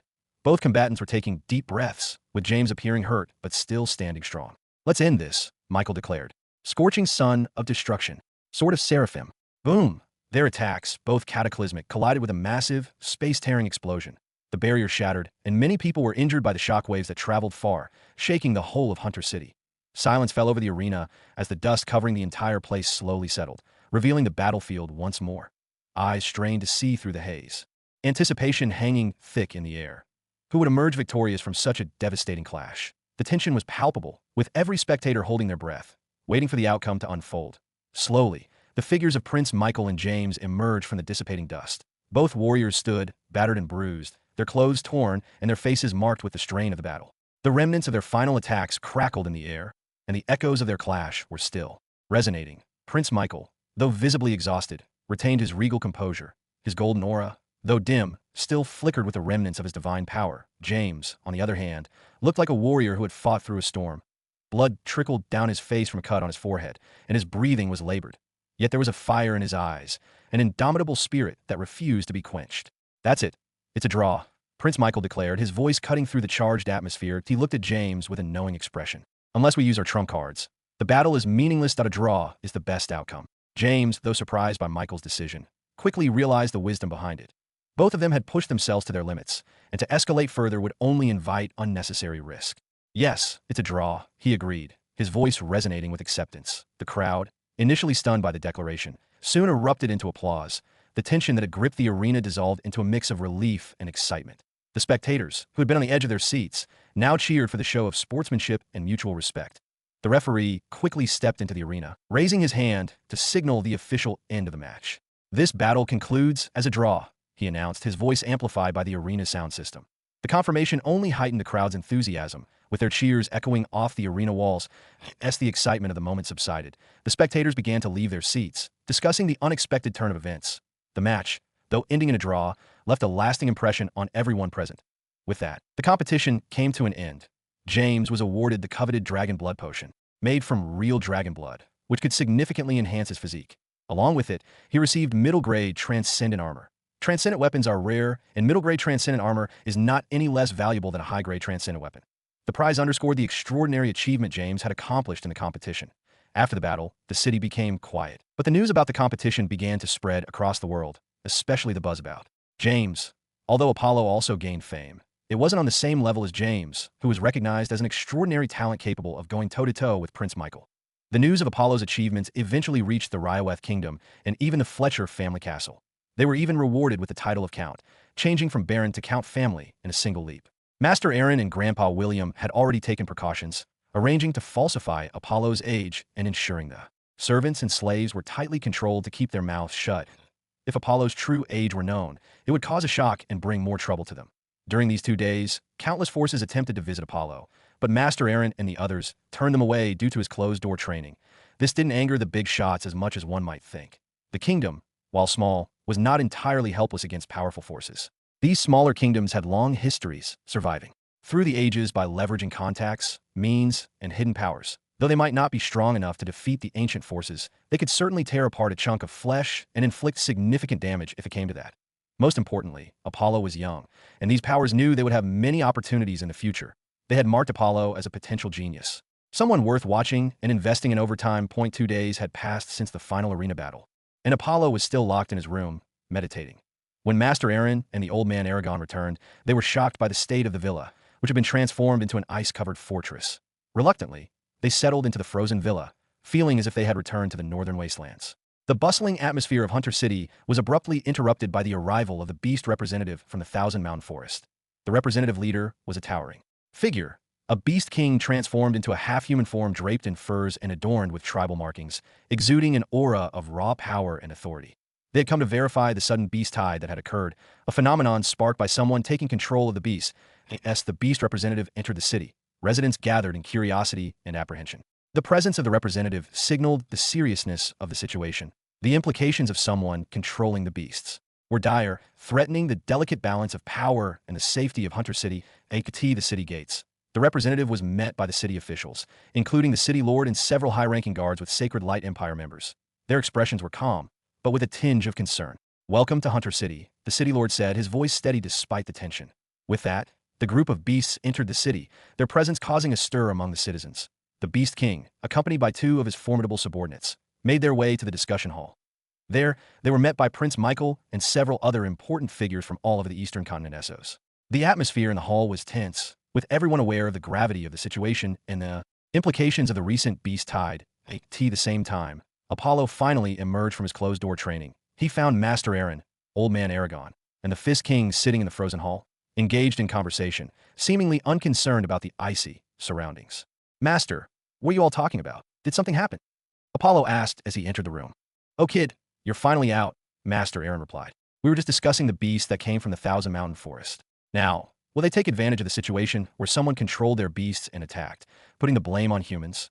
They might use this to demand something from us or threaten war otherwise," added old man Aragon. Apollo mused, "Are the beasts in the Thousand Mountain Forest that strong? Can they fight against the Sacred Light Empire and a combination of so many kingdoms and ancient forces?" Master Aaron nodded, his expression serious. "Yes, they are formidable. The Thousand Mountain Forest is home to countless powerful beasts, some of which possess strength on par with the strongest human warriors. The divine beasts, the Beast King, and his subordinates are no joke. They have their own hierarchies and power structures, and many of them have unique abilities and strengths. And they're also not alone. They have alliances and support." "Who has alliances with them?" Apollo asked, surprised. "From what I remember, other species like elves, spirits, or human beast clans are very few in number, and even if they combined, they wouldn't offer much help. Naturally, they have support, but not from this continent. Kiddo, let me tell you more about our planet, Ryan, and broaden your horizons," Master Aaron said, preparing to impart valuable knowledge. Apollo leaned in, listening carefully, aware that there weren't many books on this subject in the Fletcher family's library. "Ryan is a vast and diverse planet, far more complex than you might think," Master Aaron began. "First, the continent we are on is the Eastern Continent, Essos. Our Eastern Continent, Essos, is just one of 5 major continents. Even then, it had so many kingdoms and ancient forces. Each continent is home to its own unique cultures, races, and power structures," Master Aaron continued. "To the west of Essos lies the Western Continent, Zareth. It's a land of ancient civilizations and powerful empires, many of which have long histories of rivalry and cooperation with the Eastern Continent. They have a similar situation and strength as us," Master Aaron continued. "Like us, humans also dominate the Southern Continent. The Empire of Sacred Elements is the leading human empire in the Southern Continent, Zareth. They also have had ongoing conflicts with the Sacred Light Empire and the Eastern Continent, especially over the last 1,000 years." Apollo's curiosity was piqued. "What kind of conflicts?" he asked. "That's complicated, but that's not important. Let me first tell you more about Ryan's other continents. Beyond Zareth are the Northern and Southern continents, each with their own unique inhabitants and mysteries. The Northern and Southern continents are quite different from our Eastern and Western continents," Master Aaron began, his voice echoing slightly in the icy chamber. "First, let's discuss the Southern Continent. Although it boasts a mighty human empire, it's not dominated by humans alone. There are quite a few forces of similar strength vying for control. The strongest force on the Southern Continent is undoubtedly the Great Elf Empire," he continued. "Their influence and power are unmatched, even among the various formidable factions. The elves, with their ancient wisdom and unparalleled command over nature and magic, have maintained their dominance for centuries." Old man Aragon, who had been quietly listening, nodded in agreement. "The Elf Empire's territory is vast, stretching across lush forests and enchanted lands. Their society is highly advanced, with a deep respect for the natural world. The elves' mastery of magic is second to none, and their warriors are renowned for their agility and precision. Because of the elves' strength, the Southern Continent is also known as Illyria, named after the legendary elf Queen Illyria, who is said to be the strongest of her kind. Apollo listened intently, absorbing the information. He had heard stories of the elf empire, but hearing them from his masters gave him a new perspective. As for the northern continent, Master Aaron continued, it's a land of extremes. Harsh winters and treacherous landscapes make it a difficult place to live. It is the most chaotic continent, filled with both snakes and dragons in the same place. The human settlements there are small and scattered, constantly battling the elements and the wild creatures that roam the land. On the northern continent, you'll encounter races that are difficult to find on the other three continents or even believed to be extinct elsewhere. Whether it's beast tribes, spiritual beings, or rare species like werewolves, vampires, and other dark and blood races, they all can be found in the northern continent. Master Aaron explained, his voice tinged with intrigue. It is the true land of the most weird and mysterious creatures, and is believed to house the strongest beings on this planet. While other continents have divine beasts, the strongest ones are said to reside here. The Thousand Mountain divine beasts are connected to this region, and because of the chaos, it is often called the continent of chaos. He concluded, his words hanging heavily in the air. Old Man Aragon nodded in agreement. The northern continent's environment shapes its inhabitants into formidable beings. The survival of the fittest is the law of the land, and only the strongest can thrive in such a harsh place. He nodded, realizing that the Thousand Mountain forest on their eastern continent wasn't weak and had its support. But that's 4 continents. What about the 5th continent, Master? He asked. Master Aaron smiled, a hint of mystery in his eyes. The 5th continent, known as the Necros continent, the continent of desolation, or the continent of death, is a place of legends that it is the oldest and largest continent since the beginning of creation and is considered the center of Orion. It is said to be the cradle of all life and the origin of the most ancient and powerful beings. Unlike the other continents, it's not easily accessible and is surrounded by treacherous seas and magical barriers. Many believe that those who manage to reach it never return, or if they do, they are profoundly changed. He paused, letting the weight of his words settle. It's a place of myth and mystery, where the greatest secrets of our world are said to reside. Some even say it's the place of rest for the fallen gods themselves. But what the truth is, nobody knows, except a few lucky ones and the gods themselves. Oh, the continent of Necros, Apollo murmured, his interest piqued. The tales of this enigmatic land, shrouded in secrets and mysteries, intrigued him deeply. However, he knew that to uncover its hidden truths, he would need to become much stronger. Master Aaron nodded, recognizing the spark of determination in Apollo's eyes. But anyway, you don't need to worry too much about it, Master Aaron continued. Humans are still the strongest beings on Orion, and even divine beasts are cautious not to provoke us. This situation is more about politics than actual power struggles. Sending Prince Michael here was likely part of this political maneuver. The search for the divine artifact, the Book of Death, was just an excuse. Apollo nodded, understanding the underlying political currents at play. So, it's more about maintaining balance and control among the powerful factions, he said, thinking aloud. Exactly, Master Aaron confirmed. Old Man Aragon, who had been listening quietly, added, and you, Apollo, have become a significant player in this game of influence and power. Your strength and potential have drawn the attention of many powerful forces. Be cautious and aware of the alliances and rivalries that surround you. Understand, Apollo said, his voice steady. I'll stay vigilant and continue to grow stronger. Oh, and by the way, we're going to return to the kingdom in a week. Staying here isn't much help to you now, since you cannot enter the Thousand Mountain range, and remaining low-key for some time is also good for you, Master Aaron said. Yes, Master, Apollo nodded. Although he was returning earlier than expected, his gains were many times better than he had hoped for, and he also missed his family. The discussion in City Hall continued for a few hours, and finally, they seemed to have made some deal. An hour later, the Beast King and his entourage left the city without causing any trouble. The city gradually returned to peace. Slowly, everything went back to normal, with the only surprising event being the mysterious disappearance of James, who silently vanished under the eyes of many as the crowds and warriors who had flocked to the city for the competition and the allure of the Book of Death began to leave. Hunter City started to feel like itself again.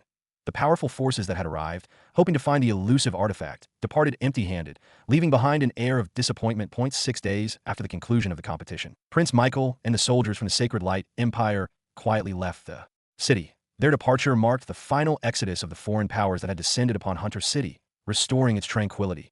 The streets, once filled with excitement and anticipation, now carried the calm of everyday life. Within the now serene city, Apollo remained focused on his training. The villa, still covered in ice, became his sanctuary as he delved deeper into his understanding of the eternal ice sword aura. Master Aaron and Old Man Aragon supported him, ensuring he had the solitude and resources he needed to further his cultivation. But after a day or two of final preparations and farewells, Apollo and his group also silently left Hunter City, their departure marked by the quiet resolve of seasoned travelers. The journey back to the kingdom of Ryaweth was long, taking an entire week as they traversed diverse landscapes, from rugged mountains to serene valleys, each step bringing them closer to home.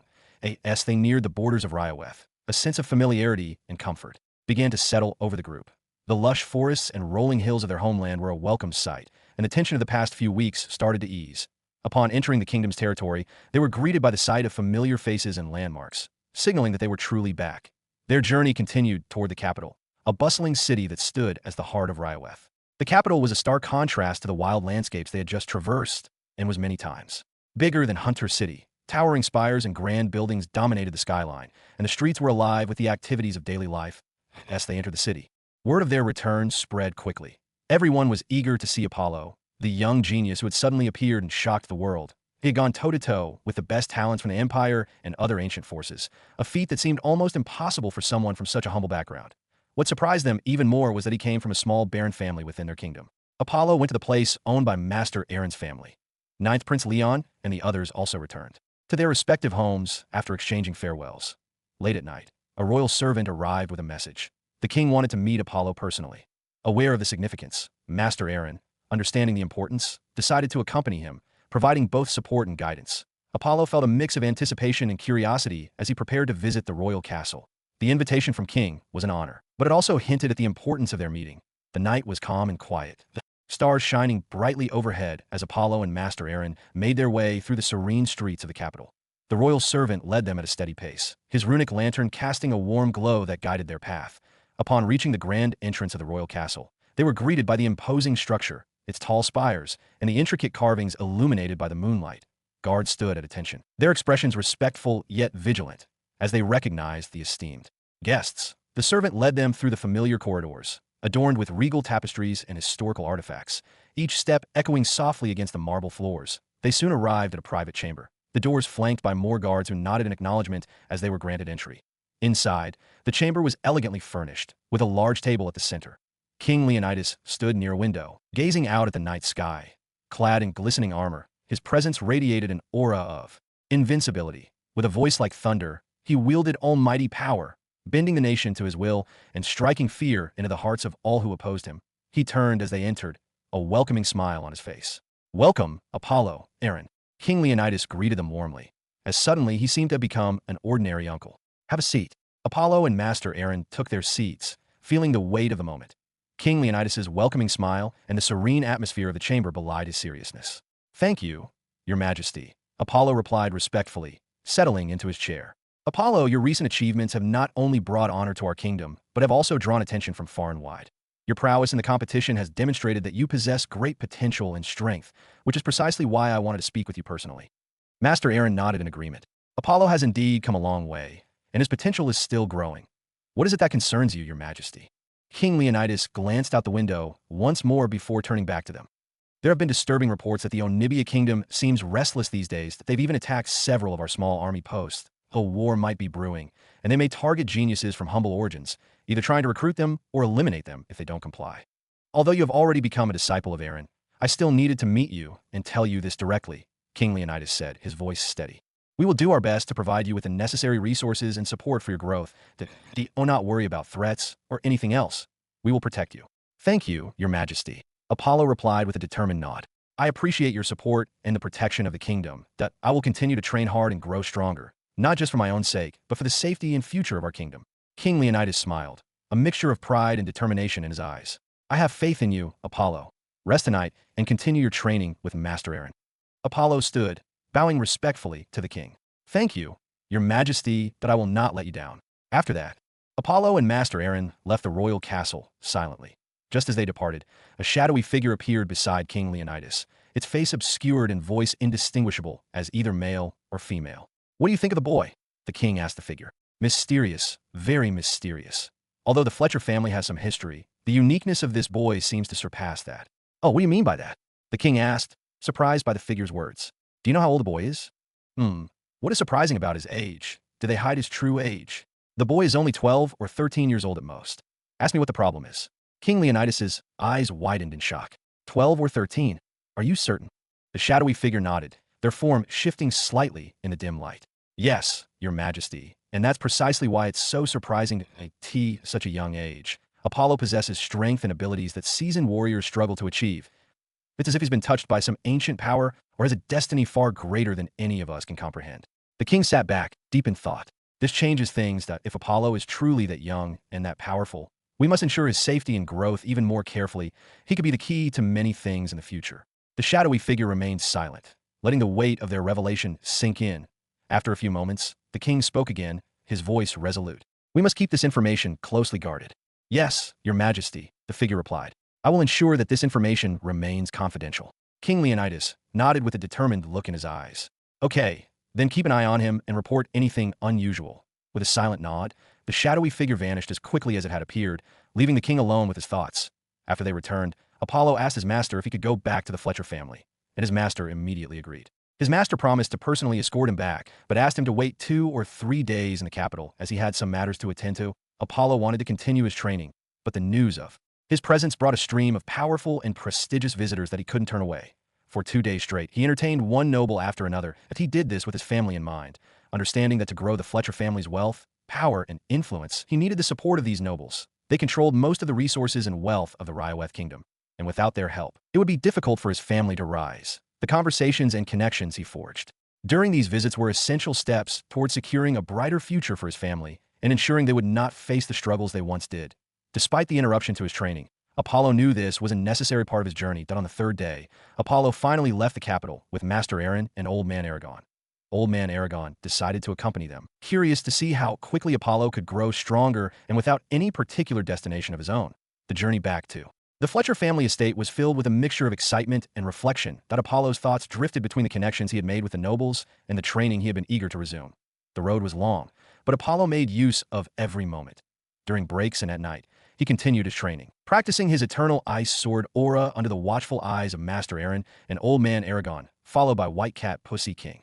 Their insights and feedback proved invaluable, helping him to refine his techniques and deepen his understanding of the powerful aura he had discovered. Finally, after several days of travel, they arrived at the Fletcher family estate. The sight of his family's home filled Apollo with a sense of purpose and determination. He was greeted warmly by his parents and grandpa, who were both proud and relieved to see him safe and in good company. Though he looked entirely different from before, they didn't ask about the change. "Ha, grandson, you finally came back." Grandpa William quickly laughed and welcomed Master Aaron and Old Man Aragon with enthusiasm. The return of Apollo, now accompanied by 2 esteemed figures, brought a wave of excitement and curiosity among the Fletcher family and the local community. They gathered to welcome them, eager to hear tales of Apollo's journey to Apollo's family. Especially his parents were overjoyed to see him. They had heard of his exploits and the significant name he had made, but seeing him in person filled them with pride. Guest rooms were prepared for Master Aaron and Old Man Aragon, as they had decided to stay at Fletcher Castle for some time to protect Apollo. As for the Pussy King, it strolled the Fletcher mansion. The next day, after a restful night, Apollo finally had some time alone with his family. He shared his experiences and the challenges he had faced, but he also spoke of the opportunities ahead and the potential for their family to rise in status and influence. That Apollo's family listened intently as he recounted his journey. The warmth of family and the comfort of home provided a much-needed respite from the trials he had faced.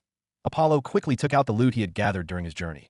Most of the items, such as weapons and armor, weren't of much use to him, but were absolute treasures for his family. Despite their promotion to a count family, the Fletchers lacked strength, resources, and wealth. Having only a large territory, his family gathered around, eyes wide with amazement, as Apollo laid out the items. There were swords of exquisite craftsmanship, gleaming armor, and various other valuables that would significantly bolster their household's strength and status. "This should help us defend our territory and improve our standing," Apollo said, smiling at the astonished expressions on his family's faces. His grandpa, Count William Fletcher, stepped forward, examining a finely crafted sword. "These are incredible, Apollo.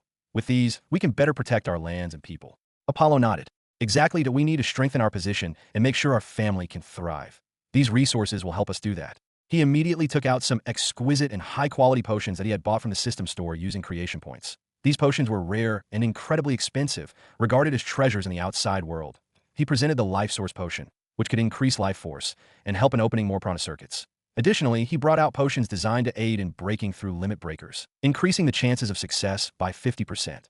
The most precious gift of all was an exceptionally rare potion named Sky Nurtured Soul Potion. Intended to help his grandpa, he could now clearly sense that his grandfather's strength was at the peak of a first-rank limit breaker, and this potion would help him break through to become a second-rank limit-breaking guardian. His family gathered around, their eyes widening in astonishment at the sight of these extraordinary potions. Seeing all the potions, especially the Sky Nurture Soul potion, the entire Fletcher family was in disbelief. His mother, Louise, who had a deep knowledge of potions, was particularly shocked. Even for her, these potions were new and unprecedented. "Apollo, where did you find these?" Louise asked, her voice filled with astonishment as she examined the Sky Nurture Soul potion. "I've never even heard of this one." Apollo smiled, being able to surprise his knowledgeable mother. "I came across them during my journey. They're scarce and valuable, meant to help us all improve." His father and grandfather, Count William Fletcher, looked at him with admiration. "You've truly brought a treasure trove back home, Apollo. These will be instrumental in our growth and protection." Apollo's grandpa held the rare potion tightly, his eyes filled with determination. "This will help me break through to the second rank. I'll do everything I can to achieve that and protect our family." As the family continued to marvel at the potions, they discussed how best to use them. Louise, with her extensive knowledge, offered guidance on the optimal usage and timing for each potion, ensuring that they would maximize their benefits. Apollo felt a deep sense of satisfaction seeing his family's renewed hope and determination. These potions would not only elevate their abilities, but also solidify the Fletcher family's standing and influence in the kingdom. Over the next few days, the Fletcher family implemented Louise's plan. They each took the potions at carefully chosen times, enhancing their strength and skills. The improvements were noticeable almost immediately. Apollo's father John's breakthrough to the first rank limit breaker brought a wave of pride and reassurance to the family, solidifying their confidence in their future. Apollo resumed his training, but Master Aaron had to enter closed-door training, sensing an opportunity to break through to a fourth rank limit. Breaker Grandmaster, he left Apollo under the care of Old Man Aragon. Before retreating, Master Aaron provided Apollo with valuable insights about sword aura, despite the absence of a specific training regimen. Drawing from his noble clan's history of swordsmen spanning thousands of years, Master Aaron handed Apollo a book filled with their experiences and methods. "This book contains the wisdom of countless swordsmen who came before you," Master Aaron said, handing over the leather-bound volume. "Study it well. The IT may not give you direct instructions, but will offer guidance and inspiration for your path." Apollo accepted the book with a grateful nod. "Thank you, Master Aaron. I will make the most of this."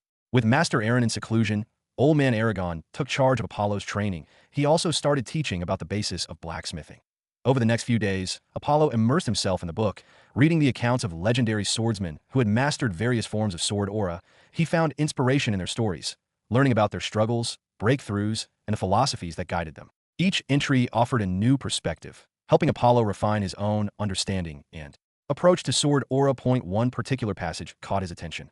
"The essence of sword aura lies not in the weapon, but in the wielder's spirit. It is an extension of one's will, a manifestation of their resolve and determination.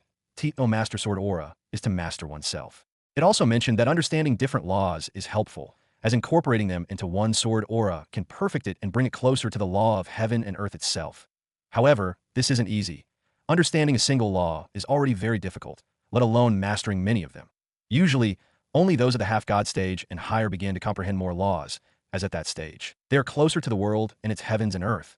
But this is a good approach for him, having already understood 3 different laws, with his highest accomplishment being the law of death. He can try incorporating it into his sword aura to make it stronger and improve his mastery.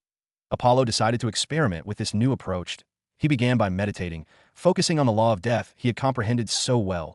The cold, immutable essence of death flowed through him. Mingling with his sword aura, he visualized the eternal stillness of death and its inevitable embrace and tried to merge this concept with the sharp, unyielding nature of his eternalized sword aura.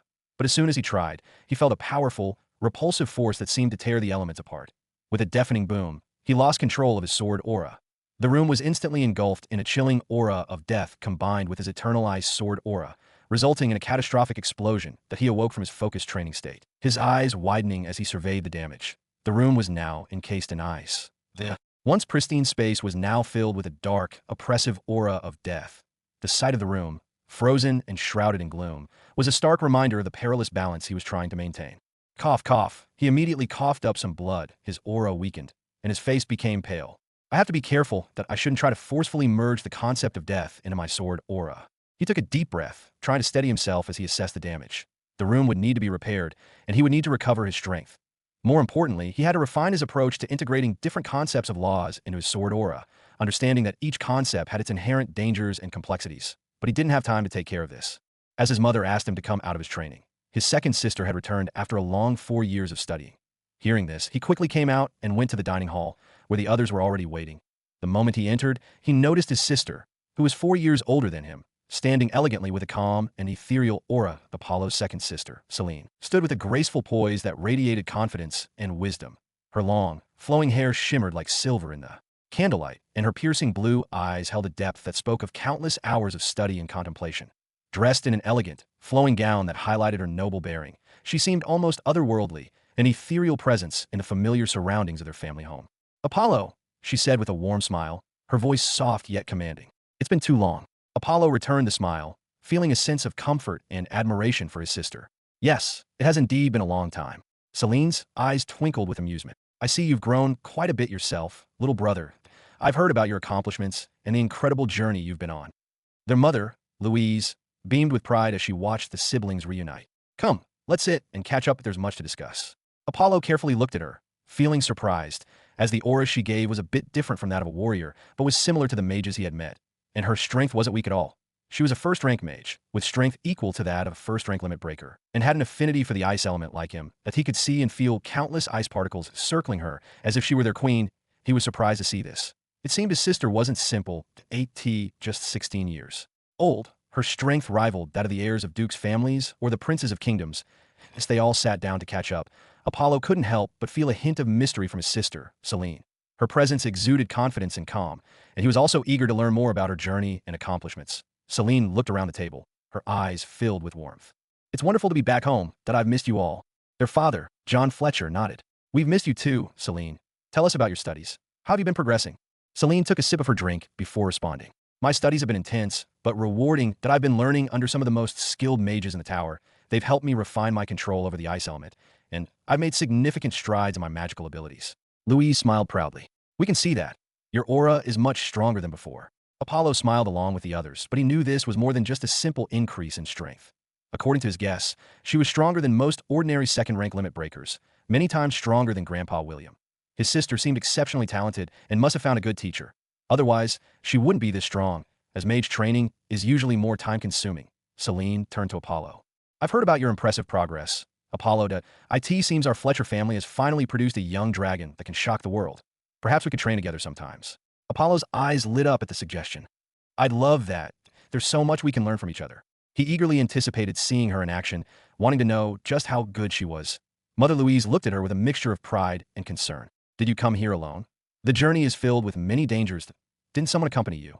she asked, her voice tinged with worry. Selene nodded reassuringly. "Don't worry, Mother. I was well protected. 2 senior students from the tower accompanied me. They had something to take care of once we entered our kingdom's territory, so we split up. They should be arriving here soon."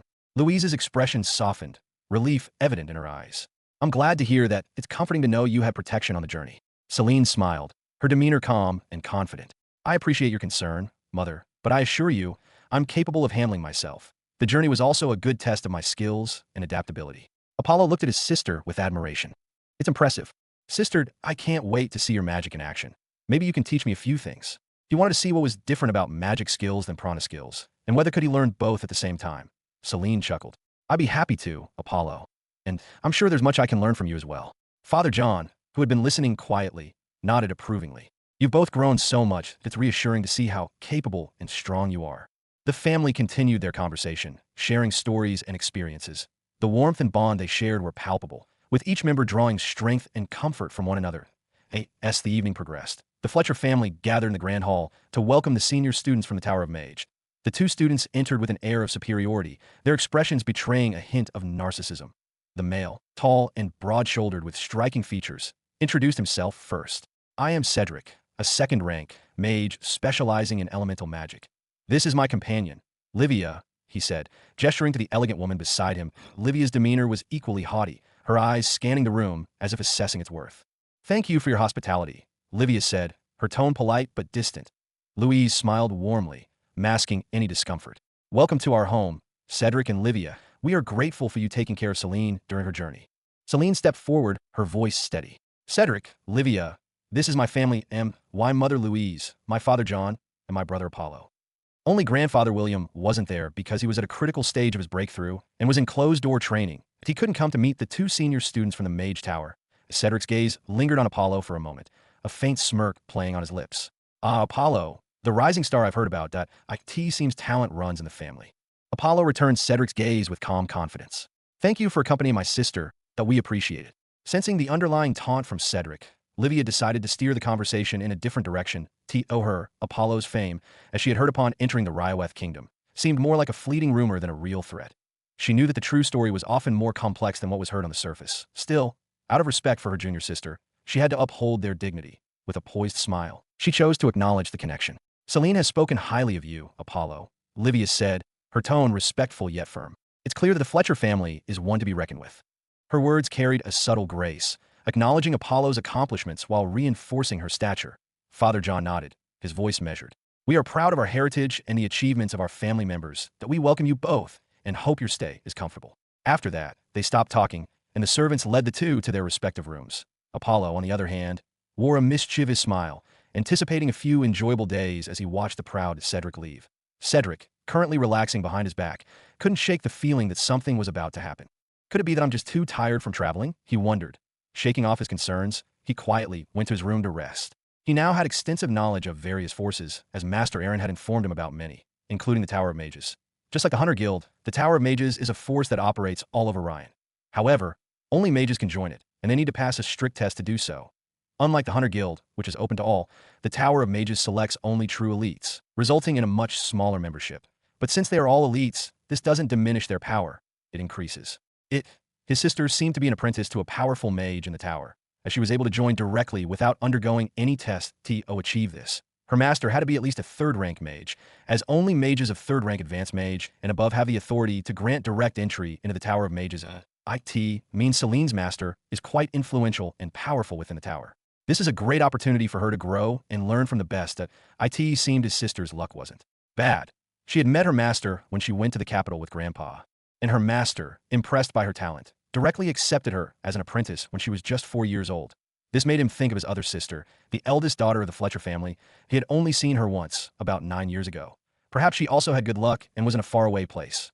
Otherwise, she wouldn't have stayed away for so many years. Except for sending letters regularly, Apollo's thoughts wandered as he contemplated his family situation and the mysterious nature of his eldest sister's prolonged absence. Each sibling seemed to be following their own path, growing stronger and more influential in their respective fields.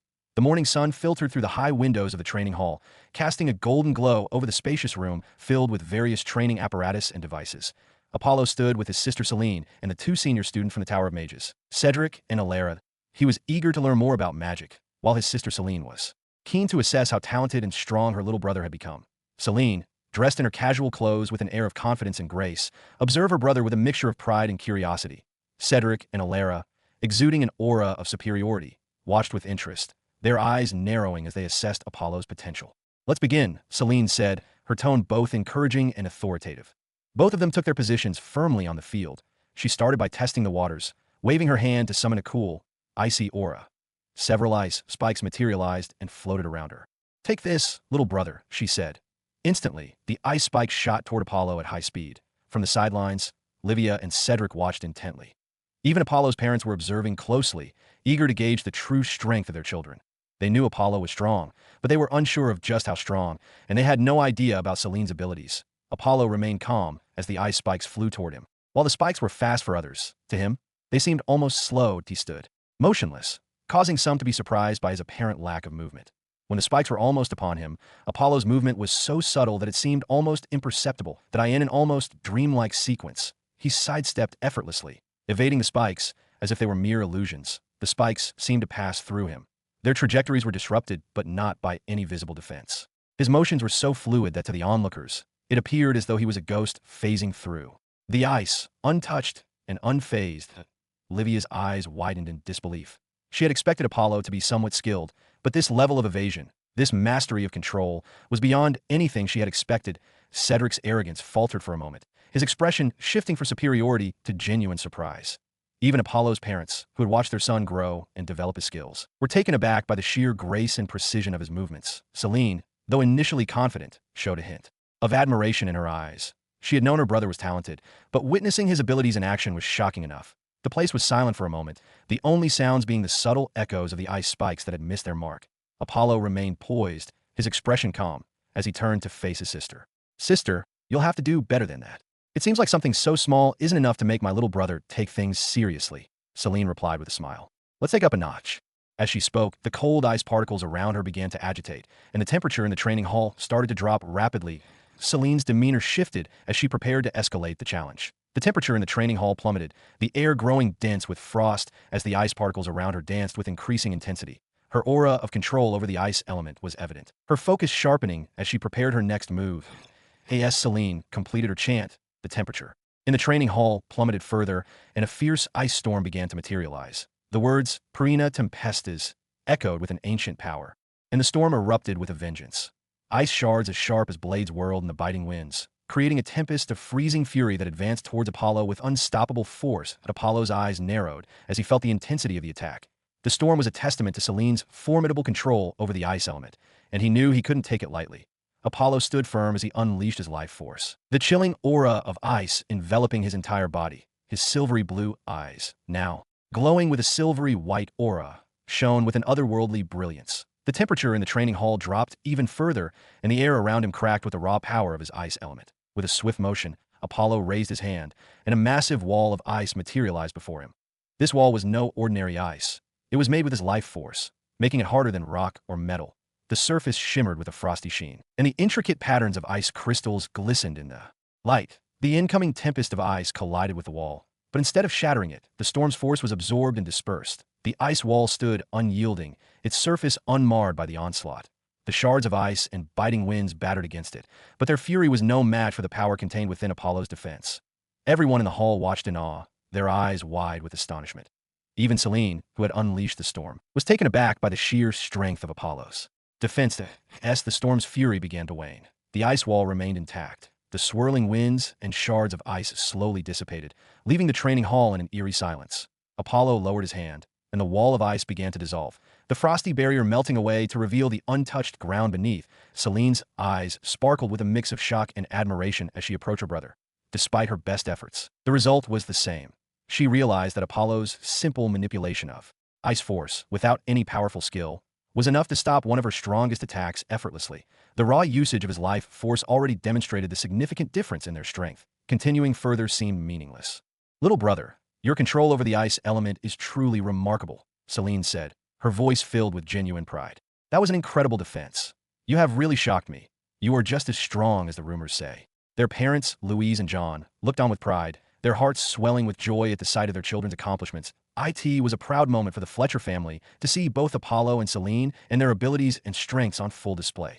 Livia and Cedric, who had initially observed with a sense of superiority, now wore expressions of discomfort.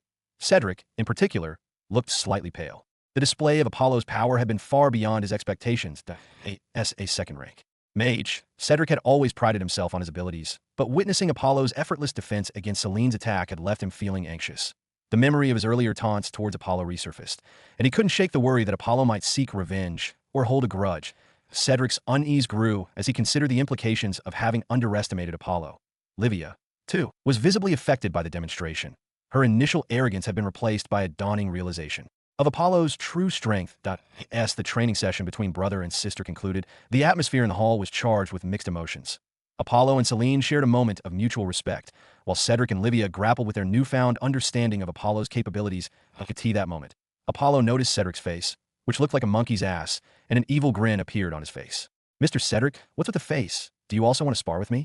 Cedric's face turned even redder at Apollo's words, his earlier bravado evaporating in the face of the young warrior's undeniable strength. The hall fell silent as everyone turned their attention to the confrontation. Livia, standing beside Cedric, glanced nervously between the two. No, I wouldn't dare, Cedric stammered, trying to maintain some semblance of dignity. You've demonstrated your abilities, that I'm simply here to observe and learn. Apollo's grin widened, but he kept his tone casual. There's no need to be modest, Mr. Cedric. Sparring is a great way to learn.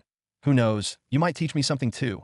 Cedric swallowed hard, realizing there was no graceful way out of this. Well, if you insist, perhaps just a light spar, he said, his voice wavering slightly. Celine stepped forward, her expression a mix of amusement and concern. Brother, go easy on him, that we wouldn't want our guest to feel uncomfortable. Apollo nodded, still smiling.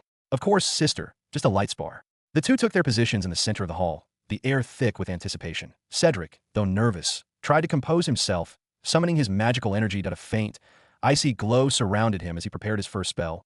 Apollo, in contrast, remained relaxed, his eyes focused on Cedric. "Whenever you're ready," he said, his voice calm. Cedric hesitated for a moment, but then quickly steeled himself. Thinking he still had a chance, he was a rare genius and wouldn't lose to some weak, noble kid. Gathering his strength, he quickly launched a powerful spell, a stream of ice energy gathering and turning into a massive mountain-like ice meteor. "Take this," he shouted, his voice full of determination. The others were shocked by the sheer size of the ice, which seemed to cover the training ground and block the sunlight as it floated above their heads.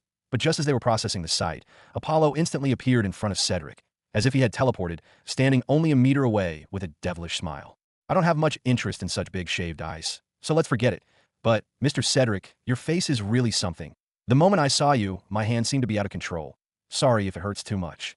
Bang! With the speed of sound, Apollo's punch landed squarely on Cedric's face, sending him flying and instantly knocking him unconscious. The half-formed spell crumbled like a snowfall, leaving everyone stunned and questioning what the fuck just happened. The room fell silent as everyone stared at Apollo and the unconscious Cedric.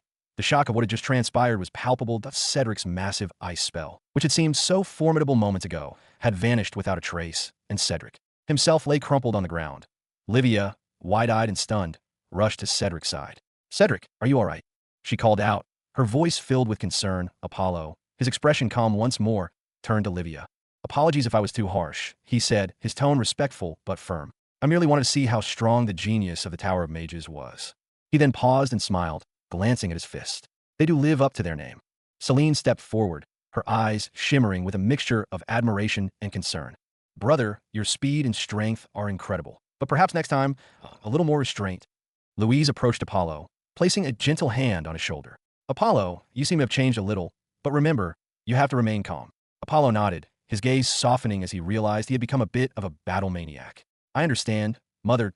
I'll be more mindful in the future." Livia, having checked Cedric's condition, looked up at Apollo with a mixture of fear and respect. He's fine, just unconscious." The tension in the room began to ease as Cedric stirred, slowly regaining consciousness. He groaned, his face bruised, and his pride undoubtedly wounded. Livia helped him to his feet, and he avoided Apollo's gaze, his earlier arrogance shattered. John cleared his throat, drawing everyone's attention. "I think that's enough sparring for today. Let's all take some time to rest." As the group dispersed, Celine walked beside Apollo, her expression thoughtful. "Brother, you've truly grown. Your power is beyond what I could have imagined. Even the best geniuses from the Tower of Mages are nothing compared to you." She was genuinely shocked by her little brother's growth and strength. Despite his young age, he had already surpassed most of the younger generation. "Sister, now that the sparring is done, why not tell me more about mages and their strengths?" Apollo quickly asked, eager to learn more about the power system he was less familiar with. Celine, recovering from her astonishment at Apollo's swift takedown of Cedric, nodded with a smile. "Of course, brother. Mages are quite different from warriors in how they harness and utilize their power. Let me explain the basics and some nuances." She took a seat, gesturing for Apollo to do the same. Mages primarily rely on their mana, the energy within them, to cast spells. This mana can be refined and increased through various means, such as meditation, potion consumption, and studying ancient texts. Unlike warriors, who enhance their physical strength and life force, mages focus on their mental strength and control over the elements. Just like warriors have to open 9 prana circuits in their bodies, mages need to unlock 9 mind blocks to become true mages, Celine explained. "Oh, mind blocks," Apollo repeated, intrigued by the parallel paths both mages and warriors had to follow. "So, mages also have a series of steps, but their focus differs." Celine nodded. "Exactly. Each mind block represents a level of mental and spiritual development. That be why unlocking these blocks, mages gain access to greater power and the ability to cast more complex spells.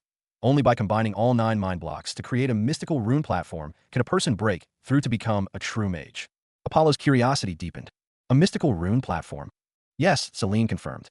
"The rune platform is the foundation for a mage's power, but it's created by merging the 9 mind blocks, forming a stable base for casting advanced spells. This platform is essential for a mage to reach higher levels of mastery and to tap into the deeper layers of magical energy. So, it's like the core of a mage's power," Apollo mused. "Precisely," Celine said with a smile. "Without it, a mage's abilities are limited. But with a fully developed rune platform, a mage can achieve remarkable feats. Creating it is arduous, requiring immense focus and dedication, but the rewards are well worth the effort. It acts as a bridge that connects the heavens and the earth, allowing a mage to have powerful control over the elements around them. Before building the rune in their mind space, they are all referred to as apprentice mages," Celine explained. Apollo's eyes lit up with understanding. "So, until they create this rune platform, they can't fully harness their potential." "Exactly," Celine affirmed. Apprentice mages focus on unlocking their mind blocks and learning the basics of spellcasting. Once they've built their rune platform, they become true mages, capable of wielding much greater power and casting more intricate and potent spells. Apollo nodded, absorbing the information. It's fascinating how similar, yet different the paths of warriors and mages are. Yes, mages are also divided into ranks according to the number of runes they build in their mental space. 1 rune, first rank mage or elementary mage 4 runes. Second rank mage or intermediate mage 8 runes. Third rank mage or advanced mage 16 runes. Fourth rank mage or master mage 32 runes. Fifth rank mage or great magister 64 runes. Sixth rank mage or archmage. Apollo's eyes widened in amazement. That's quite a progression. The number of runes must exponentially increase the complexity and power of their spells. Exactly, Celine said. Each rune acts as a conduit for magical energy, amplifying the mage's abilities and allowing for more intricate and powerful spell casting. And it's a long and arduous journey, but the rewards are immense. Apollo nodded, deep in thought. I see. The path of a mage is truly profound. But being profound, it also has astonishing similarities to warriors. After breaking through and becoming limit breakers, they too face a similar situation. Instead of building runes like mages, they break seals known as prana seals or life seals within their bodies. The number of life seals corresponds exactly to the number of runes for mages. It's like unlocking hidden acupoints within the body. For example, to break through to the second rank, a warrior needs to break 4 life seals within them. Only then can they become a second-rank limit breaker. Apollo couldn't help but be intrigued by the parallels. So, both paths require a deep understanding and control over one's own body and mind. Exactly, Celine confirmed. But sister, can you check if I can become a mage as well? I've heard that there are very few, but rare, people who follow more than one path. Celine looked at Apollo thoughtfully. There are indeed rare individuals who can follow more than one path, but it's an incredibly challenging feat. Balancing the demands of both a warrior and a mage requires exceptional talent and discipline. But brother, you've already become a limit-breaking warrior, so the difficulty of opening your mind blocks will increase exponentially. Even with good talent, it will still be very difficult. She paused, then added, I can still check if you have the potential to become a mage as well. It involves assessing your mental and spiritual strength with an affinity for elements to see if you can unlock the mind blocks necessary for mage training. Apollo nodded, understanding the gravity of the challenge. I know it won't be easy, but I'm willing to try. Let's see if I have the potential. She nodded and took out a white crystal ball made of an unknown material, asking him to place his hand on it. Brother, place your hand on the spirit crystal ball. Apollo placed his hand on the crystal ball, feeling a cool sensation spread from his palm. The crystal ball began to glow faintly, and swirling lights appeared within it, reflecting a spectrum of colors. Celine watched intently, her eyes focused on the changing patterns. As the lights inside the crystal ball intensified, they gradually settled into a bright, steady purple glow. Celine's face lit up with a mixture of excitement and amazement. It's purple, brother, it's purple, she exclaimed, shocked by the vibrant glow. But just then, the purple light began to brighten even more, and with a minuscule amount of golden light, the crystal ball cracked and exploded with a boom. Celine staggered back, her eyes wide with astonishment. Unbelievable. The crystal ball couldn't contain your potential. She looked at Apollo, her expression a mix of awe and pride. Brother, you have an extraordinary affinity for magic, even more than I imagined. Apollo, equally surprised, looked at his hand and then back at Celine. Does this mean I have the potential to be a powerful mage? He was no longer unaware of his talent. He now recognized it as beyond extraordinary. While he had always thought his exceptional ability was limited to the warrior path, despite having a strong spirit, he didn't feel particularly gifted after his experience at the Runic Tower in Frostheld City. He now realizes that his talent in the spiritual field is also quite formidable. If you can't become a mage, then no one can. Even though you've already reached the limit-breaking warrior stage and the difficulty has increased many times over, your talent still allows you to pursue mage cultivation. You know, a mage's talent is categorized by the color shown on the spirit crystal ball, ranging from low to high: white, yellow, green, blue, purple, and finally golden. Golden is the highest because the spirit crystal cannot measure their talent accurately, and every golden talent mage is said to possess unique abilities. Even if I hadn't seen it today, I would have believed it was just a rumor spread by older generations to teach young mages not to be too proud. But now, my little brother seems to have such legendary talent. Apollo, intrigued by his sister's revelation, asked, Oh, it seems my talent is impressive. What about your talent, sister? Celine's expression shifted, a hint of sadness creeping in. Her pride was tempered by a touch of annoyance. Blue, she admitted, revealing her own talent level. It's quite good, but nowhere near your potential. But now the problem is that to build a powerful rune, you need ancient meditation techniques. Using ordinary methods would be a waste of your talent. Unfortunately, I can't provide you with my meditation method. It was given to me by my master and cannot be shared outside. Apollo nodded thoughtfully, understanding the gravity of the situation. I see. Then I'll have to find a way to acquire the appropriate techniques on my own. But you can take this meditation technique and use it to open the 9 mind blocks, Celine suggested. While opening the mind blocks with usual meditation isn't a problem, building a strong foundation rune requires more than that. The better the technique, the stronger the foundation rune you'll build. After that, she took out a parchment covered in strange words and symbols. She remembered that Apollo didn't understand ancient writing and was about to fetch another book to help him interpret it when something unexpected occurred. The moment Apollo's eyes fell upon the parchment with the meditation technique, a sudden and profound enlightenment seemed to wash over him. His expression shifted as he grasped an intuitive understanding of the symbols and their meanings, as if the ancient knowledge resonated with something deep within him. Fuck, she exclaimed, losing her calm and elegant, noble demeanor as she cursed in disbelief. She couldn't believe what was happening. Was this her own brother? Where was such extraordinary talent coming from? Although her mother was talented and her father was respectable, they shouldn't have produced such a prodigy. To think that just by looking at a meditation technique written in an unknown ancient language and symbols he had never learned, he could achieve enlightenment. We're all golden talent mages. Truly this heaven-defying? Apollo didn't notice her reaction, as he was completely absorbed in the mysteries of the ancient words and their profound application to the spirit. His spirit was already exceptionally strong, having broken the limit to become a first-rank limit breaker, increasing his spirit 10 or even 100 times. However, with this increased spirit, the difficulty of opening mind blocks also grew. It would have taken him 1 or 2 days to open his first mind block, but the sudden enlightenment allowed him to do so instantly. As he opened his first mind block, he felt an immediate improvement in his spirit, which seemed to be purified and made more sturdy. Yet, this was only the beginning. Still immersed in the mysterious feeling, Apollo continued, and there was no sign of stopping. The aura around him grew colder, indicating his strong affinity with the ice element. But this was not all. Gradually, different elements began to gather around him, albeit weakly at first. One by one, many elements present in heaven and earth started to converge. Water, earth, metal, wood, wind, fire, lightning, and even rarer elements like life, death, and devouring began assembling a harmonious circle around him. Celine could hardly believe her eyes. This was beyond extraordinary.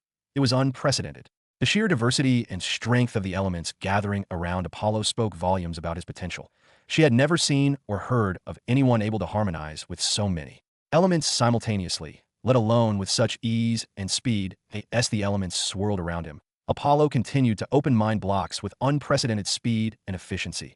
Each new mind block brought a surge of power and clarity, purifying and strengthening his spirit further. The once tranquil training hall was now a vortex of elemental energy, pulsating with raw, untamed power. Celine watched in awe as Apollo continued to harness the elements, his aura growing stronger and more complex with each passing moment. She had seen many talented mages in her time in the tower, but this was something entirely different. That Apollo's connection with the elements was almost symbiotic, as if they were an extension of his very being. Apollo opened one mind block after another in his mind, as if it were no one's business. In just 10 minutes, he had unlocked 9 mind blocks. However, in his state of enlightenment, he felt this wasn't enough. There seemed to be one more hidden block that, as he tried to force his way through it to open it, he encountered resistance, unlike anything he had ever felt before. Despite numerous attempts, he couldn't unlock it, realizing he was missing something crucial. Maintaining his enlightened state required every ounce of his focus, and he could feel it slipping away. Gradually, he awakened from his state of enlightenment, feeling a bit of loss as he hadn't managed to open the elusive 10th mind block. The elements around him ceased their gathering and slowly dissipated back into heaven and earth as if they had never been present. Only a profound silence remained in the training hall as the last of the elements settled around him. Apollo felt a profound shift within himself. The harmonization of the elements wasn't just a display of talent and power. It was a fundamental change in how he perceived and interacted with the world. His spirit, now more resilient and purified, was like a vast ocean of potential, ready to be explored and utilized. As Apollo collected himself, he noticed his sister Celine staring at him in shock. Her mouth was agape, unable to utter a single word. Her astonishment was palpable. She had witnessed something extraordinary, and the sight of her brother's astounding feat left her incomplete. "Oh, Apollo," she finally managed to say, her voice barely a whisper. "What you just did, it's beyond anything I've ever seen. You unlocked all 9 mind blocks in minutes, and I felt the presence of numerous elements around you. This is unheard of." Apollo smiled modestly, still feeling the lingering energy from his enlightenment. "It seems I have a lot to learn about being a mage. Thank you, sister, for guiding me." Celine shook her head, a mixture of pride and disbelief in her eyes. "No, Apollo, that you've just shown me that there are no limits to what you can achieve. Your talent is extraordinary." As the siblings shared this moment of revelation, a ding sound was heard in Apollo's mind. Host has been introduced to a new path that a new section of items is being added to the store. The update will be completed in a minute. The announcement about the store's new items echoed in his mind, pulling him back from the depths of his newfound abilities. He wondered what new treasures or tools might be available. Eager to see how they could further enhance his training and growth, he was very excited. But first, he opened his profile to see the change in himself. Void Creation System.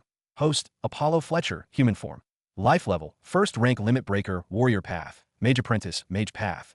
Status, Healthy. Physique, 1025. Normal Adult Human equals 1. Spirit, 520. Normal Adult Human equals 1. Prana, Life Energy, 11,600 units. Law, Ice, 5.2%. Death, 20.05%. And Devour, 0.91%. Swordsmanship, Eternal Ice Sword Aura, 3%.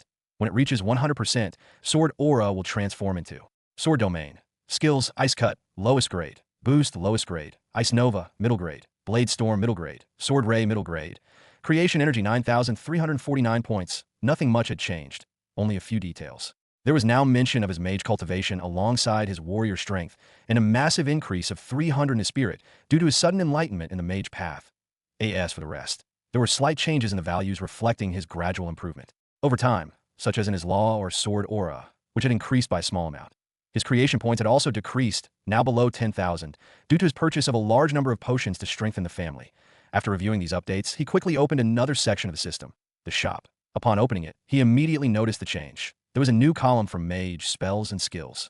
This section seemed to offer a greater variety than the warrior skills that Apollo's eyes lit up as he browsed through the new additions to the store. The mage spells and skills section was brimming with possibilities, each skill promising to enhance his magical prowess in different ways. He quickly scanned through the descriptions, eager to find spells that would complement his existing abilities and further his understanding of the elements. Among the new offerings, several spells caught his eye that he felt a thrill of anticipation as he read through their descriptions. Arcane Shield, low level. A spell that creates a magical barrier, protecting against both physical and magical attacks that IT seemed essential for any mage, adding a layer of defense that could be invaluable in combat. Elemental Convergence, middle level. A spell that allows the user to temporarily merge different elemental energies, creating powerful combined attacks. This could synergize perfectly with his diverse elemental affinities. Mana Burst, low level. An offensive spell that channels pure magical energy into a devastating burst, ideal for overwhelming opponents with sheer force. There were countless magic spells listed, but what caught his eye the most wasn't the spells themselves, but the ancient meditation techniques. Exactly what he required the most, that Apollo's eyes scanned the list of ancient meditation techniques, each promising unique benefits and profound enhancements to his magical cultivation. His gaze settled on a few that seemed particularly promising. Celestial Harmony. This technique focuses on aligning one's spirit with the cosmic forces, increasing the speed of casting spells, and improving elemental affinity. Ethereal Insight. A technique that enhances the clarity of the mind, makes it easier to comprehend complex spells and concepts, and aids in the rapid construction of runes. Void Resonance. Designed to tap into the primordial energies of the universe, this technique provides a massive boost to spiritual strength and the potential to unlock hidden abilities. Primordial Serenity. This meditation method focuses on achieving a perfect balance between body and mind, significantly improving the user's control over both physical and magical abilities. Dragon's Ascent. A powerful technique that not only enhanced mental and spiritual strength, but also provided a boost to physical prowess, making it ideal for someone pursuing both warrior and mage paths. There were many ancient meditation techniques before him, techniques so rare and valuable that wars could be waged over them. He had a hard time even counting how many there were, but there were at least over 1,000. However, he didn't want just any ancient meditation technique. He needed one that required 10 mind blocks to build the foundation rune. Since he had sensed the existence of a 10th mind block during his enlightenment, he was convinced it must be true. Having unlocked the unprecedented 10th prana circuit during his warrior training, he believed that mage cultivation should also have such hidden secrets. As he sifted through the numerous meditation techniques, he quickly found what he was looking for. To his surprise, he discovered not just one but 3 ancient meditation techniques that required 10 mind blocks to build the foundation rune. All 3 meditation techniques seemed incredibly powerful, as they utilized 10 mind blocks to create an unparalleled foundation rune, which would undoubtedly be stronger than any other. He carefully examined each of the 3 techniques and their descriptions. Point 1. Extreme Glacial Heart Meditation Description. This technique focuses on the absolute mastery of the extreme ice element, channeling the universe's coldest, most pure ice mana into the mage's foundation rune. It emphasizes the stability and endurance of the rune, making it nearly unbreakable and allowing the mage to reach the extreme state of every rank. Upon reaching the highest state, the user can freeze space and time, accessing a higher, unimaginable realm beyond dimensions. Point 2. Void Swallowing Serpent Meditation Description. This technique delves into the mysterious and often feared realm of the Devouring and death elements. It focuses on harnessing the dark and destructive forces to create a foundation rune that can absorb and nullify opposing energies, turning the mage into a force of entropy and decay. The mage will transform into a feared being capable of swallowing worlds and creating chaos across dimensions. Point 3. Primal Cosmos Meditation Description. This technique seeks to harmonize all known elements, creating a balanced and versatile foundation rune. It aims to establish a profound connection with the fundamental forces of law and nature, allowing the mage to wield multiple elements with equal proficiency and adaptability. At their highest level, the mage can create a cosmos and wield its power to its fullest, unleashing dimension-destroying force. All three meditation techniques were extremely powerful and went beyond his understanding, seeming to threaten the entire dimension that he couldn't even imagine how powerful and advanced such a level of life could be. Creating the cosmos, that possible. Yet the ancient meditation text suggested it was that he also couldn't help but notice that each technique seemed perfectly suited to his situation, as if the system had specifically chosen these three meditations for him.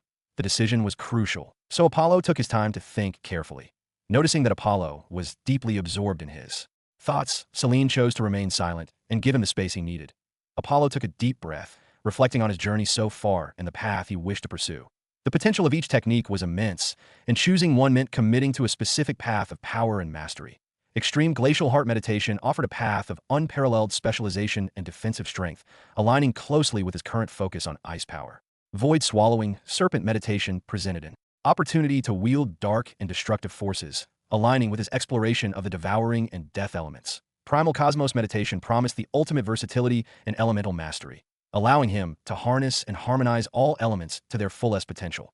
After careful consideration, Apollo felt a deep connection to Primal Cosmos Meditation. The idea of harmonizing all elements and wielding the power to create and manipulate a cosmos resonated with his long-term goal of becoming a versatile and omnipotent being. It represented a path that would not only enhance his existing abilities, but also expand his potential to control and understand the fundamental forces of the universe. With determination, Apollo decided to choose Primal Cosmos Meditation. This path promised the greatest breadth of power and adaptability, aligning with his aspirations. However, he now faced the issue of the cost. Such high-level meditation techniques were expected to be extremely expensive. Fortunately, system was lenient, as he could purchase them in parts, which provided a way to manage the cost more feasibly. Apollo immediately decided to buy the first part of the Primal Cosmos Meditation and check the cost. Primal Cosmos Meditation, first part, 10,000 creation points. Seeing the cost, Apollo was frustrated. Damn, he muttered, realizing that with fewer than 10,000 creation points, having recently spent a large amount on potions, he couldn't afford it. He was just a few hundred points short, which left him feeling a bit disheartened. Selene, noticing his disturbed expression, couldn't help but break the silence. "Little brother, are you all right?" Apollo let out a deep sigh, his frustration evident. "I'm fine, Selene, it's just that I'm so close to getting something really important, but I'm a bit short on the necessary resources." Selene nodded thoughtfully. "I see. Well, as your rich big sister, I do have some resources that might help you. That I could provide you with some rare materials or mana crystals. Maybe they could be of use to you. If that isn't enough, I can ask my master to let you join Tower of Mage. As with your talent, you can join any organization, but they will definitely check your talent, which can be a problem." "It's all right, sister, I can collect them. It isn't a problem." Apollo smiled, appreciating his sister's concern. He didn't need resources handed to him. He just needed some time to hunt and gather creation points. He had improved rapidly over the last few months, and now needed to settle down. IT might be good for him to take this time to solidify his foundation and steadily increase his strength now that he has returned home. Selene nodded, understanding his sentiment. "I respect that, Apollo. Just know that if you ever need anything, I'm here for you." As the days passed, Apollo trained diligently to learn more about magic. Pushing himself to new limits, he explored different techniques, dove deeper into the law of ice and death, and refined his sword aura. A few days later, Selene left with her senior brother and sister, each with different thoughts. Cedric, in particular, still bore a mark on his face that hadn't fully healed, even after taking a healing potion. The days became calm after their departure. Much like the time when Apollo was training daily in Fletcher Castle. A week later, Grandpa William emerged from his closed-door training, having broken through in the warrior path to become a second-rank limit-breaking guardian. Time passed, and the family used the potions given by Apollo to improve their strength quickly. After a month, everyone achieved breakthroughs, significantly increasing the strength of the Fletcher family many times over. With their newfound strength, the Fletcher family began to send people to take over the lands granted to them because of Apollo's talent. Previously, they had focused solely on rapidly increasing their strength. Now that they had significantly improved, it was time to assert their control and manage their new territory. The Fletcher family's newfound title and expanded territory brought both opportunities and challenges. with their rapid rise from barons to counts. They now faced the resentment and resistance of the established nobles within their domain. Their territory had expanded significantly with their increase in the title, but the nobles within the territory, now facing additional taxes, were not willing to accept it. They remembered that the Fletcher family had been just a baron family a month ago, and now, suddenly, they had become counts. Although they could not openly disobey the king, they could still create trouble for the Fletchers, believing that their strength wasn't formidable enough to pose a real threat. Many of these nobles, a high title without the corresponding strength wasn't intimidating. The majority of them held such thoughts, seeing the Fletchers' rapid rise as more of a fluke than a genuine threat. The Fletcher family sent out invitations to all the nobles and other important figures now under their jurisdiction for a meeting to discuss their future plans and demonstrate their strength. They wanted to assert their authority and make it clear to the minor nobles, who now faced additional taxes. The territory granted to them, though carefully assigned, coincided with some smaller and noble territories. Most of these smaller nobles were barons themselves, but maintained relationships with higher nobles in the kingdom. Some of these smaller nobles were the illegitimate sons of counts or marquises or had blood relations with higher nobles. Although they were relatively weak on their own, they still had some backing and influence due to their connections with powerful figures in the kingdom. As the day of the meeting approached, the Fletcher family prepared meticulously in the grand hall of Fletcher Castle. The atmosphere was both tense and expectant. The hall had been elegantly decorated, reflecting the new status of the Fletcher family. Today, Apollo quickly finished his training, knowing he needed to be present at the meeting as the face and pride of the Fletcher family. An hour later, the group of guests began to arrive. The first arrivals were merchants and small businessmen, who had also been invited to expand their territory effectively. The Fletcher family needed their assistance. Many of these merchants had previously done business with the Fletcher family, but they were eager to see the genius behind the family's sudden rise. They were curious to witness the young man whose exceptional talents had propelled the Fletcher family to such high ranks. The merchants and small businessmen were welcomed with great generosity, which left them feeling pleased. Despite the Fletcher family's rapid ascent, they still showed kindness and respect, reinforcing their reputation for generosity. Half an hour later, the nobles began to arrive. The nobles were markedly different from the merchants, arriving with strong guards and soldiers beside them. It was evident that they had coordinated their arrival, aiming to demonstrate a united front and indicate that they had formed an alliance. This was a clear message that they were not to be trifled with. Grandpa William and Father John, observing from a distance, were not surprised by this show of force. They had anticipated such a move, knowing they would have done the same in a similar situation. However, the nobles' major mistake was underestimating the Fletcher family's strength, assuming that their united front would intimidate them. Little did they realize that the Fletchers had no intention of being cowed by their combined power. The Fletcher family's strength might have been similar to the combined strength of the nobles present, but they had a trump card. Apollo. They had learned that his power was enough to defeat a powerful third-rank master. This revelation had left them shocked, but ultimately elated. Grandpa William, in particular, had been so overjoyed that he couldn't sleep for 2 days, grinning all night. With Apollo present, the alliance of nobles was a mere joke. But for absolute strength, various cunning plans or treachery were meaningless. The Fletchers knew that with Apollo by their side, they held the upper hand. As the nobles arrived with their guards and soldiers, their show of force was met with calm confidence from the Fletchers. The grand hall, filled with the imposing presence of armored men and the watchful eyes of noble delegates, buzzed with a tense atmosphere. Apollo stood beside his father and grandfather, his demeanor cool and calm. The nobles, seeing the young man who had rapidly risen to such prominence, exchanged wary glances. They had heard rumors of his strength, but had dismissed them as exaggerated tales. Grandpa William, with a stern yet welcoming expression, stepped forward to address the assembled nobles. "Welcome, esteemed guests. We appreciate your presence here today. We understand that recent changes may have caused some concerns, and we are here to address them directly." One of the nobles, a stout man with a haughty air, stepped forward, clearly the spokesperson for the group. "Baron Fletcher." "Pardon me, Count Fletcher. This sudden change in territory has raised many questions. We have come together to seek clarity on how you intend to govern these lands." This man was Baron Sam Stewart. Although his strength wasn't much, he was the younger brother of the powerful Count Stewart, which gave him the leverage to become the spokesperson for this group of nobles. His big brother, Count Stewart, who had inherited the title, had supported him from the first day he was granted the title of Baron. Whether it was resources, money, or soldiers, most of it had been provided by his big brother. Because of such a close relationship, he was known for being haughty around other barons. Even now, his expression clearly shows that he doesn't take the Fletcher family seriously, as the strength difference between the Fletcher and Stewart families is massive. Grandpa William didn't show any emotion and asked, "We invited all of you to discuss this, so why not have Baron Sam tell me what you expect and what kind of share of income would be appropriate?" Baron Sam Stewart, with his puffed chest and condescending demeanor, looked around at the assembled nobles before turning his gaze back to Grandpa William. He relished the attention and the opportunity to assert his perceived superiority. "Count Fletcher," Baron Sam began, his tone dripping with disdain, While I appreciate your invitation, it's important to address the gravity of the situation. Your sudden rise to power and the corresponding increase in territory have inevitably led to concerns among us." He paused, casting a dismissive glance at Apollo, before continuing. "Given your rapid ascension, we would like to understand how you plan to manage the lands you've been granted and the rationale behind the taxes. That we are particularly interested in how these changes will benefit us and what guarantees you can provide." His eyes narrowed slightly. "The nobles here, including myself, represent a significant portion of the local governance and economic structure. If we are to support you, we need to be assured that our interests are safeguarded and that our contributions are met with corresponding benefits." Grandpa William's expression remained neutral, though a hint of firmness could be detected in his voice. "I appreciate your concerns, Baron Sam. The Fletcher family is committed to fair governance and mutual benefit. Tell me what all of you expect." "We hope that the tax should be 5%, and we want the Count to help clear the iron sand bandits hidden in our territories that have caused havoc in this region." A murmur of agreement rippled through the gathered nobles, their eyes fixed on William, awaiting his response. The Fletcher family members exchanged glances, their expressions hardening at Baron Sam's audacious demands.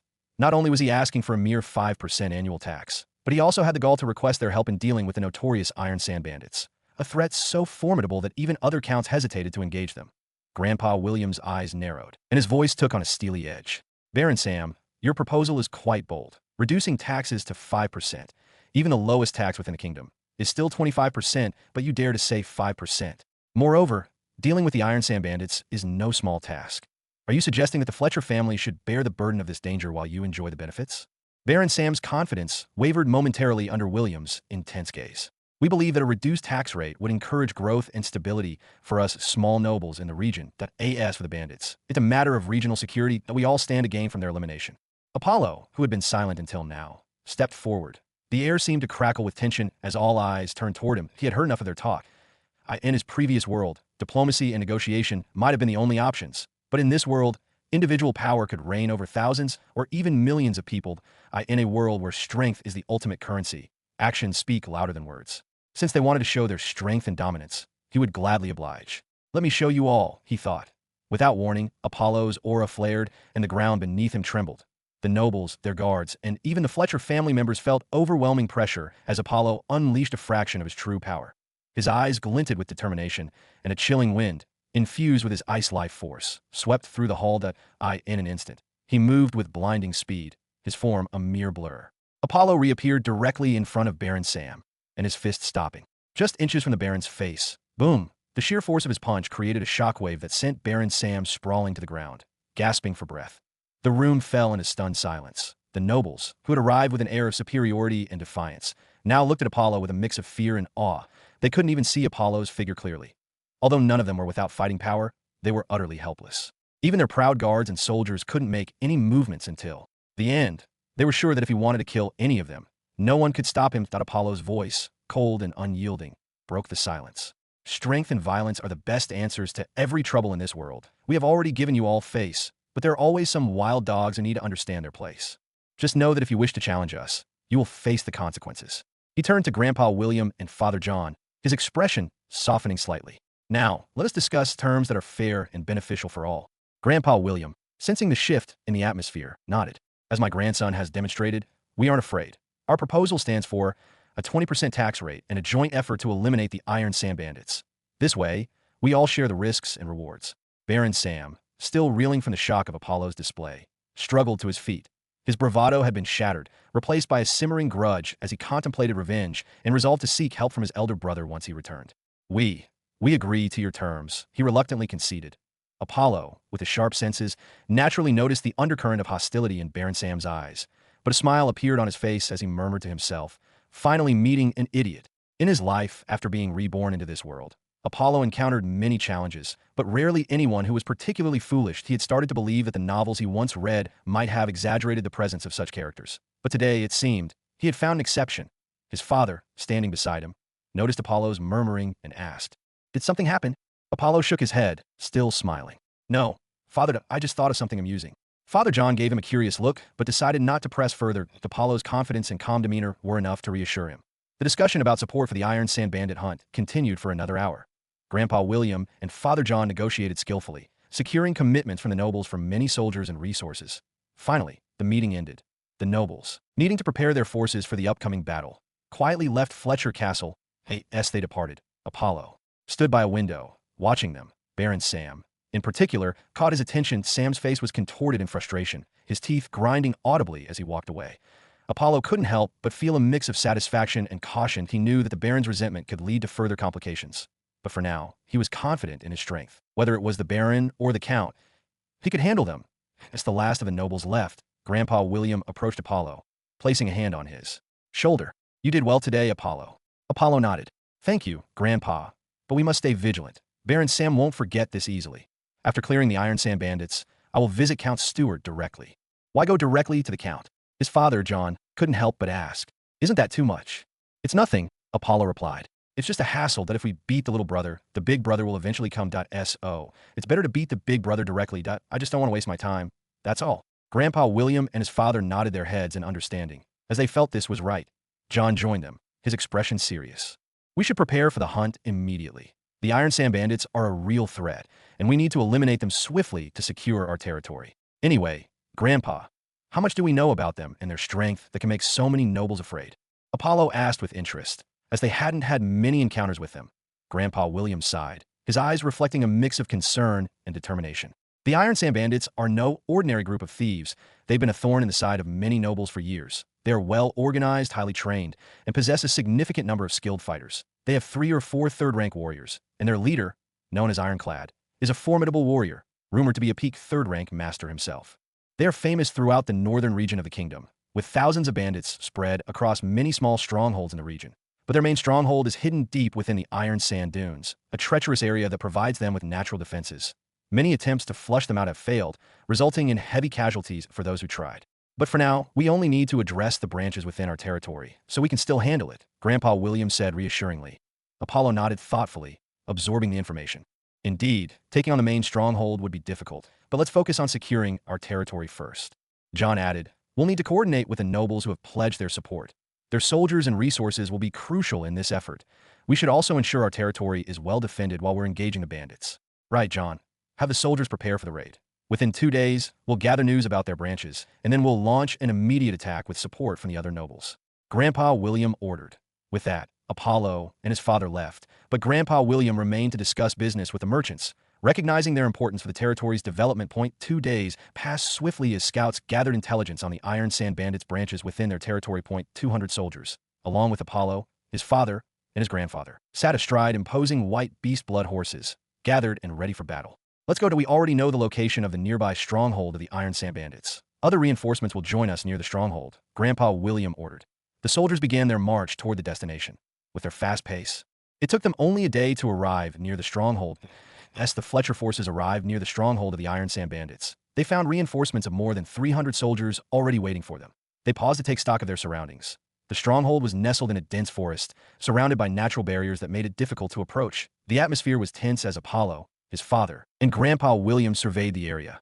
The bandits had chosen their location well, taking advantage of the natural defenses the forest provided. They dismounted their horses and moved closer after surveying the area. "We'll need to be strategic about this. A frontal assault might result in heavy casualties. We should consider a multi-pronged approach to catch them off guard," Grandpa William concluded after careful consideration. Then let me go first and take a look." Apollo spoke calmly with confidence as he seemed to see the distant stronghold of bandits in the forest. Apollo's calm confidence was a reassuring presence for both his father and Grandpa William, as the strongest among them.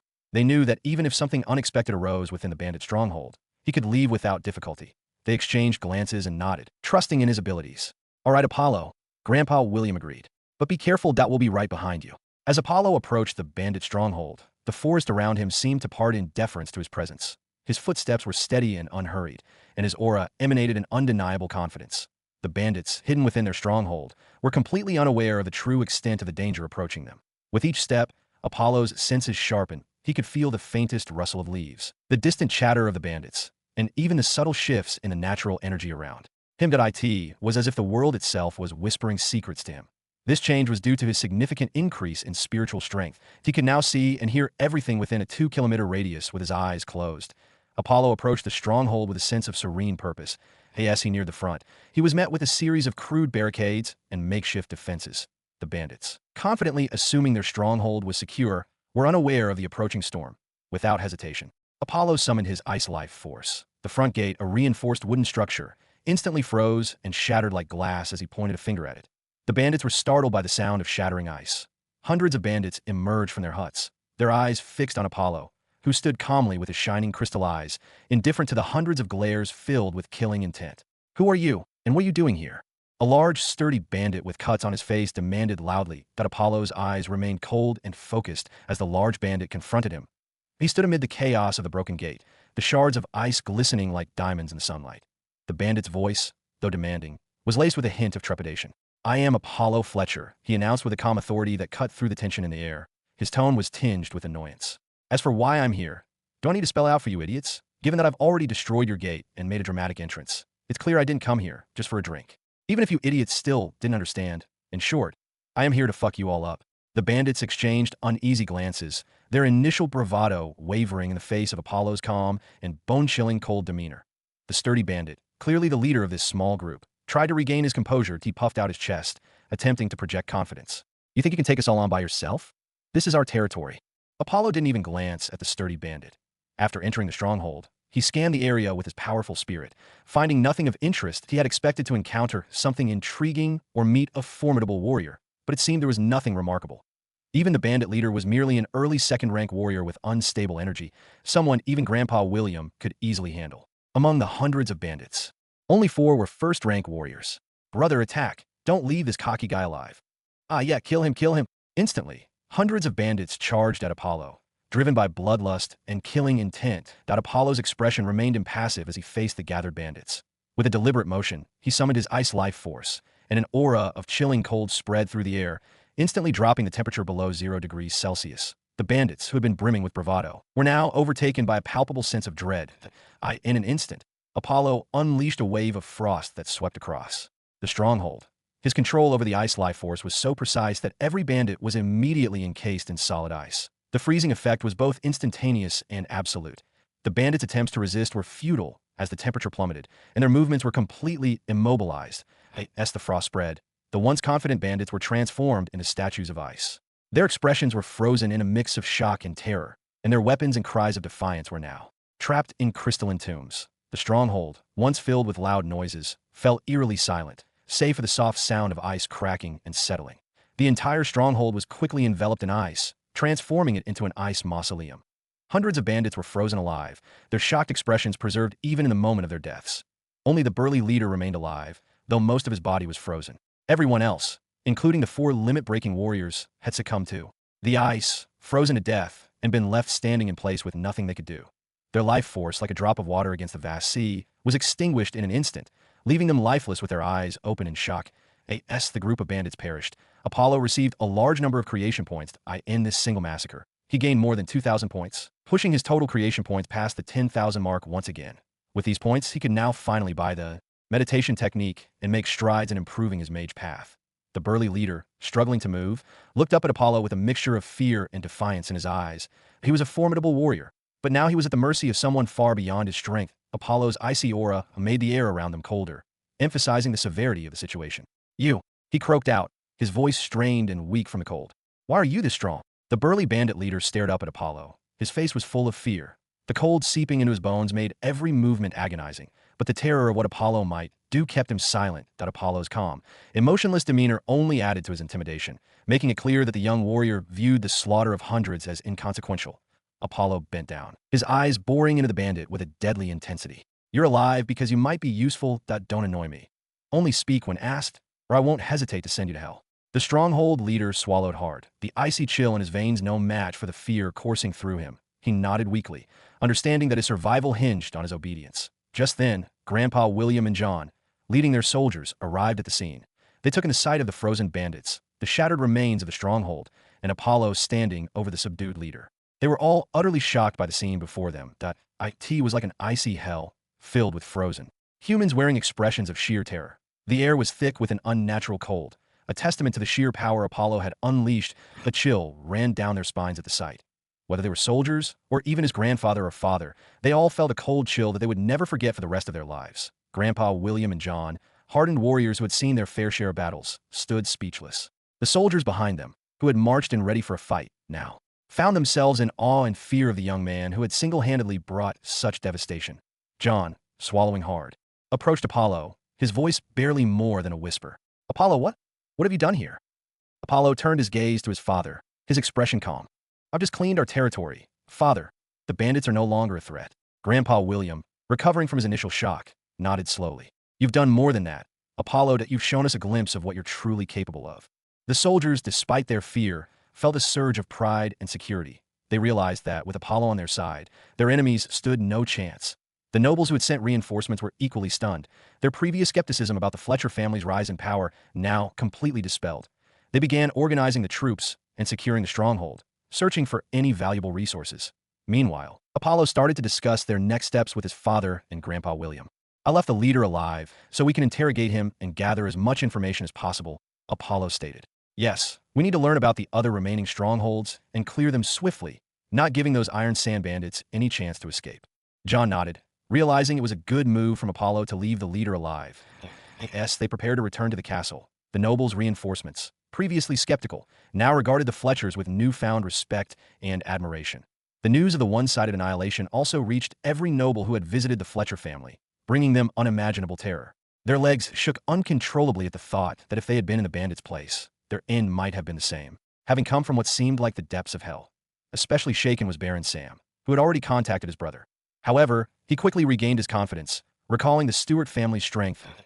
Oh, what if the Fletcher family's kid is strong? He's just a boy. How could he possibly compare to a powerful Count family with hundreds of years of history? Apollo and his family wasted no time. The captured leader was brought back to Fletcher Castle under heavy guard. They ensured he was kept alive, but in a state of perpetual discomfort. Back at the castle, a secure chamber was prepared for the interrogation.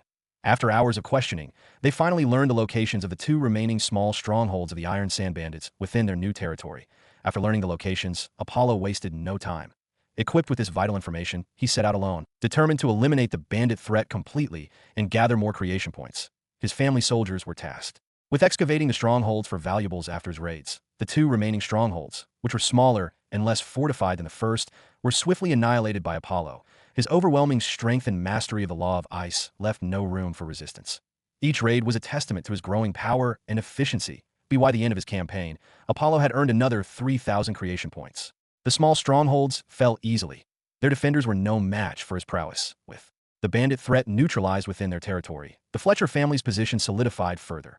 Apollo returned victoriously after destroying two bandit strongholds in a single day, traveling thousands of miles and showcasing an extraordinary feat. As Apollo returned to Fletcher Castle, he was met with admiration and gratitude from his family and their allies. Grandpa William and John were particularly proud, seeing how much Apollo had grown and how effectively he had dealt with the threat. Upon his return, he didn't immediately purchase the meditation technique. Instead, he rested for the night. Early the next morning, feeling fresh and strong, he finally opened the system. Creation points, 14,855. He looked at his creation points, which had reached close to 15,000. With these points, he could now comfortably purchase the Primal Cosmos Meditation. Apollo opened the system store, his eyes fixed on the Primal Cosmos Meditation. With his creation points now comfortably exceeding the cost, he prepared to make the purchase. The store interface displayed the details for the meditation technique. Primal Cosmos Meditation. First part, 10,000 creation points. Apollo confirmed the purchase, and the transaction was completed. The Primal Cosmos Meditation, first part, was now added to his system storage space. He felt a surge of excitement as the ancient and almighty technique was finally within his grasp. With the Primal Cosmos Meditation in hand, Apollo prepared to integrate the technique into his training. That he understood that mastering this meditation would be a significant step in his journey, one that would further amplify his already formidable abilities. He closed his eyes, took a deep breath, and opened his system backpack. Instantly, a golden parchment appeared before him, radiating an eye-blinding array of colors and an aura of unimaginable power and mystery. The gravity in the room shifted, causing cracks to appear on the floor as the enigmatic parchment continued to float in front of him. The space within the room seemed to shift, and Apollo felt as though he had been transported to another world. He saw countless suns, moons, and stars in a universe brimming with unimaginable and mysterious power. Boom!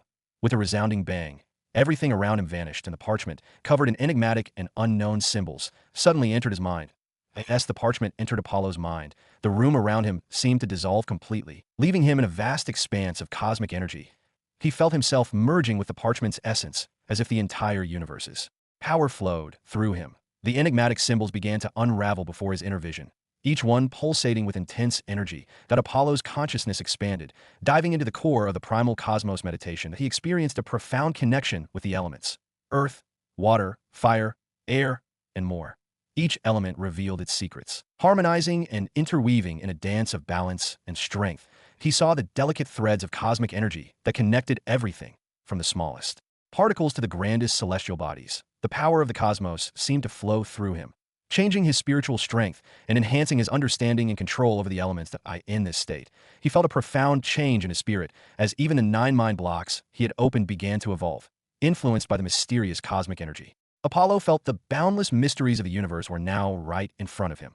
The once cryptic symbols now reveal profound truths about the laws of reality, the flow of energy, and the balance of the elements. Is this the laws of the universe? He wondered for a moment, but he didn't stop. The feeling continued. Apollo's spirit surged with strength and clarity, as he felt like an omnipotent being, capable of perceiving and manipulating the universe. The cosmic energy coursed through him, refining his mind, body, and soul to the moment.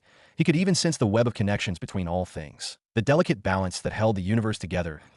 In his current state, he quickly once again sensed the 10th secret mind block hidden deep within his spiritual mind. However, this time, the cosmic energy coursing through him illuminated the 10th hidden block, making it visible and within his grasp. Focusing intently, he channeled the immense cosmic energy towards the 10th mind block.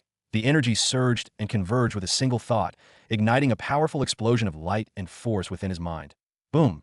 The 10th mind block burst open with tremendous force, revealing itself like a black hole that began to draw in the surrounding cosmic energy at an astonishing rate, devouring every ounce of energy in heaven and earth. Apollo felt a rush of power as the black hole absorbed the vast energy, reshaping and enhancing his spiritual capabilities. As the black hole swallowed the cosmic energy, Apollo's consciousness expanded even further. He experienced a sensation of boundless power and infinite depth. The 10th mind block seems to act as a gateway to an entirely new realm far beyond what he had previously known. With the opening of the 10th mind block, Apollo proceeded to create the unprecedented foundation rune. Combining all 10 mind blocks, he focused on the steps outlined in the primal cosmos meditation. The boundless cosmic energy within him began to converge, flowing through his spiritual pathways with an intensity that threatened to overwhelm him. However, Apollo remained calm and steady, guiding the energy with precision and control. One by one, the mind blocks started to resonate at the same frequency, their vibrations harmonizing into a symphony of mysterious power. The resonance created a powerful field of energy that enveloped Apollo, amplifying his spiritual strength and clarity. Each mind block pulsed with cosmic energy, their combined force, forming the foundation for the rune. As the resonance intensified, Apollo visualized the foundation rune in his mind, a complex and mysterious formation that embodied the unity of the 10 mind blocks and the essence of the cosmos. The rune began to take shape, glowing with a radiant light that seemed to contain the very fabric of the universe.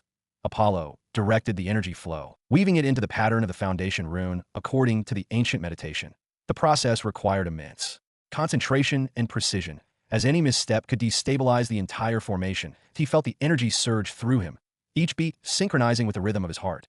Slowly but steadily, the 10 mind blocks began to align and merge, creating the unprecedented foundation rune. As the rune became clearer, Apollo felt something break free and burst forth within him. His aura surged, his spirit expanded, and everything within a 5-kilometer radius became clear to him, with no secrets hidden from his perception. The rune became clear and finally took form in his mind space, shining brightly and strengthening his spirit. With the formation of the foundation rune, he finally became a first-rank mage. Now, he was a terrifying genius, a force to be reckoned with as both a warrior and a mage. He opened his eyes in his room, which had fallen quiet after his breakthrough, but was now a mess and in need of repair. However, he focused more on the changes within him. His mind felt clearer than ever, and he could sense countless elements in heaven and earth being slowly drawn toward him as the magnificent rune within his mind emitted mysterious energy. He felt fucking incredible, as though he were the center of the world. However, he knew it was merely a hallucination caused by the unimaginable meditation technique.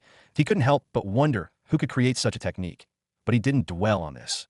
Instead, he opened the system panel to see the precise changes resulting from this. Breakthrough, Void Creation System. Host, Apollo Fletcher, Human Form. Life Level, First Rank Limit Breaker, Warrior Path. First Rank Elementary Mage, Mage Path. Status, Healthy. Physique, 1025. Normal Adult Human equals 1. Spirit, 1080. Normal Adult Human equals 1. Prana, Life Energy, 11,600 units. Mana, 3,145 units. Law Ice, 5.3%. Death, 20.08%. Devour, 0.94%. 5 elements, 0.1%. Swordsmanship, eternal ice sword aura, 3%. When it reaches 100%, sword aura will transform into sword domain. Skills, ice cut, lowest grade. Boost, lowest grade. Ice nova, middle grade. Blade storm, middle grade. Sword ray, middle grade. Creation energy, 4,855 points. Looking at the value of spirit, he couldn't help but smile as, now after becoming an elementary mage, it finally surpassed his physique. Not only did he make progress in his understanding of the laws, but he also managed to grasp a fraction of the law of the 5 elements. 5 elements, being the foundation of the world, resonated deeply with him during his breakthrough. He naturally sensed many different laws, but it was the 5 elements that he felt closest to, and ultimately he began to comprehend them. There wasn't any more change than that, but he knew that improvement in his strength wasn't apparent from the system panel data, that he was sure that his understanding seemed to have improved because of the increase in his spiritual strength and the foundation rune created by ancient meditation. Outside, the new territory under the Fletcher family started to change, as most of them understood that from now on only the Fletcher family would have the last word here a day later. Apollo emerged from his closed-door training with a smile on his face. He was greeted by a rare visitor, the proud Pussy King, who had become an elusive figure, seldom seen. This cat had followed him from Hunter City to Fletcher Castle, but during this time, it seemed to have become more mysterious. Not only that, but perhaps because of his breakthrough, Apollo sensed that the cat had also grown stronger, that he couldn't gauge its strength. But now he felt a sense of danger from it, as if his sixth sense was warning him that he might lose in a confrontation.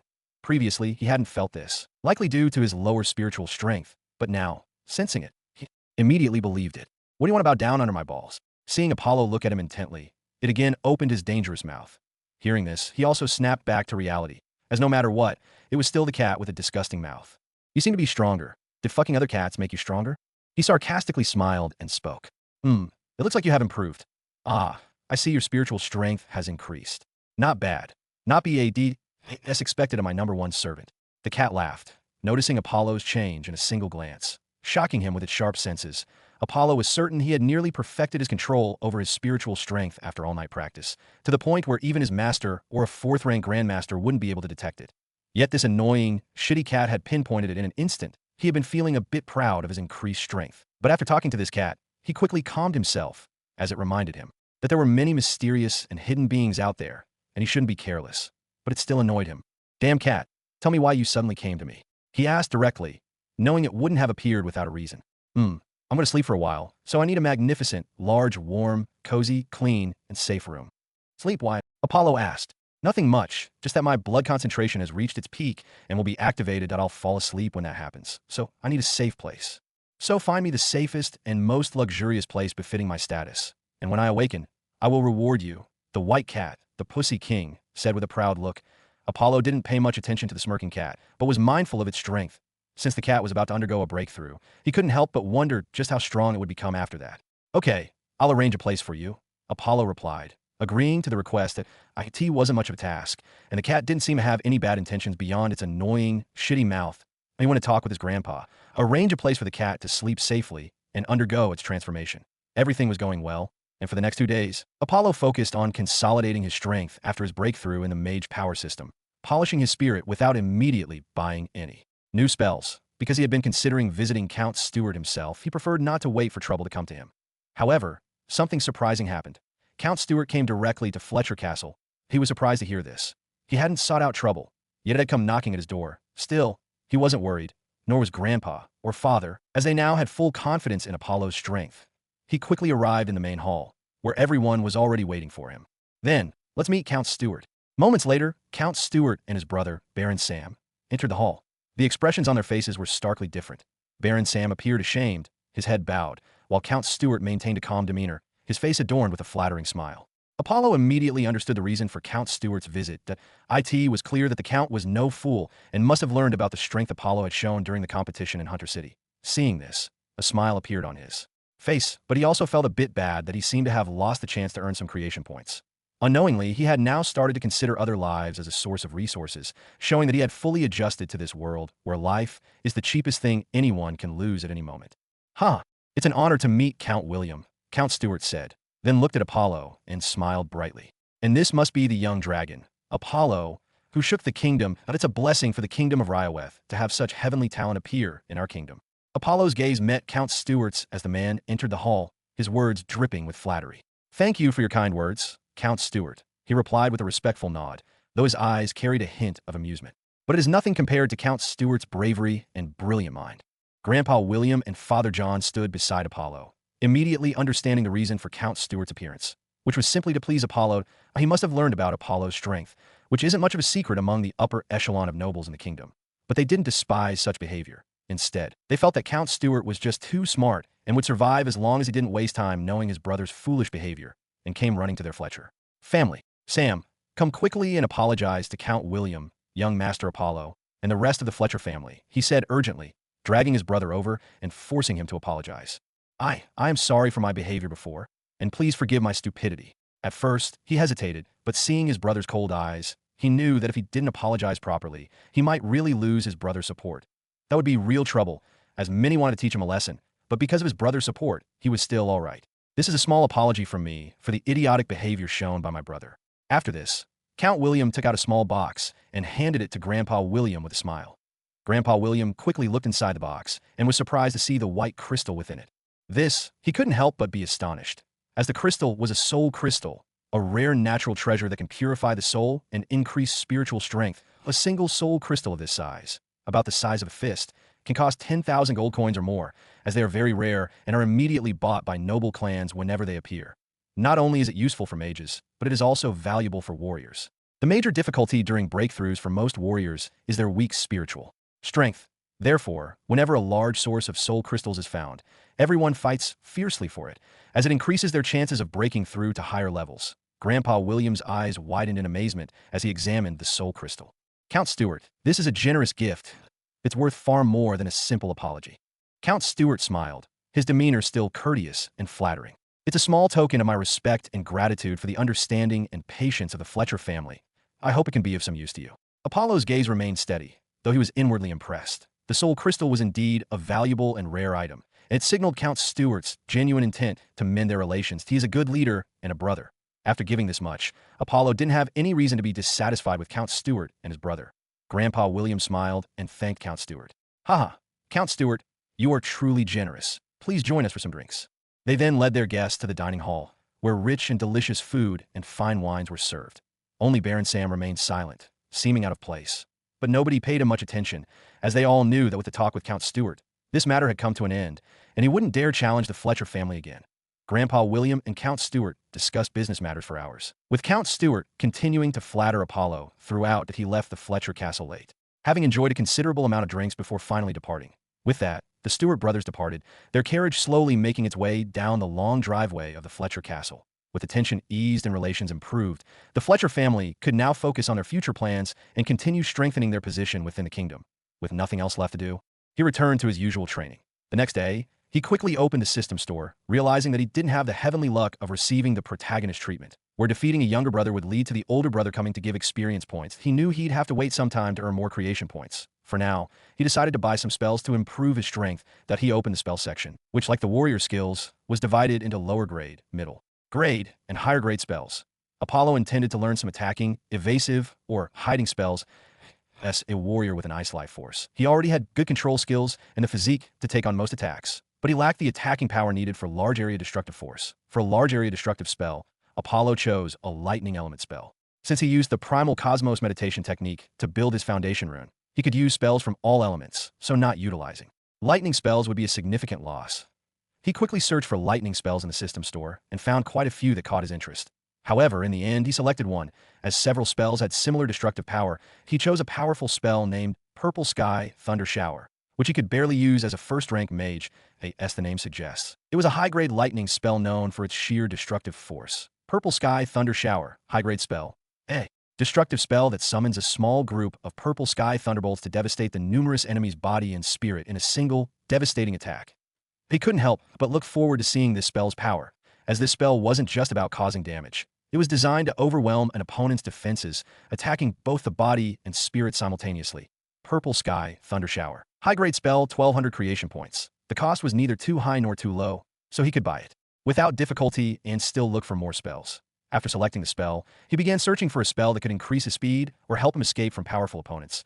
As survival always comes first, he found speed-boosting spells or evasive spells in various elements, whether lightning, wind, or others, but he was specifically looking for a particular spell he had eagerly wanted to learn. After browsing through thousands of spells in the system store, he finally found it, Blink. Middle grade spell, growable. A rare space spell that allows the mage to travel through space within 20 meters and can grow into a higher level spell after understanding the law of space. The moment he saw it, Apollo knew he needed to learn it.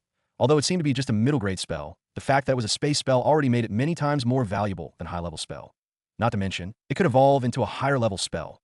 Though the conditions for this evolution were harsh, it was still possible. Perhaps, through this spell, he could truly begin to understand a law of space, one of the most powerful laws. After all, no matter what, space and time are among the strongest and most difficult laws to master. He immediately checked its price, as he couldn't wait to master this space spell.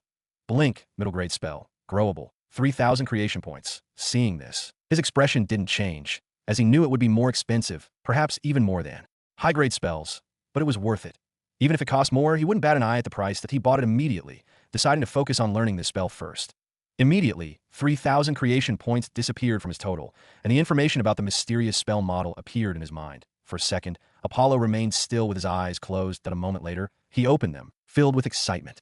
Oh, so spell models are built like this, Apollo murmured.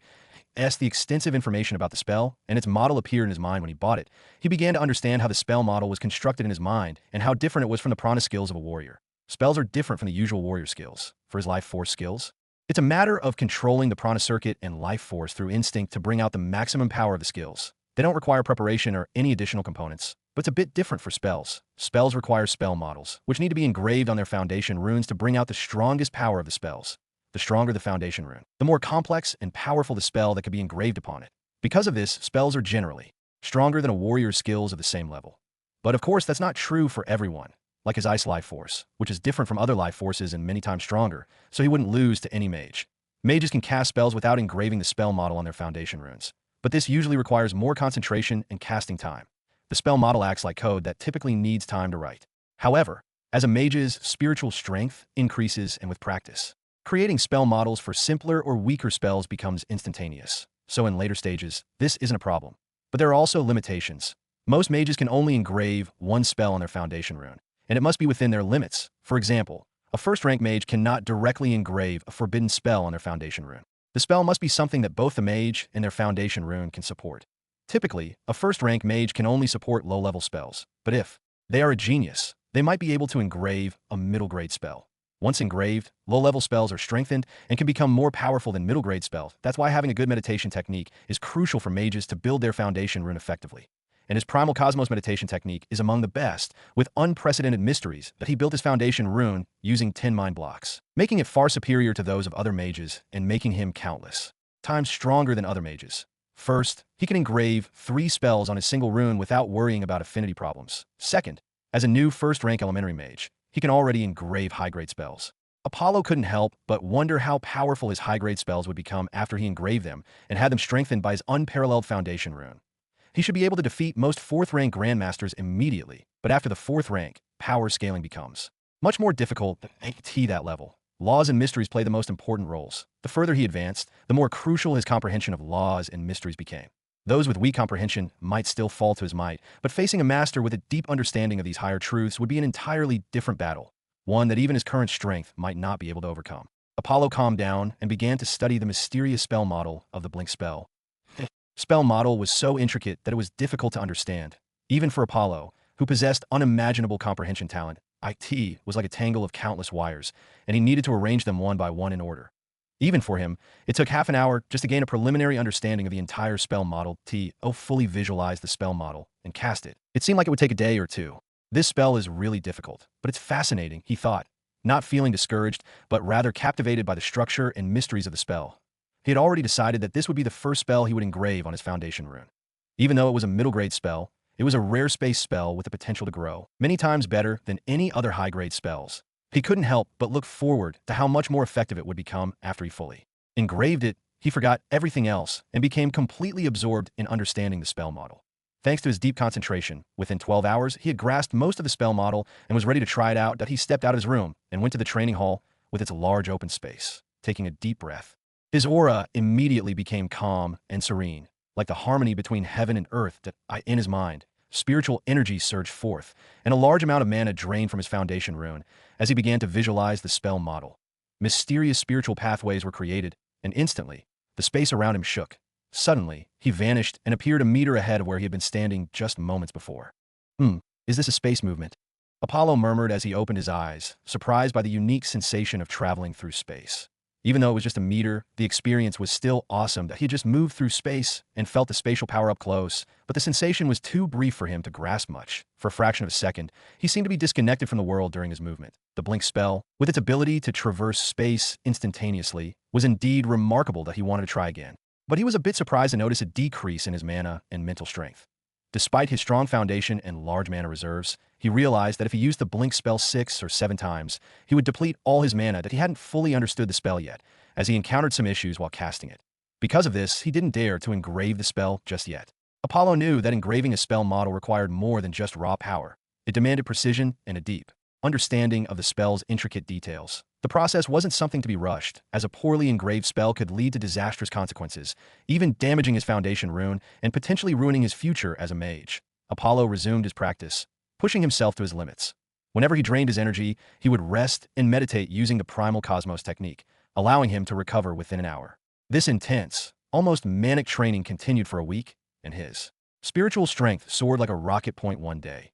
While meditating in his room, countless elemental energies swirled around him like stars, making him resemble a celestial body in the cosmos. Boom! Suddenly, his aura erupted, and the energy around him gradually dissipated as he opened his eyes with a smile. Second rune done. Apollo's hard training over the past week bore fruit, as he formed his second rune in just that short time, that if he continued at this pace, he would reach the peak of a first-rank elementary mage within another week. If this shocking speed were known outside, countless mages might lose faith in their own talents. As even for geniuses, it usually takes a year or two to achieve such results, but he could do it in just 2 weeks. But that wasn't all.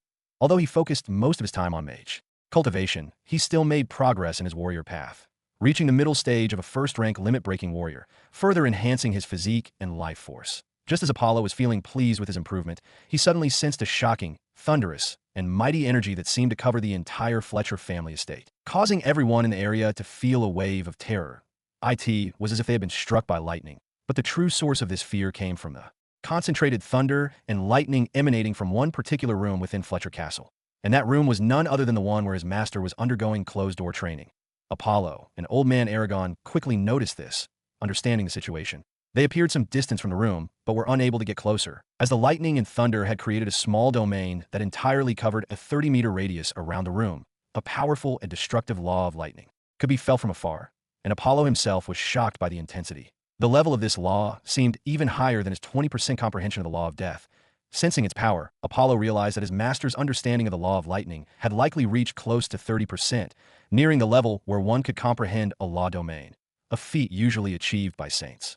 This realization left him surprised, as it seemed his master was far stronger than he had initially thought. The aura around the room swelled to a terrifying level, forcing most of the Fletcher Castle's residents, whether the soldiers or servants, they all had to flee the area, unable to withstand the overwhelming pressure of lightning and thunder. Boom! Then, with a powerful eruption, the dense lightning domain vanished, leaving behind a calm, yet formidable aura. Success! Apollo and Old Man Aragon murmured in unison, understanding that Apollo's master had successfully made his breakthrough, that a sense of pride and relief washed over him, knowing his master had become even stronger. "Ha, kid, it looks like your master has now become an honored grandmaster," Old Man Aragon remarked with a smile as the intense aura began to subside. Despite their frequent verbal sparring, the warmth in his voice revealed the deep bond of friendship he shared with Apollo's master. Old Man Aragon was genuinely happy for his friend's success.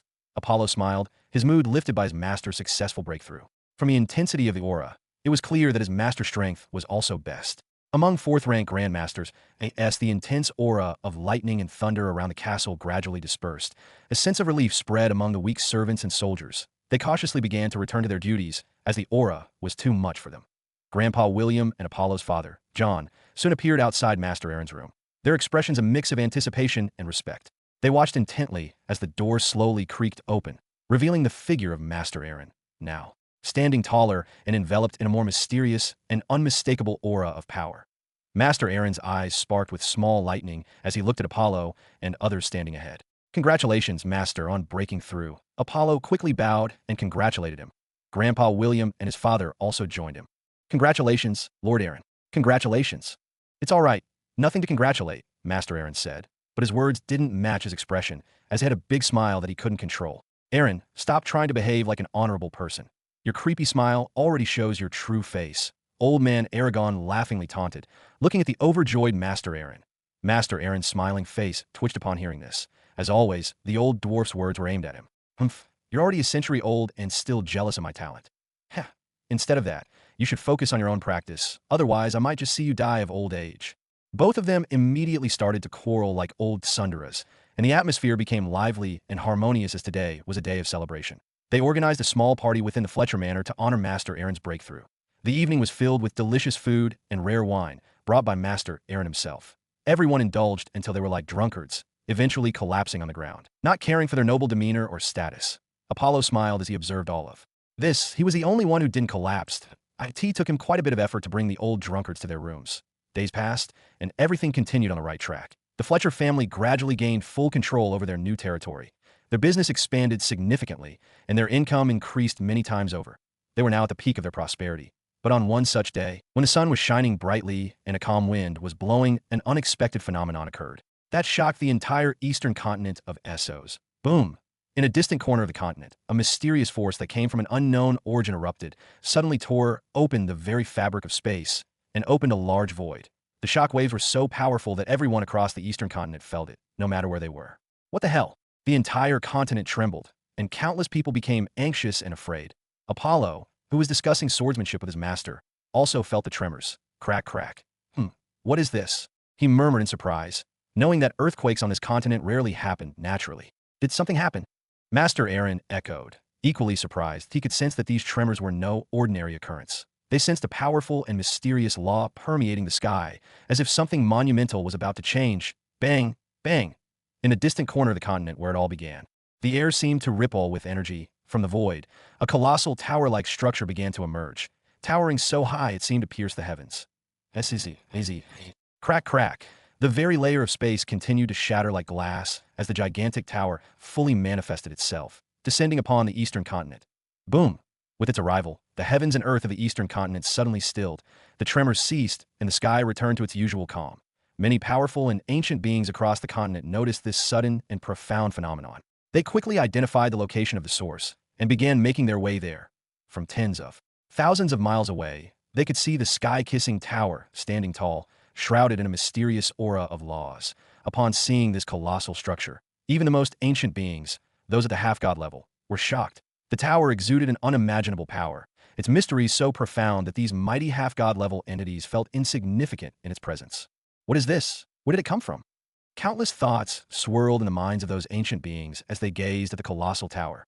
The sudden appearance of such a massive and unknown structure left them stunned, each trying to comprehend the implications of its presence and the mysteries it might hold.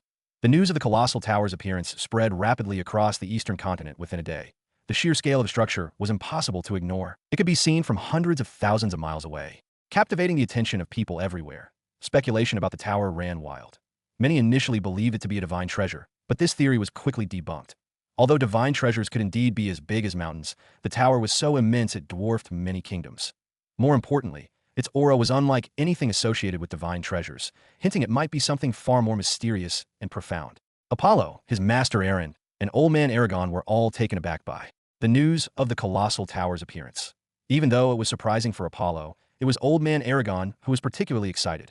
His passion for blacksmithing was reignited by the possibility that the tower might be a lost ancient artifact. He even dared to boast that if a divine blacksmith could achieve the pinnacle of their craft, creating something as grand as this tower would be within their capabilities, he was eager to see the giant tower for himself. But the land around it was heavily guarded by the continent's most formidable powers, and nobody could go close to it. The Empire first expressed their interest in controlling the place, but even they hesitated to confront the ancient and hidden forces that had emerged in response to the tower's appearance. At that time, a few ancient and mighty figures from the past thousands of years were gathered in front of the gigantic tower, looking at the marvelous creation with awe. Despite their strength, they could not see much of it. They even attempted to attack the tower, but despite their combined might, they could not create a single dent. Not even the best blacksmith could identify the material it was made of. Everything about it remained a mystery. What the hell is this tower? We can't do anything or understand anything.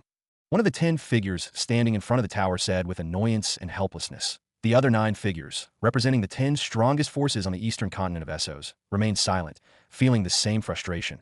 They were the most powerful and ancient forces, with histories spanning over hundreds of thousands of years, yet they were utterly helpless. They were certain that this tower was an unimaginably powerful treasure, but despite its presence right before them, they could do nothing about it. They had never felt this weak or helpless in their thousands of years of life.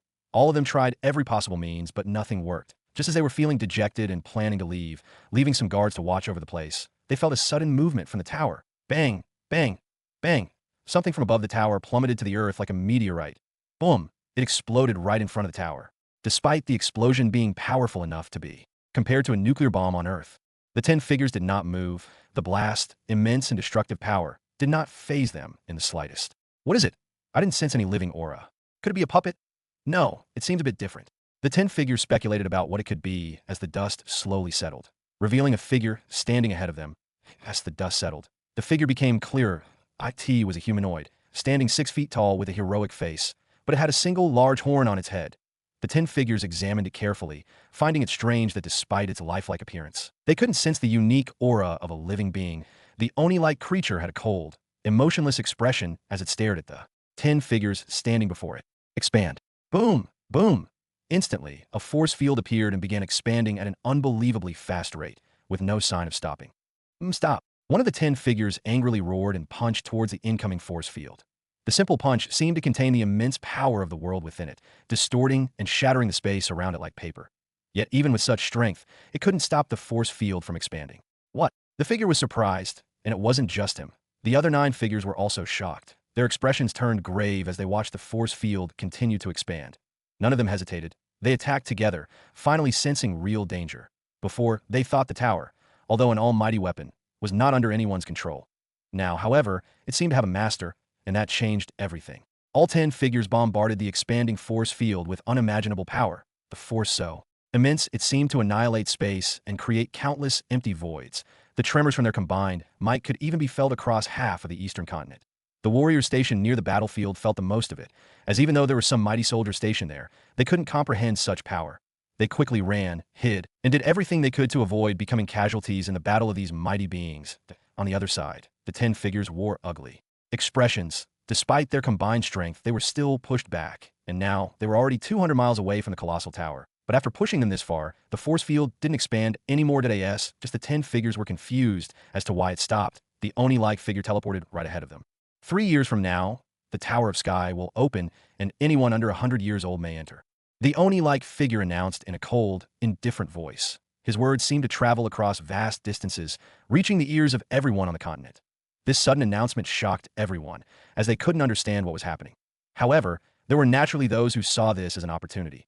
After all, only ancient and almighty beings could make a voice reverberate across the entire eastern continent. And since such a powerful entity had announced it, there must be something valuable in the so-called Tower of Sky. The 10 mighty figures from the top forces on the eastern continent stood in surprise as they heard the announcement. They couldn't help but glance at the Oni-like figure, but they could discern nothing from it. Whether pushing them back or making the announcement, it showed no emotion. With the announcement made, the figure vanished right before their eyes. They couldn't even comprehend how it disappeared, as it seemed their understanding of space was nowhere near that of the figure. The 10 mighty figures stood in stunned silence, their eyes locked on the spot where the Oni-like figure had just disappeared. The air was thick with tension as they tried to process what had just happened. Despite their overwhelming power, they had been unable to stop the force field, and now a mysterious entity had delivered a message that could reshape the fate of the entire eastern continent. 3 years. One of them muttered, his voice filled with disbelief. The Tower of Sky, what could be inside? And why only people below 100 years of age? Is it selecting inheritor or something else? Otherwise, why only select the younger generation? Another figure among them murmured as it looked at the force field barrier ahead of them. The others exchanged glances, each lost in their thoughts. They were from the strongest force on the continent and were leaders in the last 1,000 years, and although they might not be the strongest, they weren't weak and had extensive knowledge, but they still could not even understand a tiny bit about this tower. We need to prepare, one of the figures said, breaking the silence. His voice was firm, filled with determination. This Tower of Sky, if it truly holds unimaginable power or inheritance, we can't afford to be unprepared. Our clans and sects must be ready when the time comes. The others nodded in agreement. They knew that in 3 years, the entire eastern continent would be drawn to this tower, and the competition to enter it would be fierce, as the 10 figures dispersed. Their minds were already working on plans to prepare their apprentices and descendants for the coming challenge. Meanwhile, across the eastern continent of Essos, the mysterious announcement sent shockwaves through every kingdom, clan, or sect. The news spread like wildfire, and soon, every Transcendent person under 100 years old was thinking of the Tower of Sky and what it might contain or what exactly it is. Many believe that it was their chance, as this tower might be left by a mighty powerhouse from the ancient divine era or even older. Rumors of ancient treasures, lost knowledge, and unparalleled power began to circulate, fueling the ambitions of countless young talents to in Fletcher Castle. Apollo and Master Aaron, Old Man Aragon, were now also discussing the implication of the mysterious announcement that shocked the entire eastern continent. This might be an opportunity, one that could elevate anyone to the heights that they had never imagined, but will also be a dangerous path, filled with uncertainty and peril. The Tower of Sky would draw the strongest and most ambitious individuals from across the continent, and only the best would survive its unknown trials. Master, what do you think we should do? Apollo asked Master's opinion about it, as Master's age was also below 100, and he was fully qualified to venture into the Tower of Sky. What's there to think about? Naturally, I can already see you're interested. I've already made a breakthrough, and with the tower opening 3 years from now, you'll have plenty of time to prepare. Honestly, I can't even imagine how strong you'll be in 3 years with your monstrous talent. 3 years, Apollo murmured to himself, determination hardening in his heart. He has 3 years to become strong enough to seize this opportunity. Whatever awaits in that tower, he'll be ready. Master Aaron, standing beside him, also had a thoughtful expression. This tower, it's unlike anything we've ever heard or seen. The fact that such a powerful being appeared to make the announcement means that whatever is inside could be earth-shattering. Apollo nodded. Then I must prepare. The next 3 years will be crucial, that I need to become stronger, strong enough to face whatever challenges and dangers the Tower of Sky holds. His eyes glow with excitement. He is going to train hard so that he can take care of any trouble. But just as the master and apprentice were getting excited, Old Man Aragon coldly snorted, interrupting their conversation. They immediately understood the reason for his coldness. Old Man Aragon was already over 100 years old, meaning he couldn't enter the Tower of Sky. Haha, Aragon, what I said. You are really not in luck, but you don't have to cry. Your genius friend will go for you and bring out treasure for you to look and feel closely at, as you will never have them. Master Aaron immediately started to taunt, as this was a great chance. Apollo couldn't say anything, as they both were like this. Whenever they had a chance, they would quarrel like antes. The eastern continent was now in hidden turmoil, like the calm before a storm, as the Tower of Sky seemed to offer a great opportunity for those not from powerful or ancient families or clans to grow stronger and potentially surpass the long-standing powers. Although there is a wave of excitement, there is also a hidden tension, as they don't know what is going to happen 3 years later. With that in mind, time passed quickly, and the seasons changed one after another. While most people continued their usual lives, geniuses under the age of 100 began to train harder, causing the cost of countless resources to skyrocket due to their large demands. Everyone was training relentlessly, using every resource they could obtain. All the powerful families increased their resource allocation too. Their geniuses, especially with rumors spreading that even the heads of the top 10 ancient behemoths of the eastern continent had suffered losses in front of the tower. This motivated even the other ancient forces, who were previously wary of danger, to train their geniuses vigorously. They now believed the tower might hold opportunities that could allow them to surpass even the 10 behemoths of the eastern continent. And so, like that, 3 years passed, and the time for the opening of the Tower of Sky finally arrived. 3 years later, on the morning of such a day, Apollo, who had grown to 190 centimeters in height and had become even more handsome with an added mysterious charm, stood alone in the Fletcher Castle training grounds, his eyes closed, holding a wooden sword in his hand. The wooden sword in his hand felt like an extension of his body, perfectly balanced. Yet it wasn't its weight that held him in place. His focus was unwavering, his breathing was steady, and his mind seemed to be out in the world, far beyond the confines of his surroundings. The 2 maids, who had been sent to inform him about breakfast, stood a few paces away, looking at him with a thirsty expression and exchanging confused glances. They couldn't fathom what the young master was doing, standing so still like a statue for so long. They hesitated to interrupt, sensing an invisible barrier of mysterious power surrounding them. Minutes passed, and the sun slowly climbed higher in the sky. An array of sunlight was about to cover him. He finally moved. The wooden sword in his hand trembled and seemed to merge with heaven and earth, disappearing. But when the wooden sword reappeared, he seemed to have already swung it. The 2 maids didn't understand anything. As for them, it appeared that the wooden sword in the young master's hand just disappeared and reappeared, nothing else. Young master, breakfast is ready. Lord is waiting at the table, they quickly informed him. Apollo nodded calmly and put down the wooden sword to follow the maids to the dining table. But just as the group left the training hall, a cracking sound echoed, and above the training ground, a 10-meter-long tear in space appeared, as if an unimaginably sharp sword had sliced through the sky in the dining hall. All his family members were present. His father, mother, grandfather, Old Man Aragon, his master, and even the white cat Pussy King, who, like a human, was also sitting at the table, enjoying a meal of special tigress milk. Although both his master and Old Man Aragon had left from time to time over the past 3 years, they would always return, especially Old Man Aragon. who had no particular place to go, and his master had just returned from the capital the previous day. He had gone there to gather news and learn about the kingdom's plans for the upcoming opening of the Tower of Sky, whose origin is still mysterious even after all ancient forces in the eastern continent searched through history, but still didn't find anything about it. Tomorrow, we will leave, as there are only 20 days left before the opening announced by the mysterious voice. The place where the Tower of Sky appeared is quite far. We have to skyship. Even then, it will take 10 days to reach. Master Aaron quickly told Apollo of their plan to leave and start their brand new journey. He nodded and enjoyed the delicious breakfast to the fullest. Neither his parents nor Grandpa said anything or tried to stop him from going, even knowing it could be dangerous. They knew he was strong and exceptionally talented, but if he wanted to grow stronger, he couldn't stay in Fletcher Castle forever. He needed to travel and face challenges. So they all supported him. After 3 years of vigorous development, the Fletcher family had become countless times stronger. During this time, Apollo also provided them with additional batches of potions, further enhancing their strength to the point where they could take care of themselves even without Apollo's presence. Just as he was leaving, his father stopped him and said something that surprised him a bit. "Son, your eldest sister sent a letter. She mentioned that she's also going to the Tower of Sky and is looking forward to seeing how much you've grown."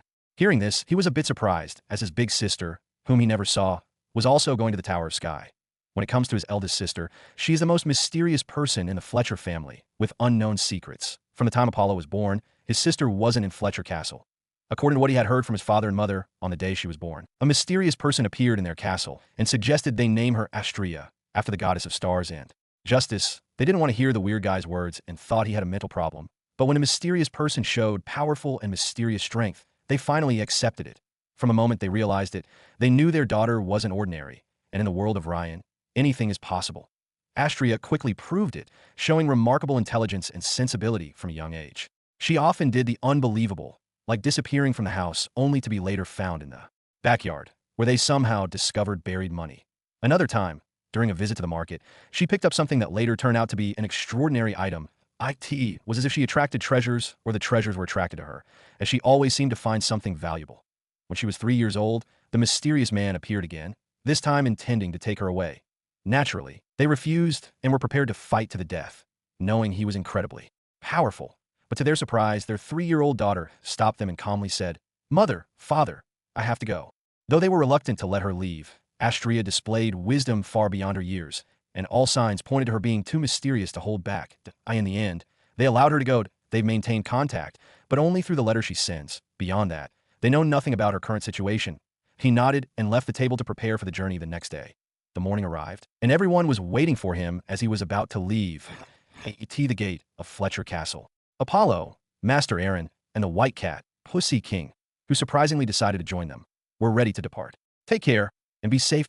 We'll be waiting for you," Louise said to her son with concern. "I will," Apollo replied. With that, he finally said goodbye to his family. Thankfully, Old Man Aragon decided to stay behind, preferring to avoid the chaos since he couldn't enter the Tower of Sky to protect his family. The three of them quickly departed for the capital, where they would join other members of the kingdom to travel together to the Tower of Sky aboard the royal family's sky ship. With their speed, they arrived at the capital in a few days, which was bustling with crowds and was filled with many strong warriors from all over the kingdom who were going to the Tower of Sky. As they made their way through the crowded streets, they noticed warriors of various ranks and ages from various noble factions all gathered to themselves in the Tower of Sky, the royal dock. A magnificent giant sky ship awaited, towering over the other vessels with its elegant design and powerful aura. The royal family's insignia was emblazoned on its sails. It was large enough to accommodate thousands of warriors, yet sleek enough to glide through the skies with ease. Although the sky ship wouldn't depart for another day, passengers had already begun boarding. The ship was fully equipped with everything needed for the journey. It functioned much like a cruise ship, except it flew through the sky instead of sailing on the sea. They also decided to not waste time and board the ship quickly. Apollo couldn't help but feel a thrill of excitement as they approached the ship. Master Aaron exchanged a few words with the royal guards, who quickly allowed them to board. Once on the ship, they were escorted to their quarters, where they would prepare for the journey. Not everyone can board the sky ship. According to what Apollo heard from his master, only those with at least third-rank strength and under the age of 100 are eligible to board. For Apollo, this requirement is irrelevant, as he is already a renowned genius of the Ryaweth Kingdom, and his master is also well known. More importantly, few individuals achieve third rank before the age of 100. Most of the people who board the ship come from powerful noble clans or have support from strong forces in the Ryaweth Kingdom. Fewer than 100 individuals might meet these criteria, and there are only 3 others, besides his master, who have reached 4th rank Grandmaster level under the age of 100 after traveling nonstop. they finally had a chance to rest. Apollo, though, sadly had to share his room with annoying Pussy King, as the cat was considered his pet. The night passed swiftly, and by the next morning, the sky ship was nearly full. Almost all the important figures had arrived and boarded, and the ship was ready to depart. As the final preparations were made and the last of the passengers boarded, the sky ship slowly lifted off, its powerful alchemy reactor humming with energy. The capital skyline receded into the distance as the ship ascended into the clouds, setting course for the Tower of Sky. As the sky ship set off, the atmosphere among the passengers became more settled. Apollo, Master Aaron, and the Pussy King made their way to the main dining hall, where the kingdom's most influential figures had gathered. Their arrival didn't go unnoticed, as their reputations preceded them, especially Master Aaron, one of the only four fourth-rank grandmasters under the age of 100 on board, marking him as a key figure in the journey ahead. Many quickly came to them to have a conversation. They even noticed the weird cat that pulled the hearts of young, noble maidens from various noble clans. Let's go meet the other grandmaster. After saying this, Master Aaron led him to the other three grandmasters. They moved toward the section of the hall where the other three fourth-rank grandmasters were gathered. Each of these figures exuded an aura of immense power, their presence commanding respect even in a room filled with powerful individuals. The first among them was a handsome guy who had the aura of a king and excluded the royal charm filled with power. He had an uncanny similarity with King Leonidas. He is the younger brother of the current king, battle maniac Idris. The second one among the three was the only female grandmaster among them. She had long, flowing black hair and dressed in elegant robes that seemed to shimmer with an ethereal light. She was Grandmaster Lysandra, a powerful warrior specializing in the law of water. The third was a burly man with a broad chest and a booming voice, his presence larger than life. His laughter echoed through the hall as he conversed with a group of nobles while drinking alcohol and not caring about anything. This was Grandmaster Varek, a master of the law of earth who is famous for his drinking habits. Among the three, the strongest naturally was battle maniac Idris. From the nickname he was given, it can be seen how aggressive he is, although his face doesn't show that. Even his master, who rarely offers praise, acknowledged him as the strongest in their generation. That it was said that he reached the peak of the fourth rank a decade ago, when he was in his 60s. A testament to his extraordinary talent. He also had a reputation as a battle maniac, known for his formidable combat prowess, which only added to his legend. Since he was already at the peak of fourth rank decades ago, now he might be even stronger and might have touched the mystery of the Saint Realm. With such strength, he should be among the top even looking at the entire eastern continent. As Aaron approached, the three grandmasters turned their attention to him, their expressions shifting to one of respect. Aaron, it's been a long time. Grandmaster Idris greeted with a nod. I see you've brought your disciple. That seems to be famous now. Aaron smiled. Indeed, it's good to see you all. And yes, this is my disciple, Apollo. He'll be joining us. The three grandmasters glanced at Apollo with interest and were quite surprised as Aaron was taking his disciple with him to this dangerous and unknown Tower of Sky, but they didn't say anything. So this is the famous Apollo, Lysandra said softly.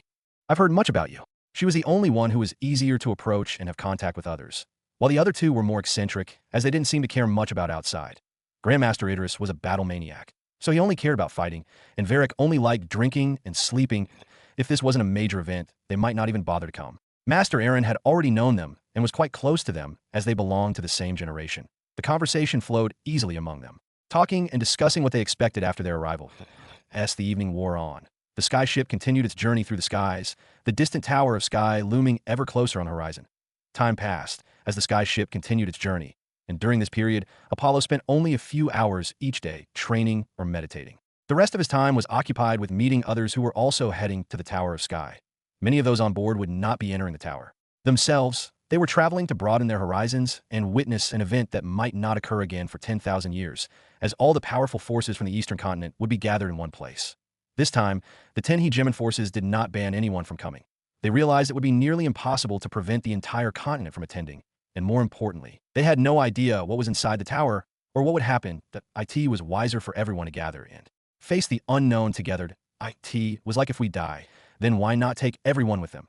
So they didn't stop any force from coming. Apollo met many young masters aboard the sky ship, including his old acquaintances, the Ninth Prince and Seraphina. However, they weren't planning to enter the Tower of Sky, although both had reached the second-rank limit breaker realm in these 3 years. Their strength was insignificant compared to the famous geniuses under the age of 100 who had already made their names long ago. Among the people from their Ryoweth kingdom who were going to enter the Tower of Sky, apart from the 4 grandmasters, he also noticed a few interesting individuals whose strength was decent. Like the other 6 members from the top 10 strongest of his master generation, they were all under 100 years of age and had reached the peak of the 3rd rank, with a small chance they might break through. They all had grasped some form of law.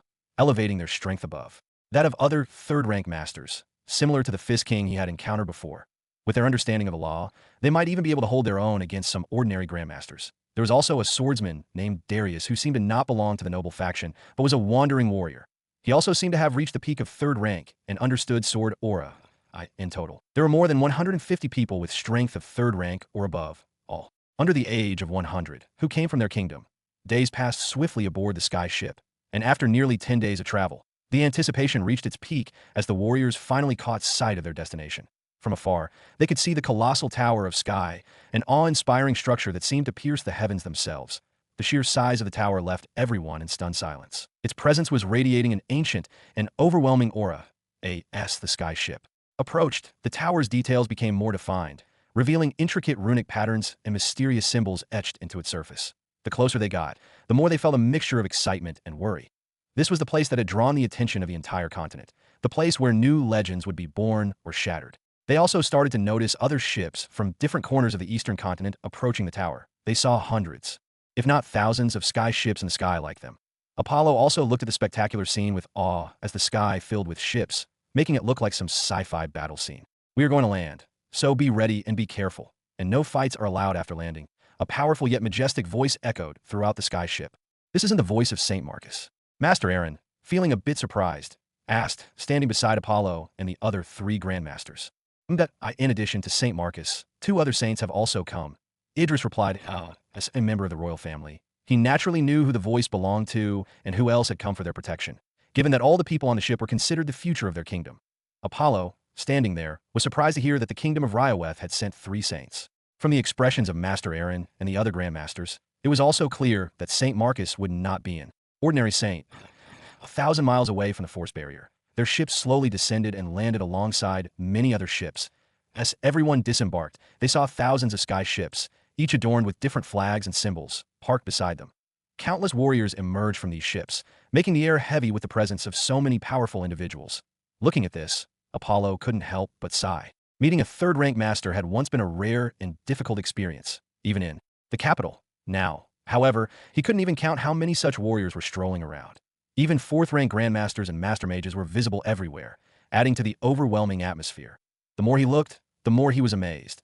The place resembled a well-planned city, countless times larger than the capital, and even many times bigger than Frostheld. He could see vast buildings and a thriving environment all around him. It seemed almost unbelievable that just 3 years ago, this had been a deserted place with no sign of life for hundreds of thousands of miles. Apollo stood there, gazing at the distant, unimaginable tower of sky, its massive structure looming ominously over the land. The mysterious force field surrounding it was considered impenetrable, even by the combined strength of the 10 hegemon forces of the eastern continent. A mixture of curiosity and uneasiness welled within him as he pondered the true nature of the tower. Who could have created such an unimaginable structure? And for what purpose? Was it truly a place of unimaginable treasures and inheritances, or did it harbor something far more sinister? These questions swirled in his mind as he awaited the moment when the truth would be revealed upon entering it. They strolled around the bustling area, which was filled with vendors and stores selling all kinds of items. Merchants, ever eager to seize an opportunity, had set up shop to cater to the diverse crowd. But as he walked around, the more he felt surprised. What had initially seemed like a simple market turned out to be one of the best Apollo had ever seen, as he quickly understood that people from all over the eastern continent had gathered here. Items that were typically rare and difficult to find were now available in abundance. Thanks to his strong spirit, Apollo could sense more than most others. He felt the presence of many powerful auras emanating from the shops and vendors. Some of these individuals might be saints or even stronger beings that it amazed him to realize that such powerful figures had also opened shops, offering incredibly valuable items. In any other setting, these goods would have shocked the entire kingdom. But here they were displayed as if in a wholesale market. He didn't need anything as he had a system where he could buy various skills and potions that were hard to see outside, even in places like this. But for others, this market was very interesting, and they bought quite a lot, even spending almost the money that they save in their lifetimes. They eventually found a place to stay, knowing that tomorrow was the day of the opening, as mentioned by the mysterious voice. Throughout the night, sky ships continued to arrive, and the number of people swelled by early morning. The atmosphere had shifted noticeably. The tension and anxiousness were palpable in the air as everyone emerged from their accommodations. The entire area, spanning thousands of miles and filled with millions of people, was eerily silent. It seemed as though no one was in the mood to speak. Instead, they waited in tense anticipation, all eyes fixed on the towering structure before them. Time seemed to crawl by as the anxiety grew, each moment thick with expectation. Then suddenly, boom, finally, the movement appeared on the tower of sky. It burst out with a mysterious and powerful energy that sent shockwaves rippling across the landscape for thousands of miles. Zoom, zoom. Slowly, the force field barrier surrounding the tower began to tremble, its once impenetrable defenses starting to recede backwards. The air crackled with energy as the immense power of the tower was revealed, and the crowd could feel the monumental shift as the force field barrier gave way. Suddenly, the sky darkened as if a storm had rolled in, but there were no clouds, only an overwhelming presence that made the ground tremble. And a mysterious Oni-like figure with white, pale skin appeared in the sky, whose aura was unfathomable, making millions of people present here difficult to breathe. Many dropped to their knees, unable to withstand the sheer pressure of its presence. Apollo could feel his breathing becoming labored, and his heart pounded in his chest as he fought to remain standing. This Oni-like figure was unlike anything he had ever encountered. Its power was beyond comprehension, and its mere existence seemed to defy the natural order like they weren't from the same world. The figure slowly scanned the crowd, its eyes piercing through the hearts and minds of people as if searching for something, or someone. When it spoke, its voice was deep and resonant, shaking the very earth beneath them. The Tower of Sky opens only to those who are worthy. It had everything you all desired. Step forward if you dare, but know that those who enter may never return. With those ominous words, the figure raised its hand, and the ground around the base of the tower began to glow with a fiery light. Countless runes, ancient and indecipherable, appeared on the surface of the tower, each one radiating mysterious power. The force field that had protected the tower for so long fully receded, leaving the entrance open and unguarded. Slowly, a large mysterious gate like a gate of heaven opened that seemed to lead to an unknown place within the tower. With that, the mighty Oni-like figure disappeared as suddenly as it had appeared, leaving only the open tower of sky and the promise of untold secrets within. The silence was shattered as the crowd erupted into a frenzy. Some rushed forward, eager to be among the first to enter, while others hesitated, the fear of the unknown holding them back. Apollo remained with his master and the others from the Ryaweth kingdom. Similar situation for other forces as they were going to enter together with their people as they didn't know what they would face on the other side. Their group was led by Grandmaster Idris, as he was the strongest and had the highest prestige among them. Grandmaster Idris composed and scanned the frenzied crowd with a calm, calculating gaze. "We move together," he instructed, his voice carrying the weight of authority and experience. "No one knows what we'll encounter on the other side. Stay close and be ready for anything." The others from their group nodded in agreement, their expressions reflecting their determination and readiness. They were all seasoned warriors, mages, or something else. Each had their strength. Yes, they moved forward. The ground beneath their feet seemed to pulse with energy, and the air was thick with an overwhelming sense of anticipation. The entrance, which looked like a portal, loomed ahead of them, a swirling vortex of light and shadow, beckoning them to step into the unknown. One after another, the various forces or individuals were stepping into that mysterious portal. Apollo glanced at his master, who gave him a reassuring nod. With that silent exchange, Apollo took a deep breath and stepped forward, passing through the portal alongside his master and their comrades. The moment he crossed the threshold and stepped in, he felt a strange sensation, as if he were being pulled through space and time. The world around him disappeared, and for a brief moment, he felt weightless, untethered from reality. What the fuck? When his vision cleared, he seemed to have entered another world with its own heaven and earth, and he was falling from the sky at unimaginable speed like a shooting star. And he also seemed to be alone. No other person was falling with him. This shitty portal. Couldn't it have just transported me to a safe place instead of dropping me in the middle of the sky? He cursed in annoyance as he continued to fall, even burning some of his clothes due to friction, but he wasn't afraid. Just before he was about to hit the ground, two breathtaking wings of wind suddenly appeared behind him, stopping his descent and allowing him to land safely. Apollo landed without trouble, but he couldn't say the same for others if they were all teleported to the middle of the sky like he was. Many casualties might occur even before they landed in this new place. After that, he didn't think more, as it was not his concern to think about others or how many survive. Only how he would survive here matters. He looked at the place where he landed, which looked like usual grassland, nothing different from the outside world. Here, he can see the vast blue sky, the sun, and the majestic land. He couldn't believe it was within the tower. Even the laws felt real. Just like outside, he calmed his mind and tried to sense the law of ice. But just as he felt deeper and deeper, he felt the difference. Overall, it wasn't much different from the heaven and earth law of Ryan, but he sensed that the laws here seemed more unstable and a bit harder to control. If the laws of Ryan were like tame beasts, then the laws here were wild, ferocious, and out of control. However, this also made the attacks powered by various laws more potent and destructive. He didn't notice any other differences as he checked his strength, feeling neither suppressed nor encountering any problems using them. Since there isn't any problem, let's go and see what this weird world is about. Apollo murmured as he decided to move ahead to learn more. He needed to find someone or something. He also needed to be careful, as the people here might not be welcoming, and he could even encounter other warriors from the eastern continent. With that in mind, he set off on his new adventure in this unknown world. After walking for 2 hours, Apollo crossed the vast grasslands and began to encounter small mountains rising in the distance that he couldn't tell whether it was luck or something else. But his journey had been surprisingly uneventful so far, with no obstacles or encounters along the way. As Apollo crossed the grasslands, his spiritual sense detected the presence of others about 5 or 6 miles away. And it wasn't just a single individual, but a group of around 15 people. The group of around 15 people, 5 or 6 miles away, was moving steadily in his direction. They seemed to be like hunters who came to hunt. Their clothes or weapons also seemed crude, like some wild tribes. He didn't directly think about confronting them first, as they were the first group of people it would be better if he could talk with them and understand something about this world. And they weren't strong from the feeling he got. They were around at the level of soldiers who opened 6 or 7 prana circuits. Even the strongest didn't seem to reach the level of limit breakers. Such strength wasn't worth mentioning in front of him. Not to mention, even if it were an army of thousands, he wouldn't be afraid. With that, he moved towards the group with fast speed. As the distance between them closed, Apollo adjusted his posture, making sure he appeared non-threatening while remaining alert.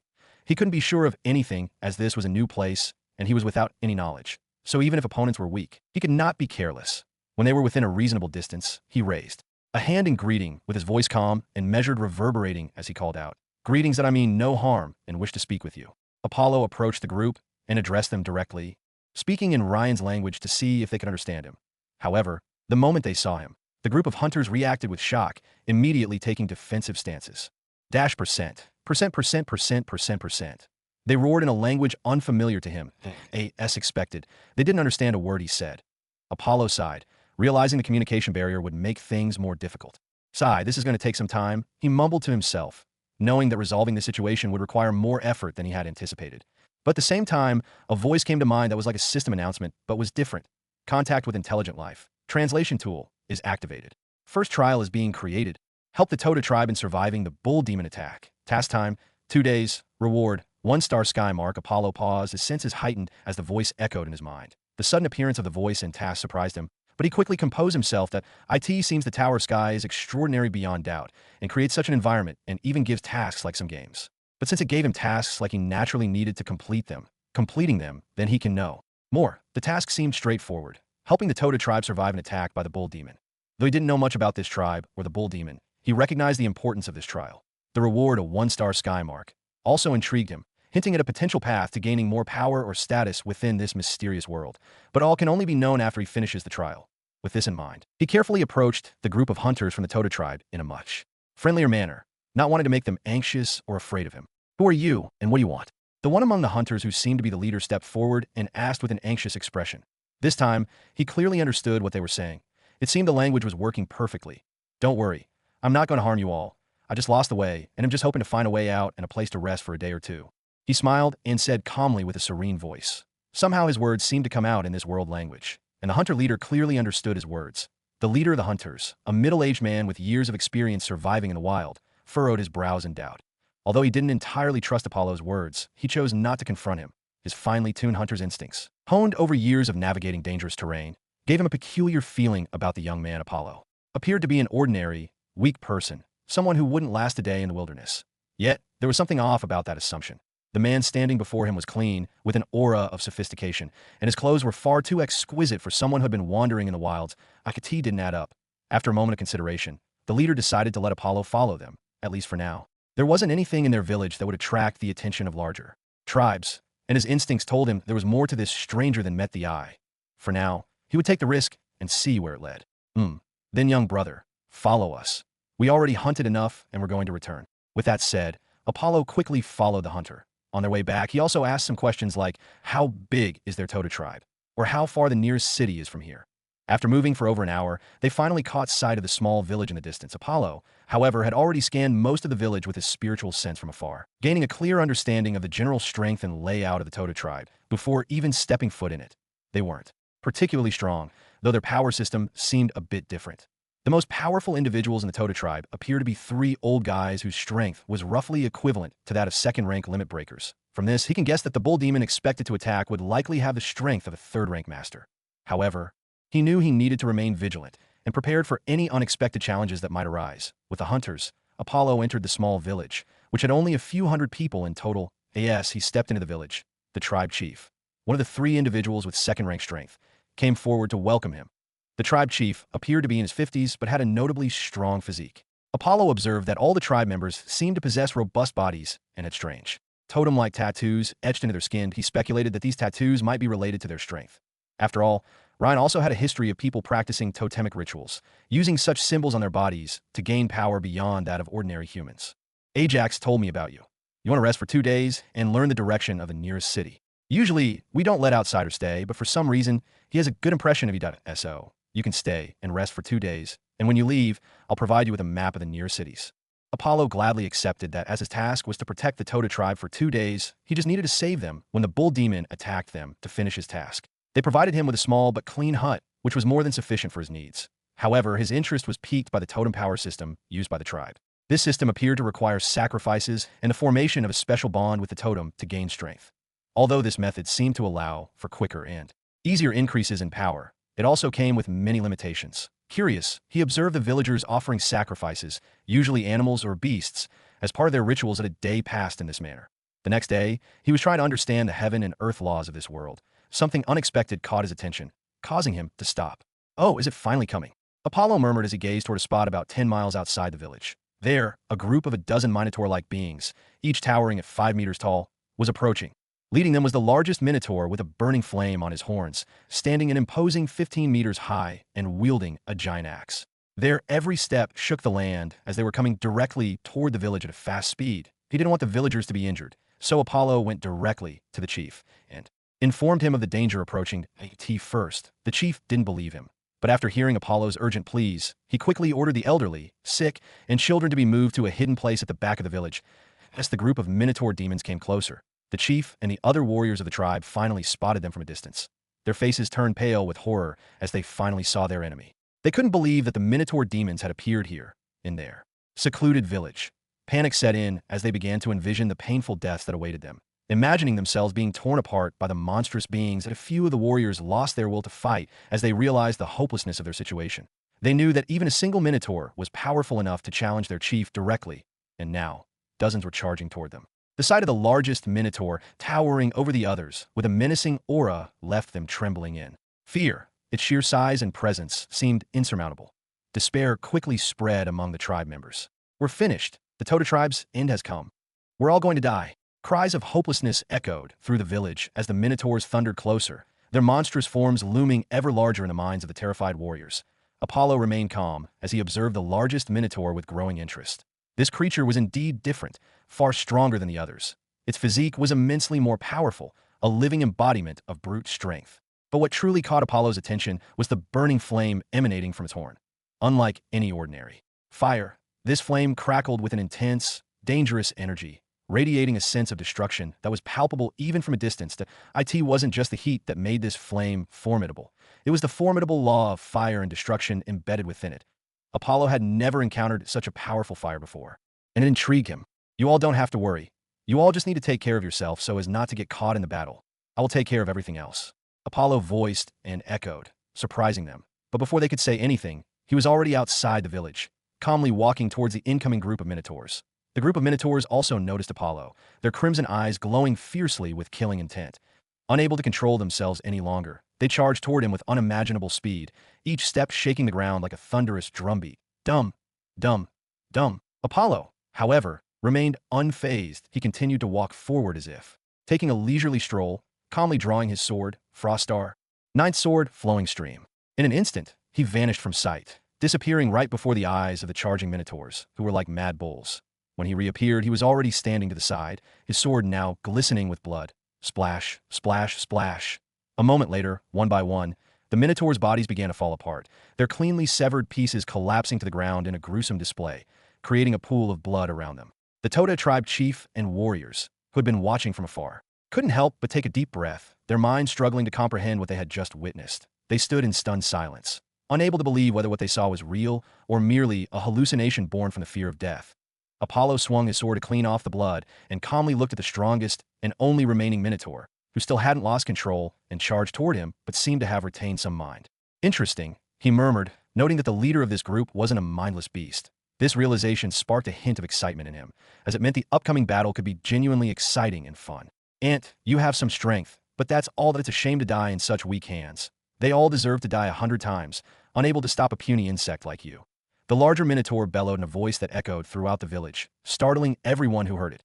Unfazed by the death of his comrades, the giant creature continued to walk straight ahead, each of his steps heavier than a mountain, creating a rhythm that seemed to intensify the oppressive atmosphere with every stride. Then came, let me see what you fat bull can do.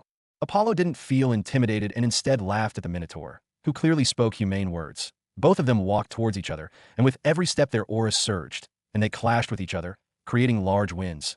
The tension in the air was palpable as Apollo and the giant Minotaur slowly closed the distance between them. Each step they took sent tremors through the ground, amplifying the anticipation among the Toda tribe members who watched from a distance, barely able to breathe. The sheer contrast between the two figures, Apollo, calm and composed, and the massive, raging Minotaur, created a scene of impending chaos. As they drew closer, the Minotaur's fiery horn blazed with even greater intensity, the destructive energy within it crackling ominously. Apollo, on the other hand, remained steady. The cold gleam of his sword, Frost Star, reflected the Minotaur's fiery glow, creating an eerie balance between the forces of ice and fire. As their auras clashed, the wind around them whipped into a frenzy, tearing at the ground and sending debris flying in all directions. The Minotaur let out a thunderous roar, its voice reverberating through the mountains as it charged forward, swinging its massive battle axe with deadly precision. The force behind its swing could have easily cleaved through mountains, but Apollo stood his ground, his eyes locked on the Minotaur's every movement that he didn't move until the axe was just above his head. Then, with lightning speed, his sword shot up and intercepted the gigantic weapon mid-swing. Clang! Boom! The sound of metal clashing echoed through the air, creating powerful shockwaves that radiated outward. The ground beneath Apollo shattered and sank several meters, forming a 6 or 7 meter crater from the sheer force of the collision. Oi, big bull, don't tell me you didn't eat enough grass. You're swinging that axe like a little girl. Apollo taunted, holding his sword effortlessly in one hand while his other hand remained behind his back, easily stopping the Minotaur's attack. Impossible. The Minotaur growled, its voice deep and guttural. IT had never encountered anyone capable of such a feat, but Apollo's mocking words only fueled the creature's rage further. With a roar, the Minotaur pushed against Apollo, attempting to overpower him with brute strength and powerful flames. The gigantic axe burst with powerful and destructive flames and clashed with him. But Apollo remained calm, almost bored. His grip on Frost Star didn't waver, and his feet stayed firmly planted in the ground. The onlookers, it was as if he were toying with the Minotaur, effortlessly deflecting the colossal force that would have crushed others underfoot. The shock waves from their clash rippled through the surrounding area, burning, uprooting trees, and sending boulders tumbling down the nearby hills. You really should put more effort into this, you know? Apollo continued with a smirk, his tone laced with a taunting edge. At this rate, you are too weak to even consider a warm-up. The Minotaur, infuriated by Apollo's nonchalance, roared again and pulled back its axe for another strike. But this time, Apollo didn't wait for the attack to come, as now he already knew all about this Minotaur's strength. Its strength had reached the peak of third-rank limit breakers, but it was still just a brute, lacking proper control or skill. The flames it wielded appeared to be an innate talent, but it was wasting their potential by throwing them around like a mere flamethrower. This Minotaur didn't understand the first thing about the laws and had no idea how to use its flames effectively. Although it had higher stats than most third-rank peak warriors, if it faced a warrior who understood even a bit of the law to offset the oppressive feeling of the flames, that warrior could easily defeat it. Apollo, still holding a sword in one hand, took a step forward. I warned you, he said, his voice now carrying a dangerous edge. Before the Minotaur could react, Apollo vanished from sight, reappearing just inches from the creature's massive chest. 10th sword-piercing strike. With a swift, decisive motion, Apollo thrust Frost Star forward, the blade glowing with a white, silvery ice aura. The sword pierced through the Minotaur's armor like skin and flesh with ease, the powerful aura extending out from its back, tearing through dozens of meters of land behind it. A deafening silence followed as the Minotaur froze, its breath hitching in its throat. IT looked down at Apollo, its fiery eyes dimming as the reality of its defeat settled in. Apollo twisted the blade slightly, and the Minotaur let out a pained gasp, its body trembling. With that, he withdrew his sword in a single, fluid motion, and the Minotaur's massive form collapsed to the ground with a heavy thud, shaking the earth one last time.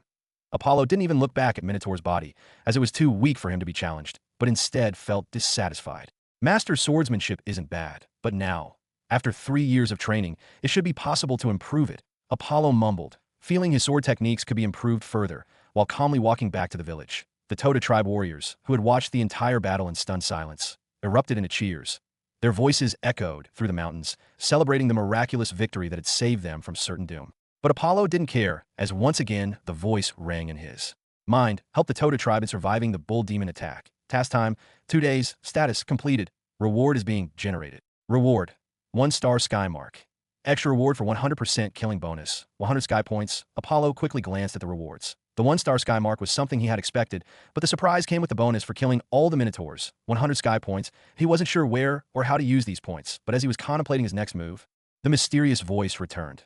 Please enter your name, Apollo. He quickly gave his real name, as he didn't think much about using a false name or hiding. The first task is completed. The trialist is being transported to the Sky City. Before he could figure out more, a mysterious force came from the sky and in an instant teleported him. The tribe members who were going to welcome the victorious Apollo happily were shocked to see him suddenly disappear and couldn't grasp what happened at IT was like everything was a dream. The Minotaur attack and Apollo's powerful counterattack all happened at the same time. They tried to find anything, but in the end, they found nothing to AT that time. The mysterious force enveloped Apollo. He felt a sudden pull, and in the blink of an eye, the world around him shifted. The once grassy plains and towering mountains of the Tota tribe's territory were replaced by a completely different environment. The air grew colder, thinner, and filled with an unfamiliar energy that crackled with power. Apollo found himself standing in a vast, open space, surrounded by a magnificent city floating high above the clouds. Sky City was a breathtaking sight to behold. Its architecture was unlike anything he had ever seen before. Massive towers of crystalline glass reached toward the heavens, their surfaces shimmering with a rainbow of colors. Bridges made of light connected the structures, and strange, ethereal creatures roamed the streets, their forms barely tangible. The city seemed to be filled with life and energy, and Apollo could sense the presence of countless powerful beings all around him. This place was a hub of activity, and he even noticed countless trialists from across the eastern continent who were just like him. Welcome to Sky City, trialist.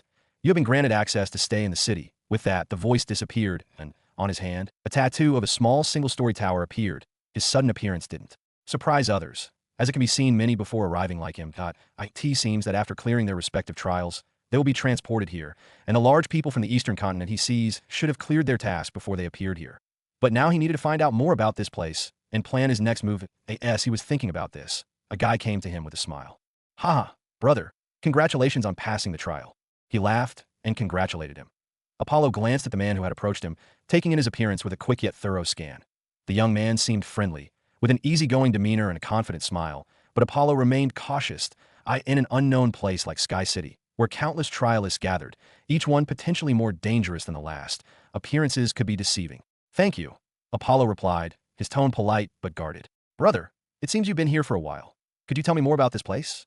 Seeing the guy being friendly, he directly asked the important question without wasting any moment. The young man chuckled, clearly noticing Apollo's cautiousness.